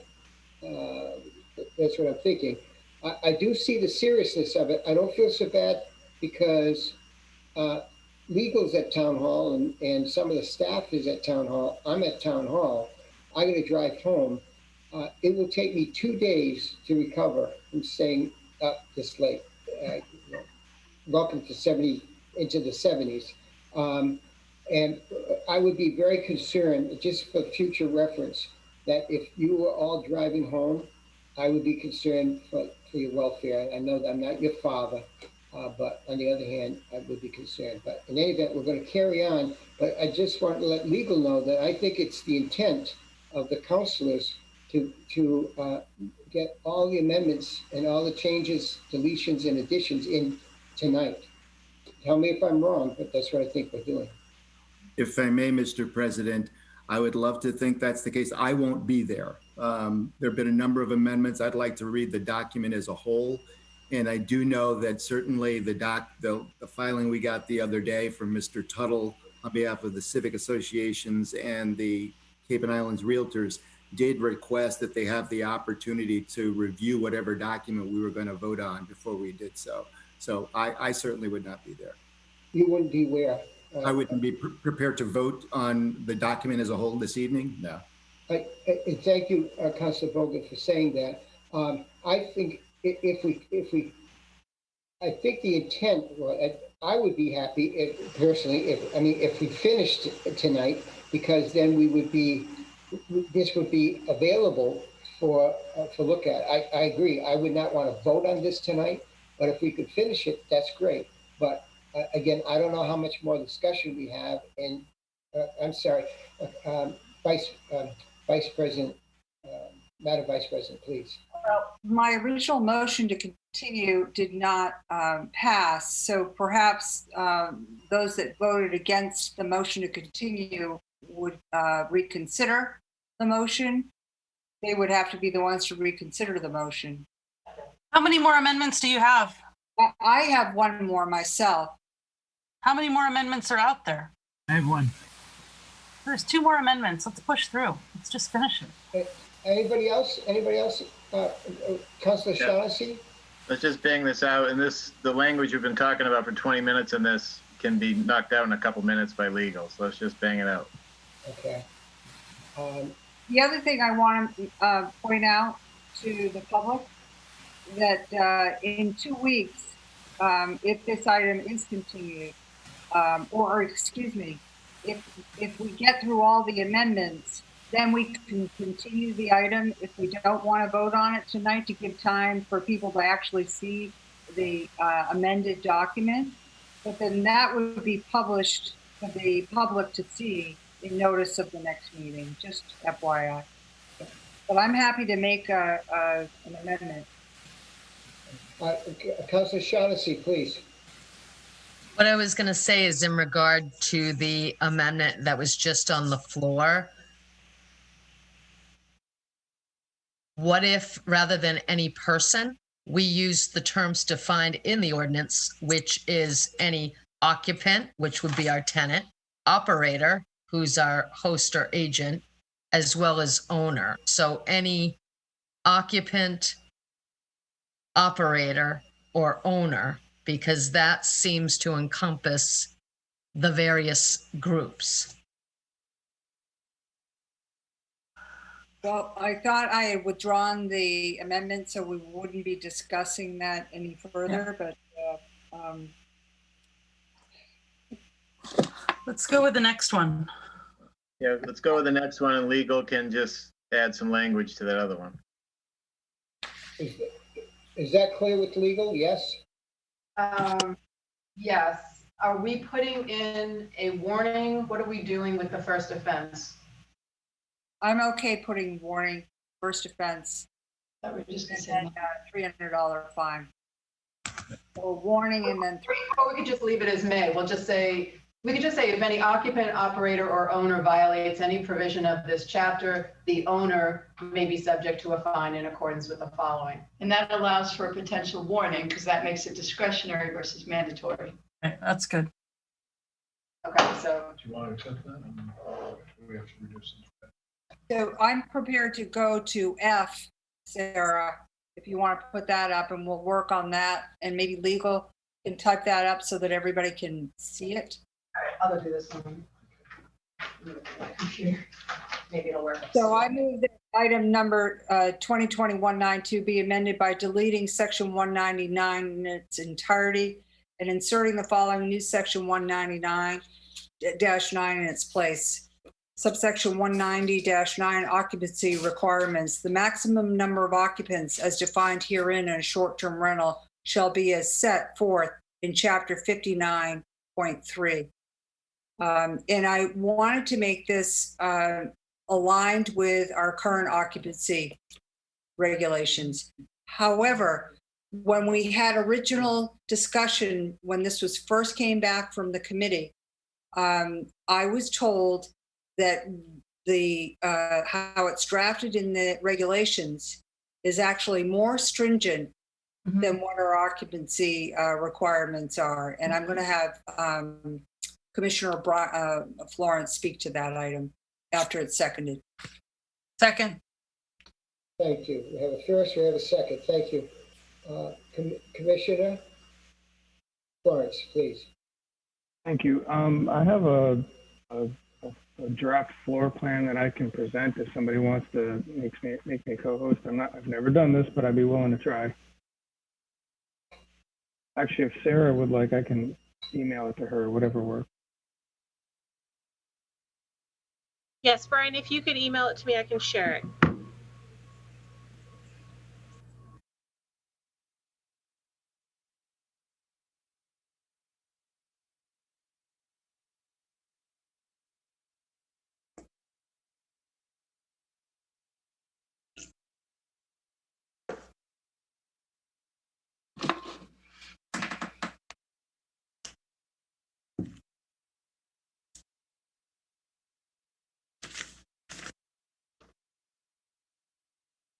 Okay, Sarah, it's yours. There's no subject line.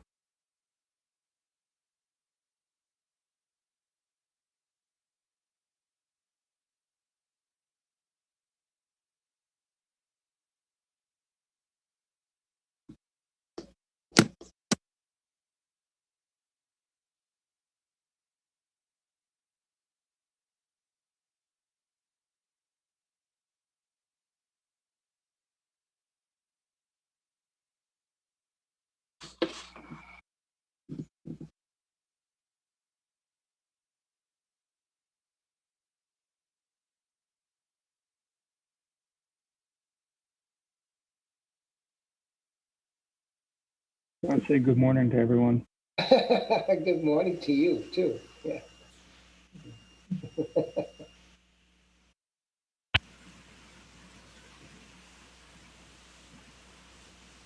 So the bottom line with this, it boils down to kids versus no kids. If you look at uh, the the way that we have it structured under the existing proposal, you're basically limited to 2 people per bedroom plus 2.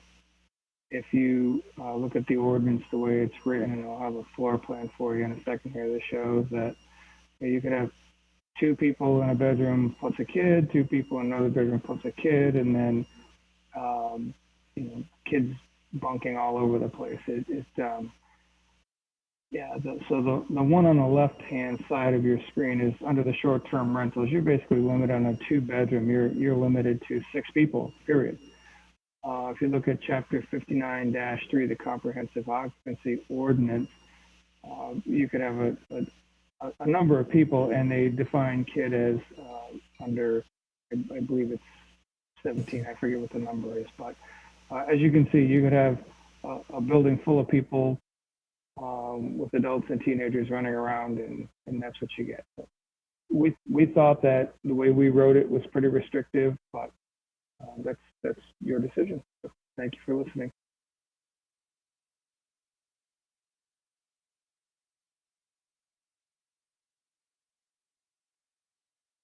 Back to you, councilors. Councilor Cullum, please. I think this is one of the most misunderstood pieces of this ordinance, that somehow we were allowing 1 million people with the verbiage that was written into the ordinance versus the sanitary code. But this illustrates exactly the opposite, that our code written into our general ordinance is very restrictive compared to what you can get away with state law. So, I mean, I wouldn't support an amendment that defaults to the sanitary code for this very reason. And I hope other councilors can realize that it's not a good amendment to support. But I'm glad it was brought up for discussion, because I think it illustrates for everybody what the rationale was behind writing it in the original ordinance. Thank you. Commissioner Florence, please. Councilor Collins, thank you so much. Thank you, Mr. President. And Councilor Collins, thank you for bringing up the sanitary code, because it needs to be clear to you all that chapter 59-3 of our ordinance is not the sanitary code. The sanitary code allows much more people, or many more people, than any of these show you. So Chapter 59 is our comprehensive occupancy permit, and allows what you see there. There's no limits on the number of people under 18. The sanitary code, which is designed to protect our septic systems, our groundwater, and those sorts of things, allows many more people than what you're seeing here. But the Chapter 59 reduces that, and then the short-term rental significantly reduces it from there. So I think we did a pretty good job as we were developing, I think the committee did a pretty good job as they were developing the short-term rental regulations to really address the issue of overcrowding. Thank you for correcting me on that. Thank you, Commissioner.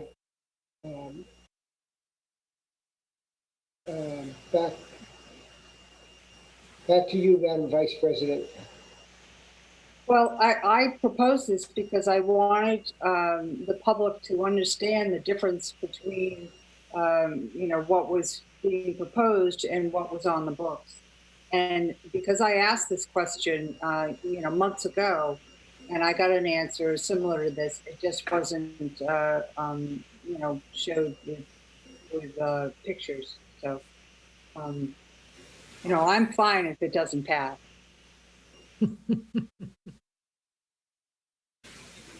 Councilor Bogan, then Councilor Clark, please. Yeah, I certainly understand the argument, but the problem is that the reference that we're using is for someone who lives there full time and not a short-term rental.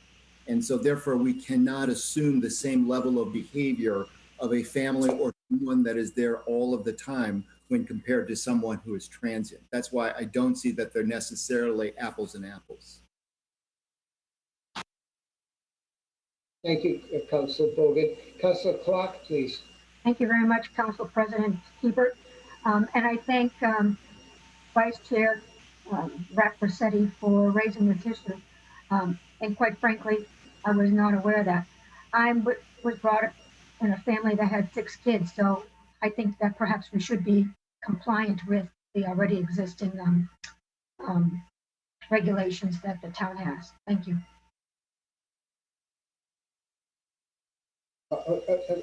Just clarifying that, Councilor Clark, if you say the regulation that the town currently has, that would allow many more people in the house, right? You understand? Yeah. Okay.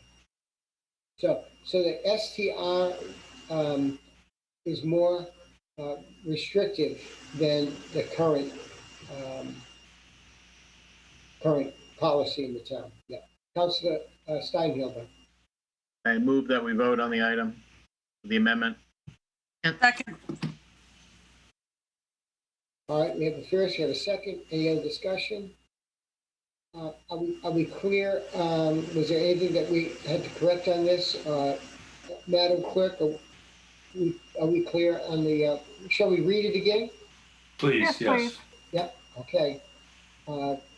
Does somebody have it on their screen? Yes, I move that item number 2020-192 be amended by deleting section 199 in its entirety and inserting the following new section 199 in its place.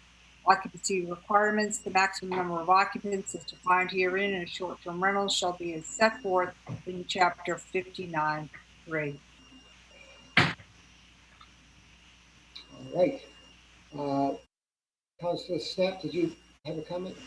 Just a point of clarification. So a no vote would mean that we would retain the definition of in the ordinance, 2 + 2 + 2. Correct. All right. Any other comments? Outside of that, then we will move the question. And this is to approve this as written, or again, as Councilor Snap pointed out, if it's a no, it's to remain with what we have in the SCR as written. Okay? Madam Clerk, please. Councilors Clark, Yes. Cullum, No. Dagwan,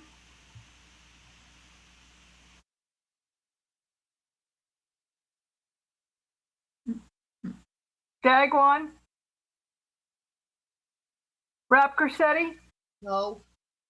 Hebert, No. Levesque, No. Neary, No. Schnepp, No. Shaughnessy, No. Starr, No. Steinhilber, No. Dagwan, Actually, she voted. It was I that didn't vote, and I'm a no. so 1 yes, 11 no. All right, the motion does not carry. We remain with the SDR version. Thank you. So, Madam Vice President, do you have any other amendments? Thank you very, very much. Councilor Starr, you have an amendment? You're muted, sir. It's letter H. We could see it again.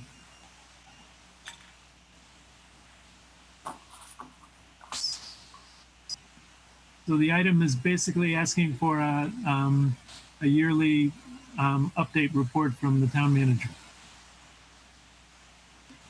Any discussion before I make the motion? If you would kindly make the motion. Okay. I move that item number 2020-192 be amended by inserting the following new section 190-22.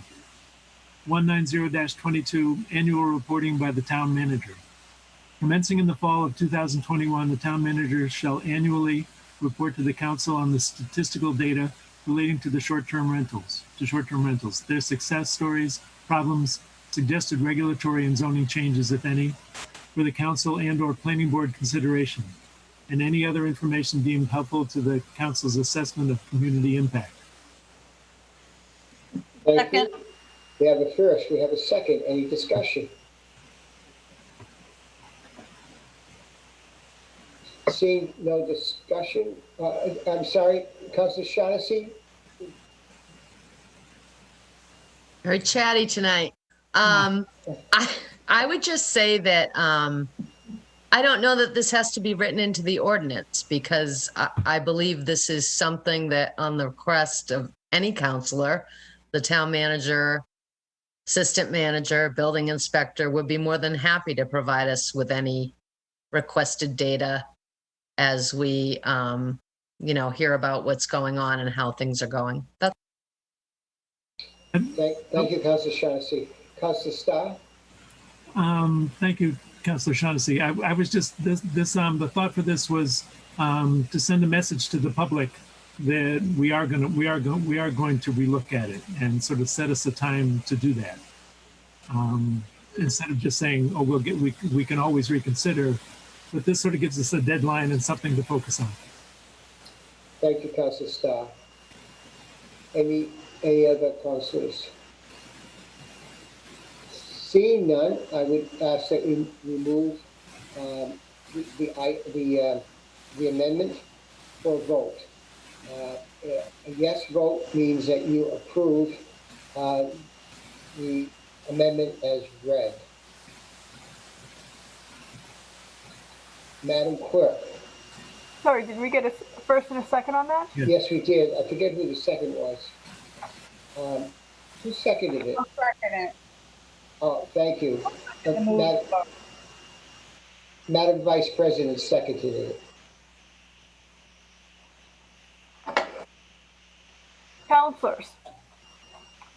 Dagwan. Yes. Rapcorsetti. No. Hebert. Yes.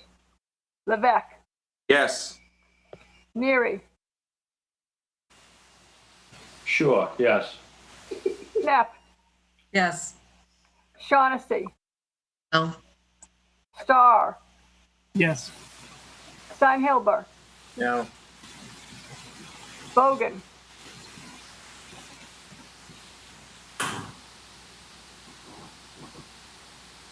Bogan. Yes. Clark. Yes. Cullum. No.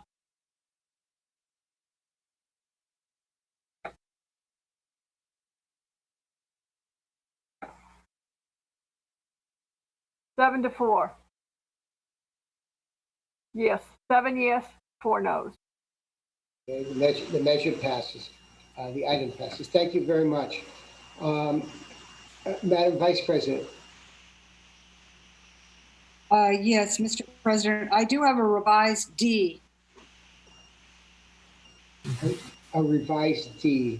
Yes, this is with regard to penalties. Oh, okay. This is from legal? Yes. Okay. Although it does not include warning, but it does clarify the person. So I will read it. I move item number 2020-192 be amended by deleting section 190.18 in its entirety, but inserting the following new section 190.18 in its place. 190.18 penalties. Oh, here it is. Okay. If any occupant operator, or owner violates any provision of this chapter, the owner may be subject to a fine in accordance with the following. First offense, $150, second offense, $300, and each subsequent offense. Each day that a violation exists constitutes a separate offense. That's the way legal sent it over, but I'm going to add warning on the first offense and change it to 300 on the first offense. Now I can't even find the original in the item. Hold on. The reason I didn't put warning in is because we put the word may back in. May, right. Okay. But I'd like 300 for the first offense and each subsequent offense.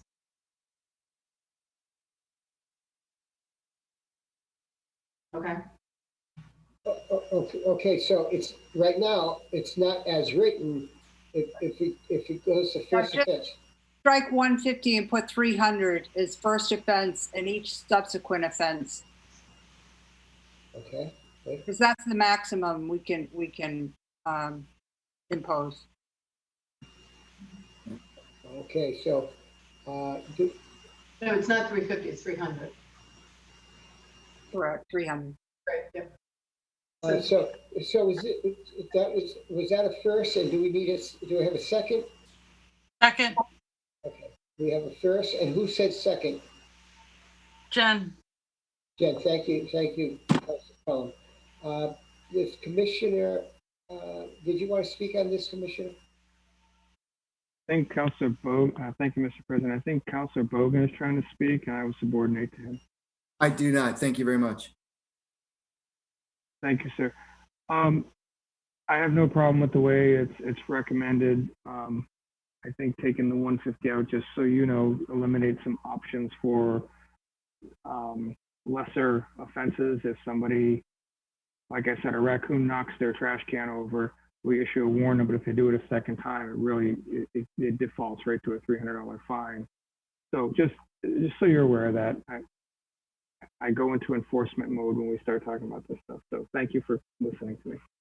Again, though, the word may it leaves it at your discretion.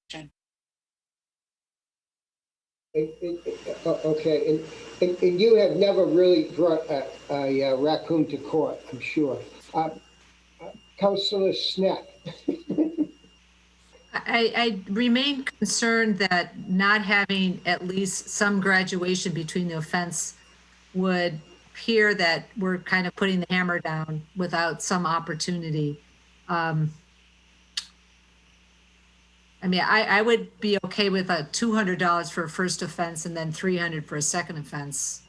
It just gives a little bit, opportunity to characterize certain offenses as more onerous than others.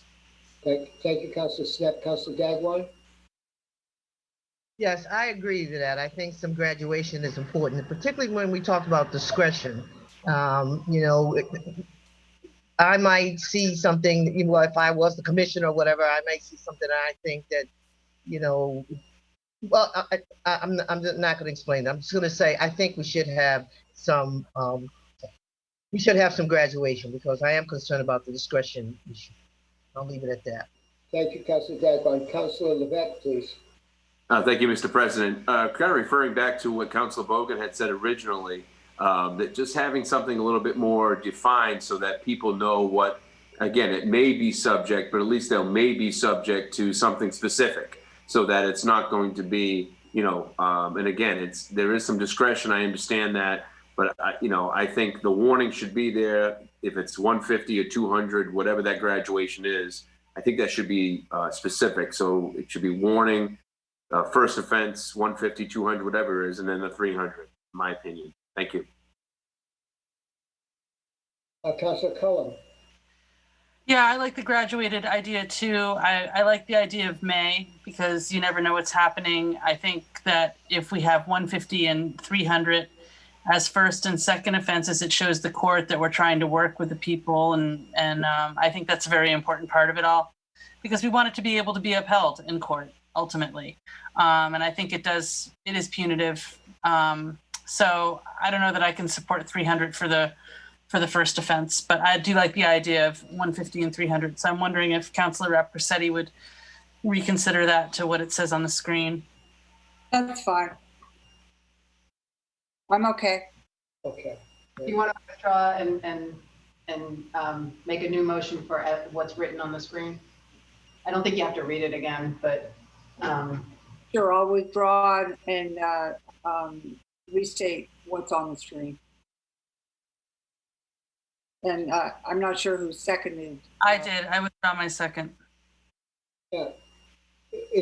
May I ask, is there any provision for Brian, the commissioner and his staff to issue a warning with the May? That's what the May is. The May. Okay. Allows him to issue a warning. Okay, great, super. All right, so we've had a first, we've had a second, we've had discussion. If there's no further discussion, we'll move to take a vote. Second. Okay, we have the first and second. We're going to take the vote. Madam Clerk, as we're going to move on this amendment as written. Roll call, thank you. Councilors, Rep Crescetti. Yes. Hebert. Yes. Levesque. Yes. Neary. Yes. Schnepp. Yes. Shaughnessy. Yes. Starr. Yes. Steinhilber. Yes. Bogan. Yes. Clark. Yes. Cullum. Yes. Dagwan. Yes. Passes. 12 Thank you. yes. 12 yeses, unanimous. Thank you very, very much. Any other items, changes, deletions, or additions to to this item? Mr. President, I do not know if I do. As I indicated before, I'd like to see the document as a whole, make sure that it is consistent and that we have touched on all of the issues. Plus, given what I indicated before, the request that's been made that we make it available for people to review before we see it, I would move to table a vote until the October 1 meeting. We have a first and we have a second. Who seconded it? I did, Mr. President. Thank you, Councilor Levesque. I'm not keeping track of who says what. I just want to make sure that we know who did that. I can't remember my name right now, so we're good. So let's have some discussion on this motion. Okay, Councilor Clark. Thank you very much, Council President.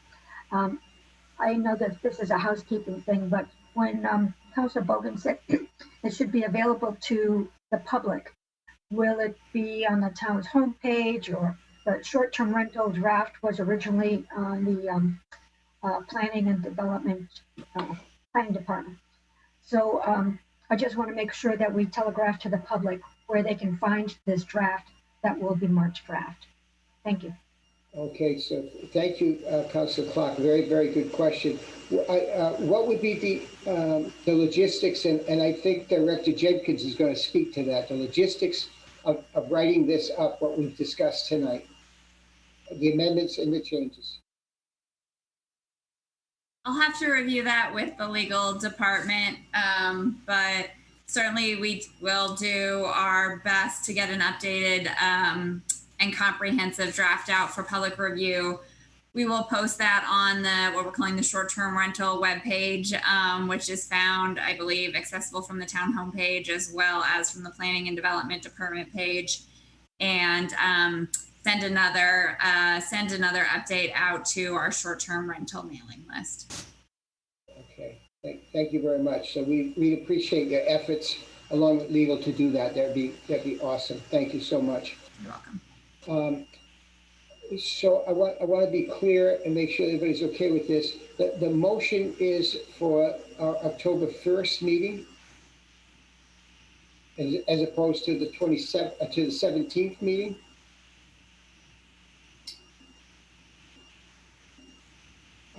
I'm sorry, if that's a question, the answer was yes. And the reason was I'm trying to be sensitive to the request that was made by the civic associations and the Cape and Island Realtors on Tuesday, I believe it was. Okay, thank you. So, thank you. So we have a first, we have a second. Any more discussion? If not, this would be a roll call, Madam Clerk. If and you know you've got the verbiage here on what we're doing. Yeah. Yes. Okay. Thank you, Madam Clerk. Councilors, Hebert, Yes. Levesque, Yes. Neary, Yes. Schnepp, Yes. Shaughnessy, Yes. Starr, Yes. Steinhilber, No. Bogan, Yes. Clark, Yes. Cullum, No. Dagwan, Yes. Rep Grissetti. Yes. Thank you, councilors. And yes, 2-0. Thank you very much. Thank you. Measure passes. The item passes. Councilors, do you want me to read in the items for next meeting, which is the 17th? Or is there any item here that a councilor wants to get us to do tonight, this morning? Let's move them all. Move them all. Councilor Levesque? Mr. President, if you're going to move them all, you need to open and continue 3 of the public hearings under old business. I'm happy to do that. Two, sorry, I'm sorry. You acknowledge me, Mr. President. My question is Lindsay Council still with us? Lindsay is here. If he stayed with us, I would say we can probably discuss what he stayed here for. Absolutely, yes. Is Lindsay here? If you give me a second, I will get him into the room. Oh, thank you very much. Thank you, Councilor Levesque. That's very kind. Councilor Snap. I'm going to ask to continue this one for reasons of legal. So I don't know if it's something we want to open tonight. It might be better to just wait until the 17th. Open and continue the hearing to the next meeting.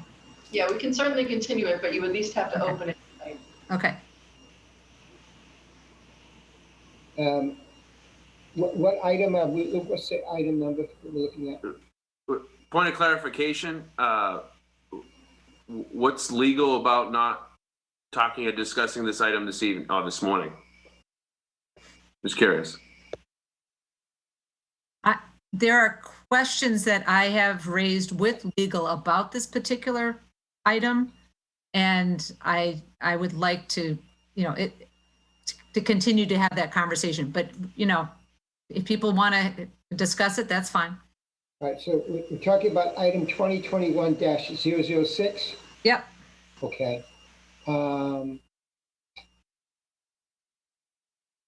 So if we open it, and it's a public hearing, so Councilor Levesque, you're saying that you want to move on this? I was just entertaining the fact because Madeline Noonan and Lindsay Council both have stayed with us all these hours, and to ask them to come back 17th, I just thought maybe that would be, kind of rude. But again, if there's something I'm missing, I'm open to that too. But I just thought as a nice gesture for those who stayed with us all this time. Thank you. Thank you. Councilor Snap, would you be comfortable with proceeding, opening it up and talking to the legal issue right now? I am. The reason why I earlier in the evening asked to continue old business was just for that reason. I didn't want to keep staff or other folks waiting until this point in the evening to make this decision. So. If I point out, it is a public hearing, and I don't know to what extent the public has stuck it out for this, so. Sarah, is there any of the public in queue? There's no public. How about, is Lynn still with us? Lynn? Yes, there's no public. Okay, that answers that question. Thank you. But we also have Mark Mill is involved in this. I take it that when I see your lights go on, I know you're still here. So does the town manager have input into this right now? Council President? Yes. Councilor Clark here. Yes, Councilor Clark. Thank you. I am sensitive. Thank you, Councilor Levesque, for your consideration of those who stayed with us. But I also hear from the legal department that being a public hearing, yes, you say that there's nobody in the wings waiting. That's probably because they went to bed, and I don't think it's respectful of the public or for this public hearing to begin after midnight. My 2 cents. Thank you, Councilor Clark. Unless I'm mistaken, I mean, this was read into our last meeting as a first read to be taken up tonight, this morning. And I don't think we've received any comments from the public. So it's uncomfortable for everybody at this point. Councilors, what would you like to do? Is Lindsay here? Do we know that he's here? Is Madeline? Yes, Madeline is here, and so is Mr. Council. They're both here.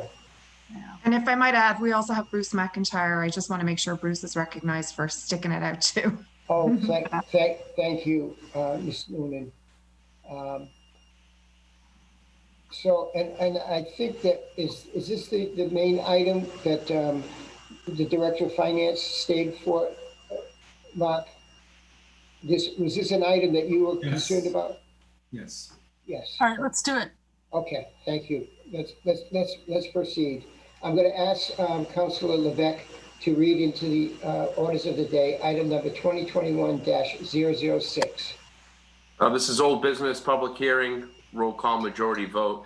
This is item number 2021-006, appropriation and transfer order in the amount of $289,600 of community preservation funds for the payment of fiscal year 2021 debt service on the acquisition of the Highness Golf Course, as written. We have a second? Second. All right, we have a first, we have a second. Thank you very much. And we have just checked. There is no one in queue for public hearing, and I'm not surprised. And so now we're going to hear from Mr. Lindsay, Mr. Council, and Madeline Noonan. If you'd like to speak on this, please. Yeah, good evening, Mark Ellis, Town Manager. I think we're waiting for Lindsay Council to join us, and the overview will be given by Lindsay, relevant to the CPC vote, and Director Milne, relevant to the financing opportunity that we have here from CPC. You know, I know that Bruce McIntyre, I believe, is waiting still. Yes. Yes. And certainly, in general, you know, the golf course operation, the municipal golf course operation, is certainly an important recreational aspect of the programs we offer in Barnstable. It services from 9 years old to 90-year-olds. We service over 500 youth in our facilities through our programming, and we service all ages. Well, certainly, it's been illustrated during this COVID-19 emergency that it becomes one of the few activities that we see typical and very active use. But in general, municipal golf courses are very different than private golf courses in that they truly do service our entire population. Beyond that, the town of Barnstable's programming focuses on serving our entire population with emphasis on our youth, so that every youth, whether they can afford or pay for this or not, are welcome and participate in our programs. So I think it's appropriate that we look at this. We've also looked at, in going back to CPC, to include some additional language relevant to the preservation of this area as recreational open space, and the opportunity in the event that we were not using this as open space, recreational space, to potentially look at housing, though there would be hurdles to try to move in that direction. So I'm not sure, Sarah, if Lindsay's ready to speak at this point, but I'm ready, Mark, when you are. go, Lindsay. Thank you for being here. We appreciate it. Thank you very much, and thank you for all considering the hour. If you'd like me to forego the reading of the background, we can just get into the heart of the matter if you'd like. The background's fairly self-explanatory, and given Manager Ells' explanation, I think we could just go into the discussion. Thank you, Mr. Council. I think that'd be appropriate. Thank you. Go right ahead, Lindsay. Yeah, so basically the meat of this was really taking over this portion of the remaining debt of the club, and what the Community Preservation Committee is really acquiring here is the further use as an active recreation site. Through the grant process, which is really what the Community Preservation Committee does, it issues these funds in return for something, really. And what you'd be acquiring here is the further continuation as an active recreation site in the event that some change of use out there is recommended, given the future of golf. This was never meant to be a referendum or a review of any of our current operations. This was really an opportunity to give some relief through the taking over of these debts through the CPC, but also acquiring for the future the site as an active recreation site. And that was really the gist of how we looked at this request.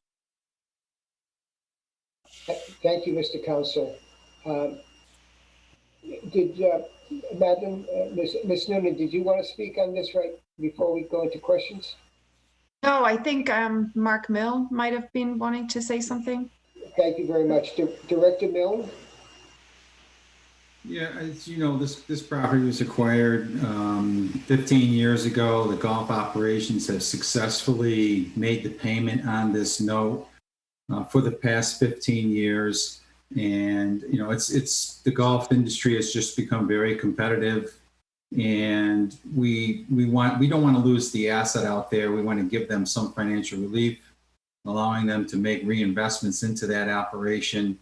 And there's only 5 years left on this note, and the Community Preservation Committee has voted to support the remaining payments for the golf share on this acquisition, as Lindsay stated, in exchange for having some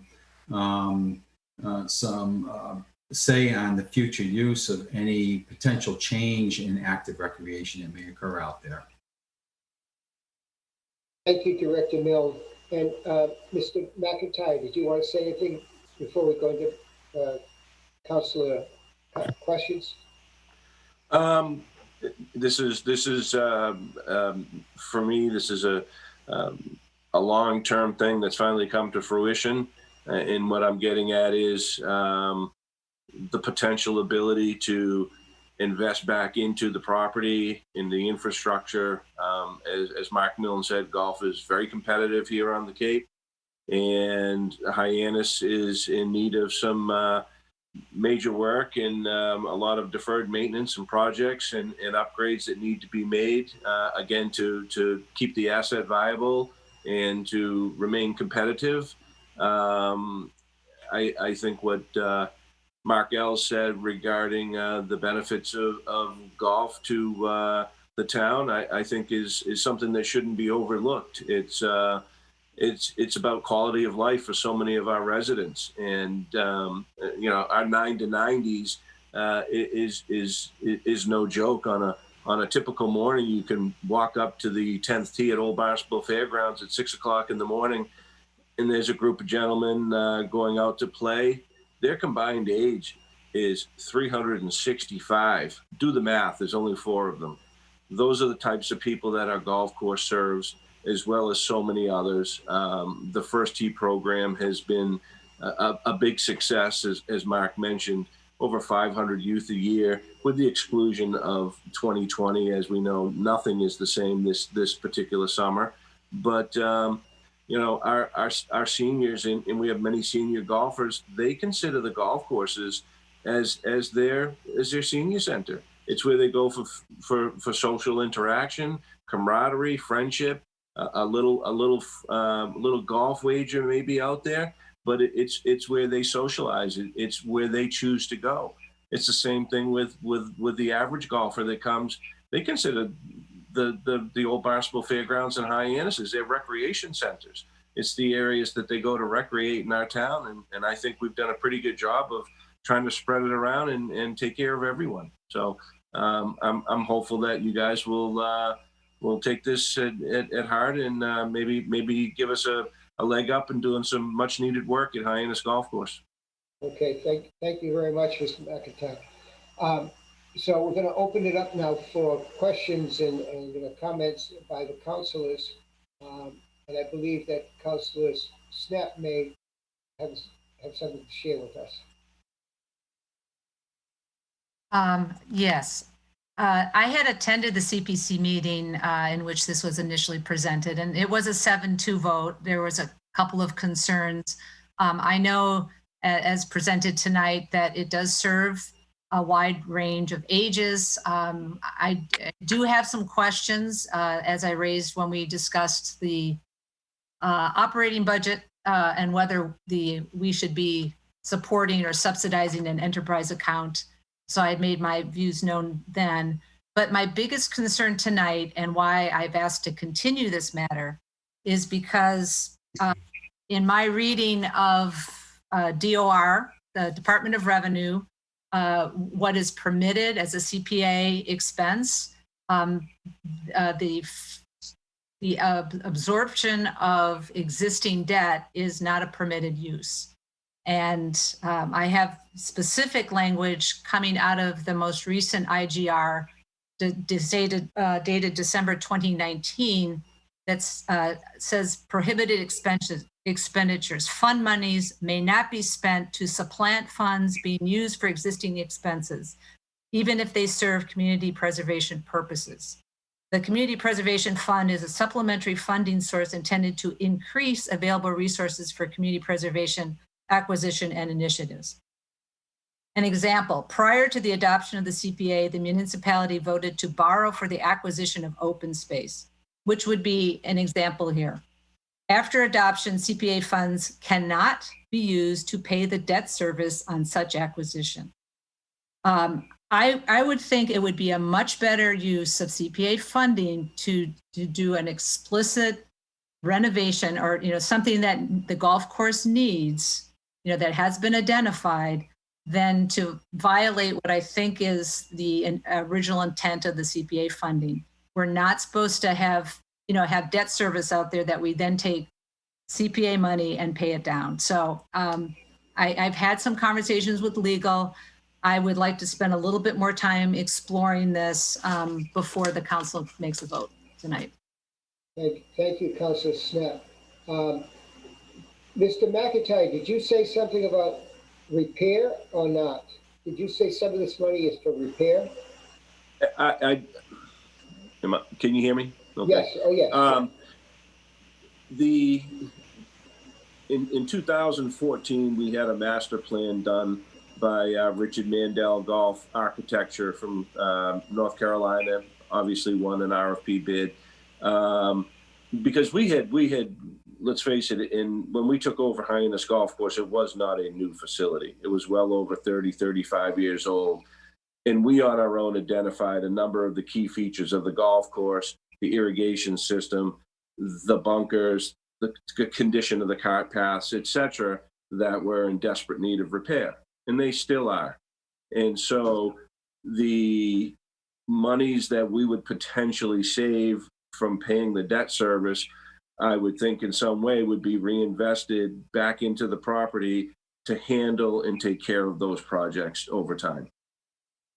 Well, thank you very much for saying that. But in all due respect to Councilor Snep, the way that this is written is clearly for the debt. So it's beyond my pay grade. I'd like the rest of the staff to talk about this. Legal, town manager, director of finance. I would just, Markel's town manager, I would just ask legal for their advice relevant. Should we take this under advisement, or do you have an answer to this question? Through you, Mr. President, to the previous speakers, I would like to address this, and thank you for bringing the IGR to our attention. We are familiar with it, and this particular IGR from December of 2019 and the example it uses are not applicable to this unique situation. This property was initially acquired under the Land Bank Act, which is Chapter 293 of the Acts of 1998. That was unique to Cape Cod. It was created by the legislature just for Barnstable County in order to acquire land, interest in land, for protection of public water supplies, open space and conservation land, and recreational areas. Then there was an amendment to the Land Bank Act, Chapter 149 of the Acts of 2004, which allowed land bank purchases to be paid for with CPA funds. So this is an acceptable use of CPA funds as an extension of the original acquisition, which was conducted through the predecessor Land Bank Act, not the CPA. And carried over to the CPA conversion in 2005 as a financial obligation under which the property was originally acquired. Affordable housing was not a land bank purpose, but affordable housing is a CPA purpose within the parameters stated in the CPA. So since this is an extension of the original acquisition and debt is not an operating expense, this is not prohibited by the CPA, which is our Community Preservation Act, which is Chapter 44B, Section 6. So DOR guidance, or IGRs, informational guidance, I forget what the R stands for. It's like, they're guidance, but they're not the law. They're not the statutes. In any case, as I said, the example and the text of that IGR are not a land bank purpose, and so they are purchase. So they are not applicable to this vote. So you can do this. Mr. President. Yes. Mark Milne, Director of Finance, do you concur with that opinion? Yes, I do. Thank you. Councilor Snep. You know, it's very difficult to make a completely informed decision when the information about the original purchase is not provided in, any of the documentation or the rationale. I'm aware that land bank purchases can be assumed by CPA, but my impression was, and I don't know the details of the original, 15 years ago, if there was specific bonding that was for the land bank and specific bonding that was for the golf course. I mean, if it was split or if the land bank made the entire purchase at the time, so. So, thank you very, very much, Councilor Snep, for your very dedicated research and to understand this. And I hear what legal is saying, and I hear what you're saying. Could someone answer Councilor Snep's question about how was it originally set up? I believe legal just described that. So it was set up for conservation. Thank you. Councilor Snep, did legal answer your question at this point? Even though I think your question was, it's difficult to know what was just shared because you hadn't had that opportunity. Yeah, I don't know what the original town council vote was in order to make this purchase. And if it was from the very beginning divided between an open space land bank and a general obligation bond that was not under, covered by land bank. If someone can tell me that, I guess I can. Mark Milne, do you know the answer to that question? Yes, it was all a general obligation bond. And it was, since there was a golf course existed on the property at the time of the acquisition, it was decided that the Golf Enterprise Fund would pay back a portion of that debt service originally. But it was all a general obligation bond issue back in 2004. Madam Vice President, thank you, Director Mill, for that information. And Madam Vice President, you had a question or comment? I was going to make a motion to move to vote on item 2021-006. Second. All right, we have a first and a second. Any other discussion? Councilor Clark. Thank you very much. I just want to put out there, I do recall speaking at the public hearing when this property was purchased. And although it was definitely a golf course, one of the other arguments was that it was providing open space to municipal wells that are owned by the Barnstable Water Company. So I just want to put it out there that that was an auxiliary rationale for that purchase. And I hope that is still respect going forward. Thank you. Thank you, Councilor Clark. Madam Vice President, and then. Well, there's a motion to vote on the item, Mr. President. Okay, And a second. First and second. So, can we still take conversation or no? No. No. Okay. This is a to move the question, then you need to vote on that, and that stops all debate. Okay, so we're going to move the question. This is to approve item 2021-006. This is a roll call. Madam Clerk, please. Councilors Levesque, Yes. Neary, Yes. Schnepp, No. Shaughnessy, Yes. Starr, Yes. Steinhilber, Yes. Bogan, No. Clark, Yes. Cullum, Yes. Dagwan, Yes. Rapcorsetti, Yes. Hebert. Yes.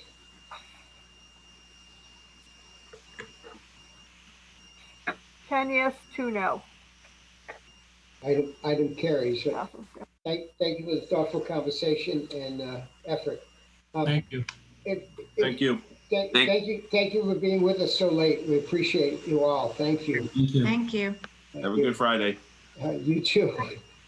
Excuse me, I think you're going to have to take a vote on the item itself. That was a vote to move the question. Right. I actually made the motion to vote on item 2020-006. Which essentially move the question.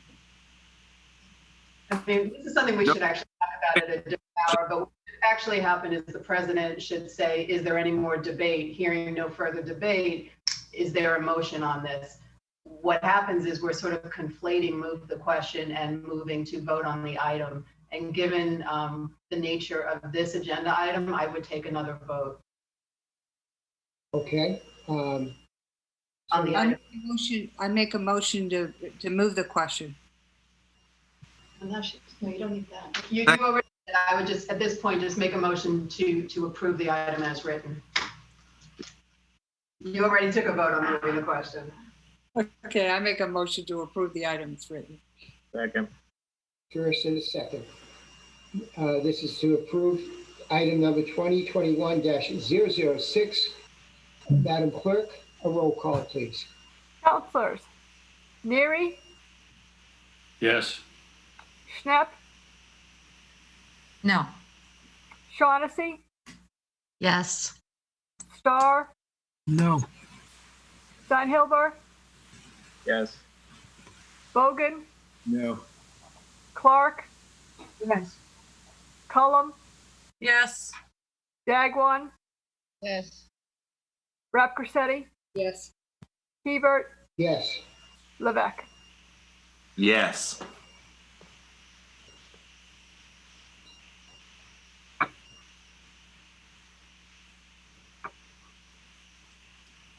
Uh, 8 yes, 3 no. Okay, the item carries. Thank you very much. I'm sorry, excuse me, 9 yes. 9 yes, 3 no.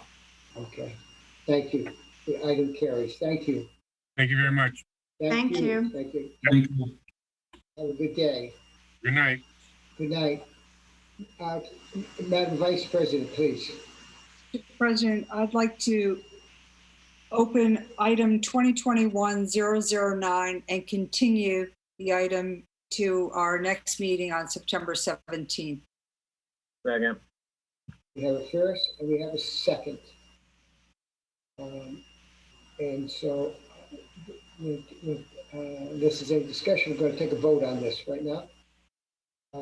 That's a vote to open and continue the hearing. Yes, okay.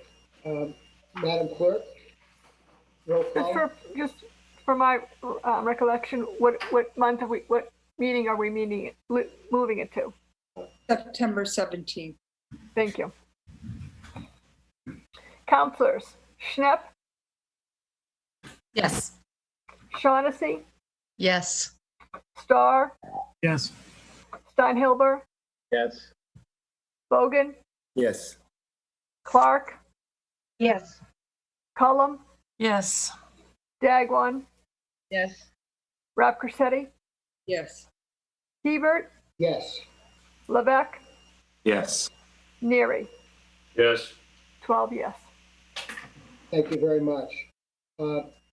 Legal, can you advise us on a new business? Can we do a consensus of 012 through 017? I don't think you actually need to do anything. You can just take that up at the next meeting because none of those involve a public hearing. Okay, so is there any appropriate terminology here, or do we have to vote to move it all to the next meeting, or just? I don't think you really need to do anything. Just ask for a motion to adjourn. You can just ask for a motion to adjourn. Okay, I bet I won't have any trouble with that.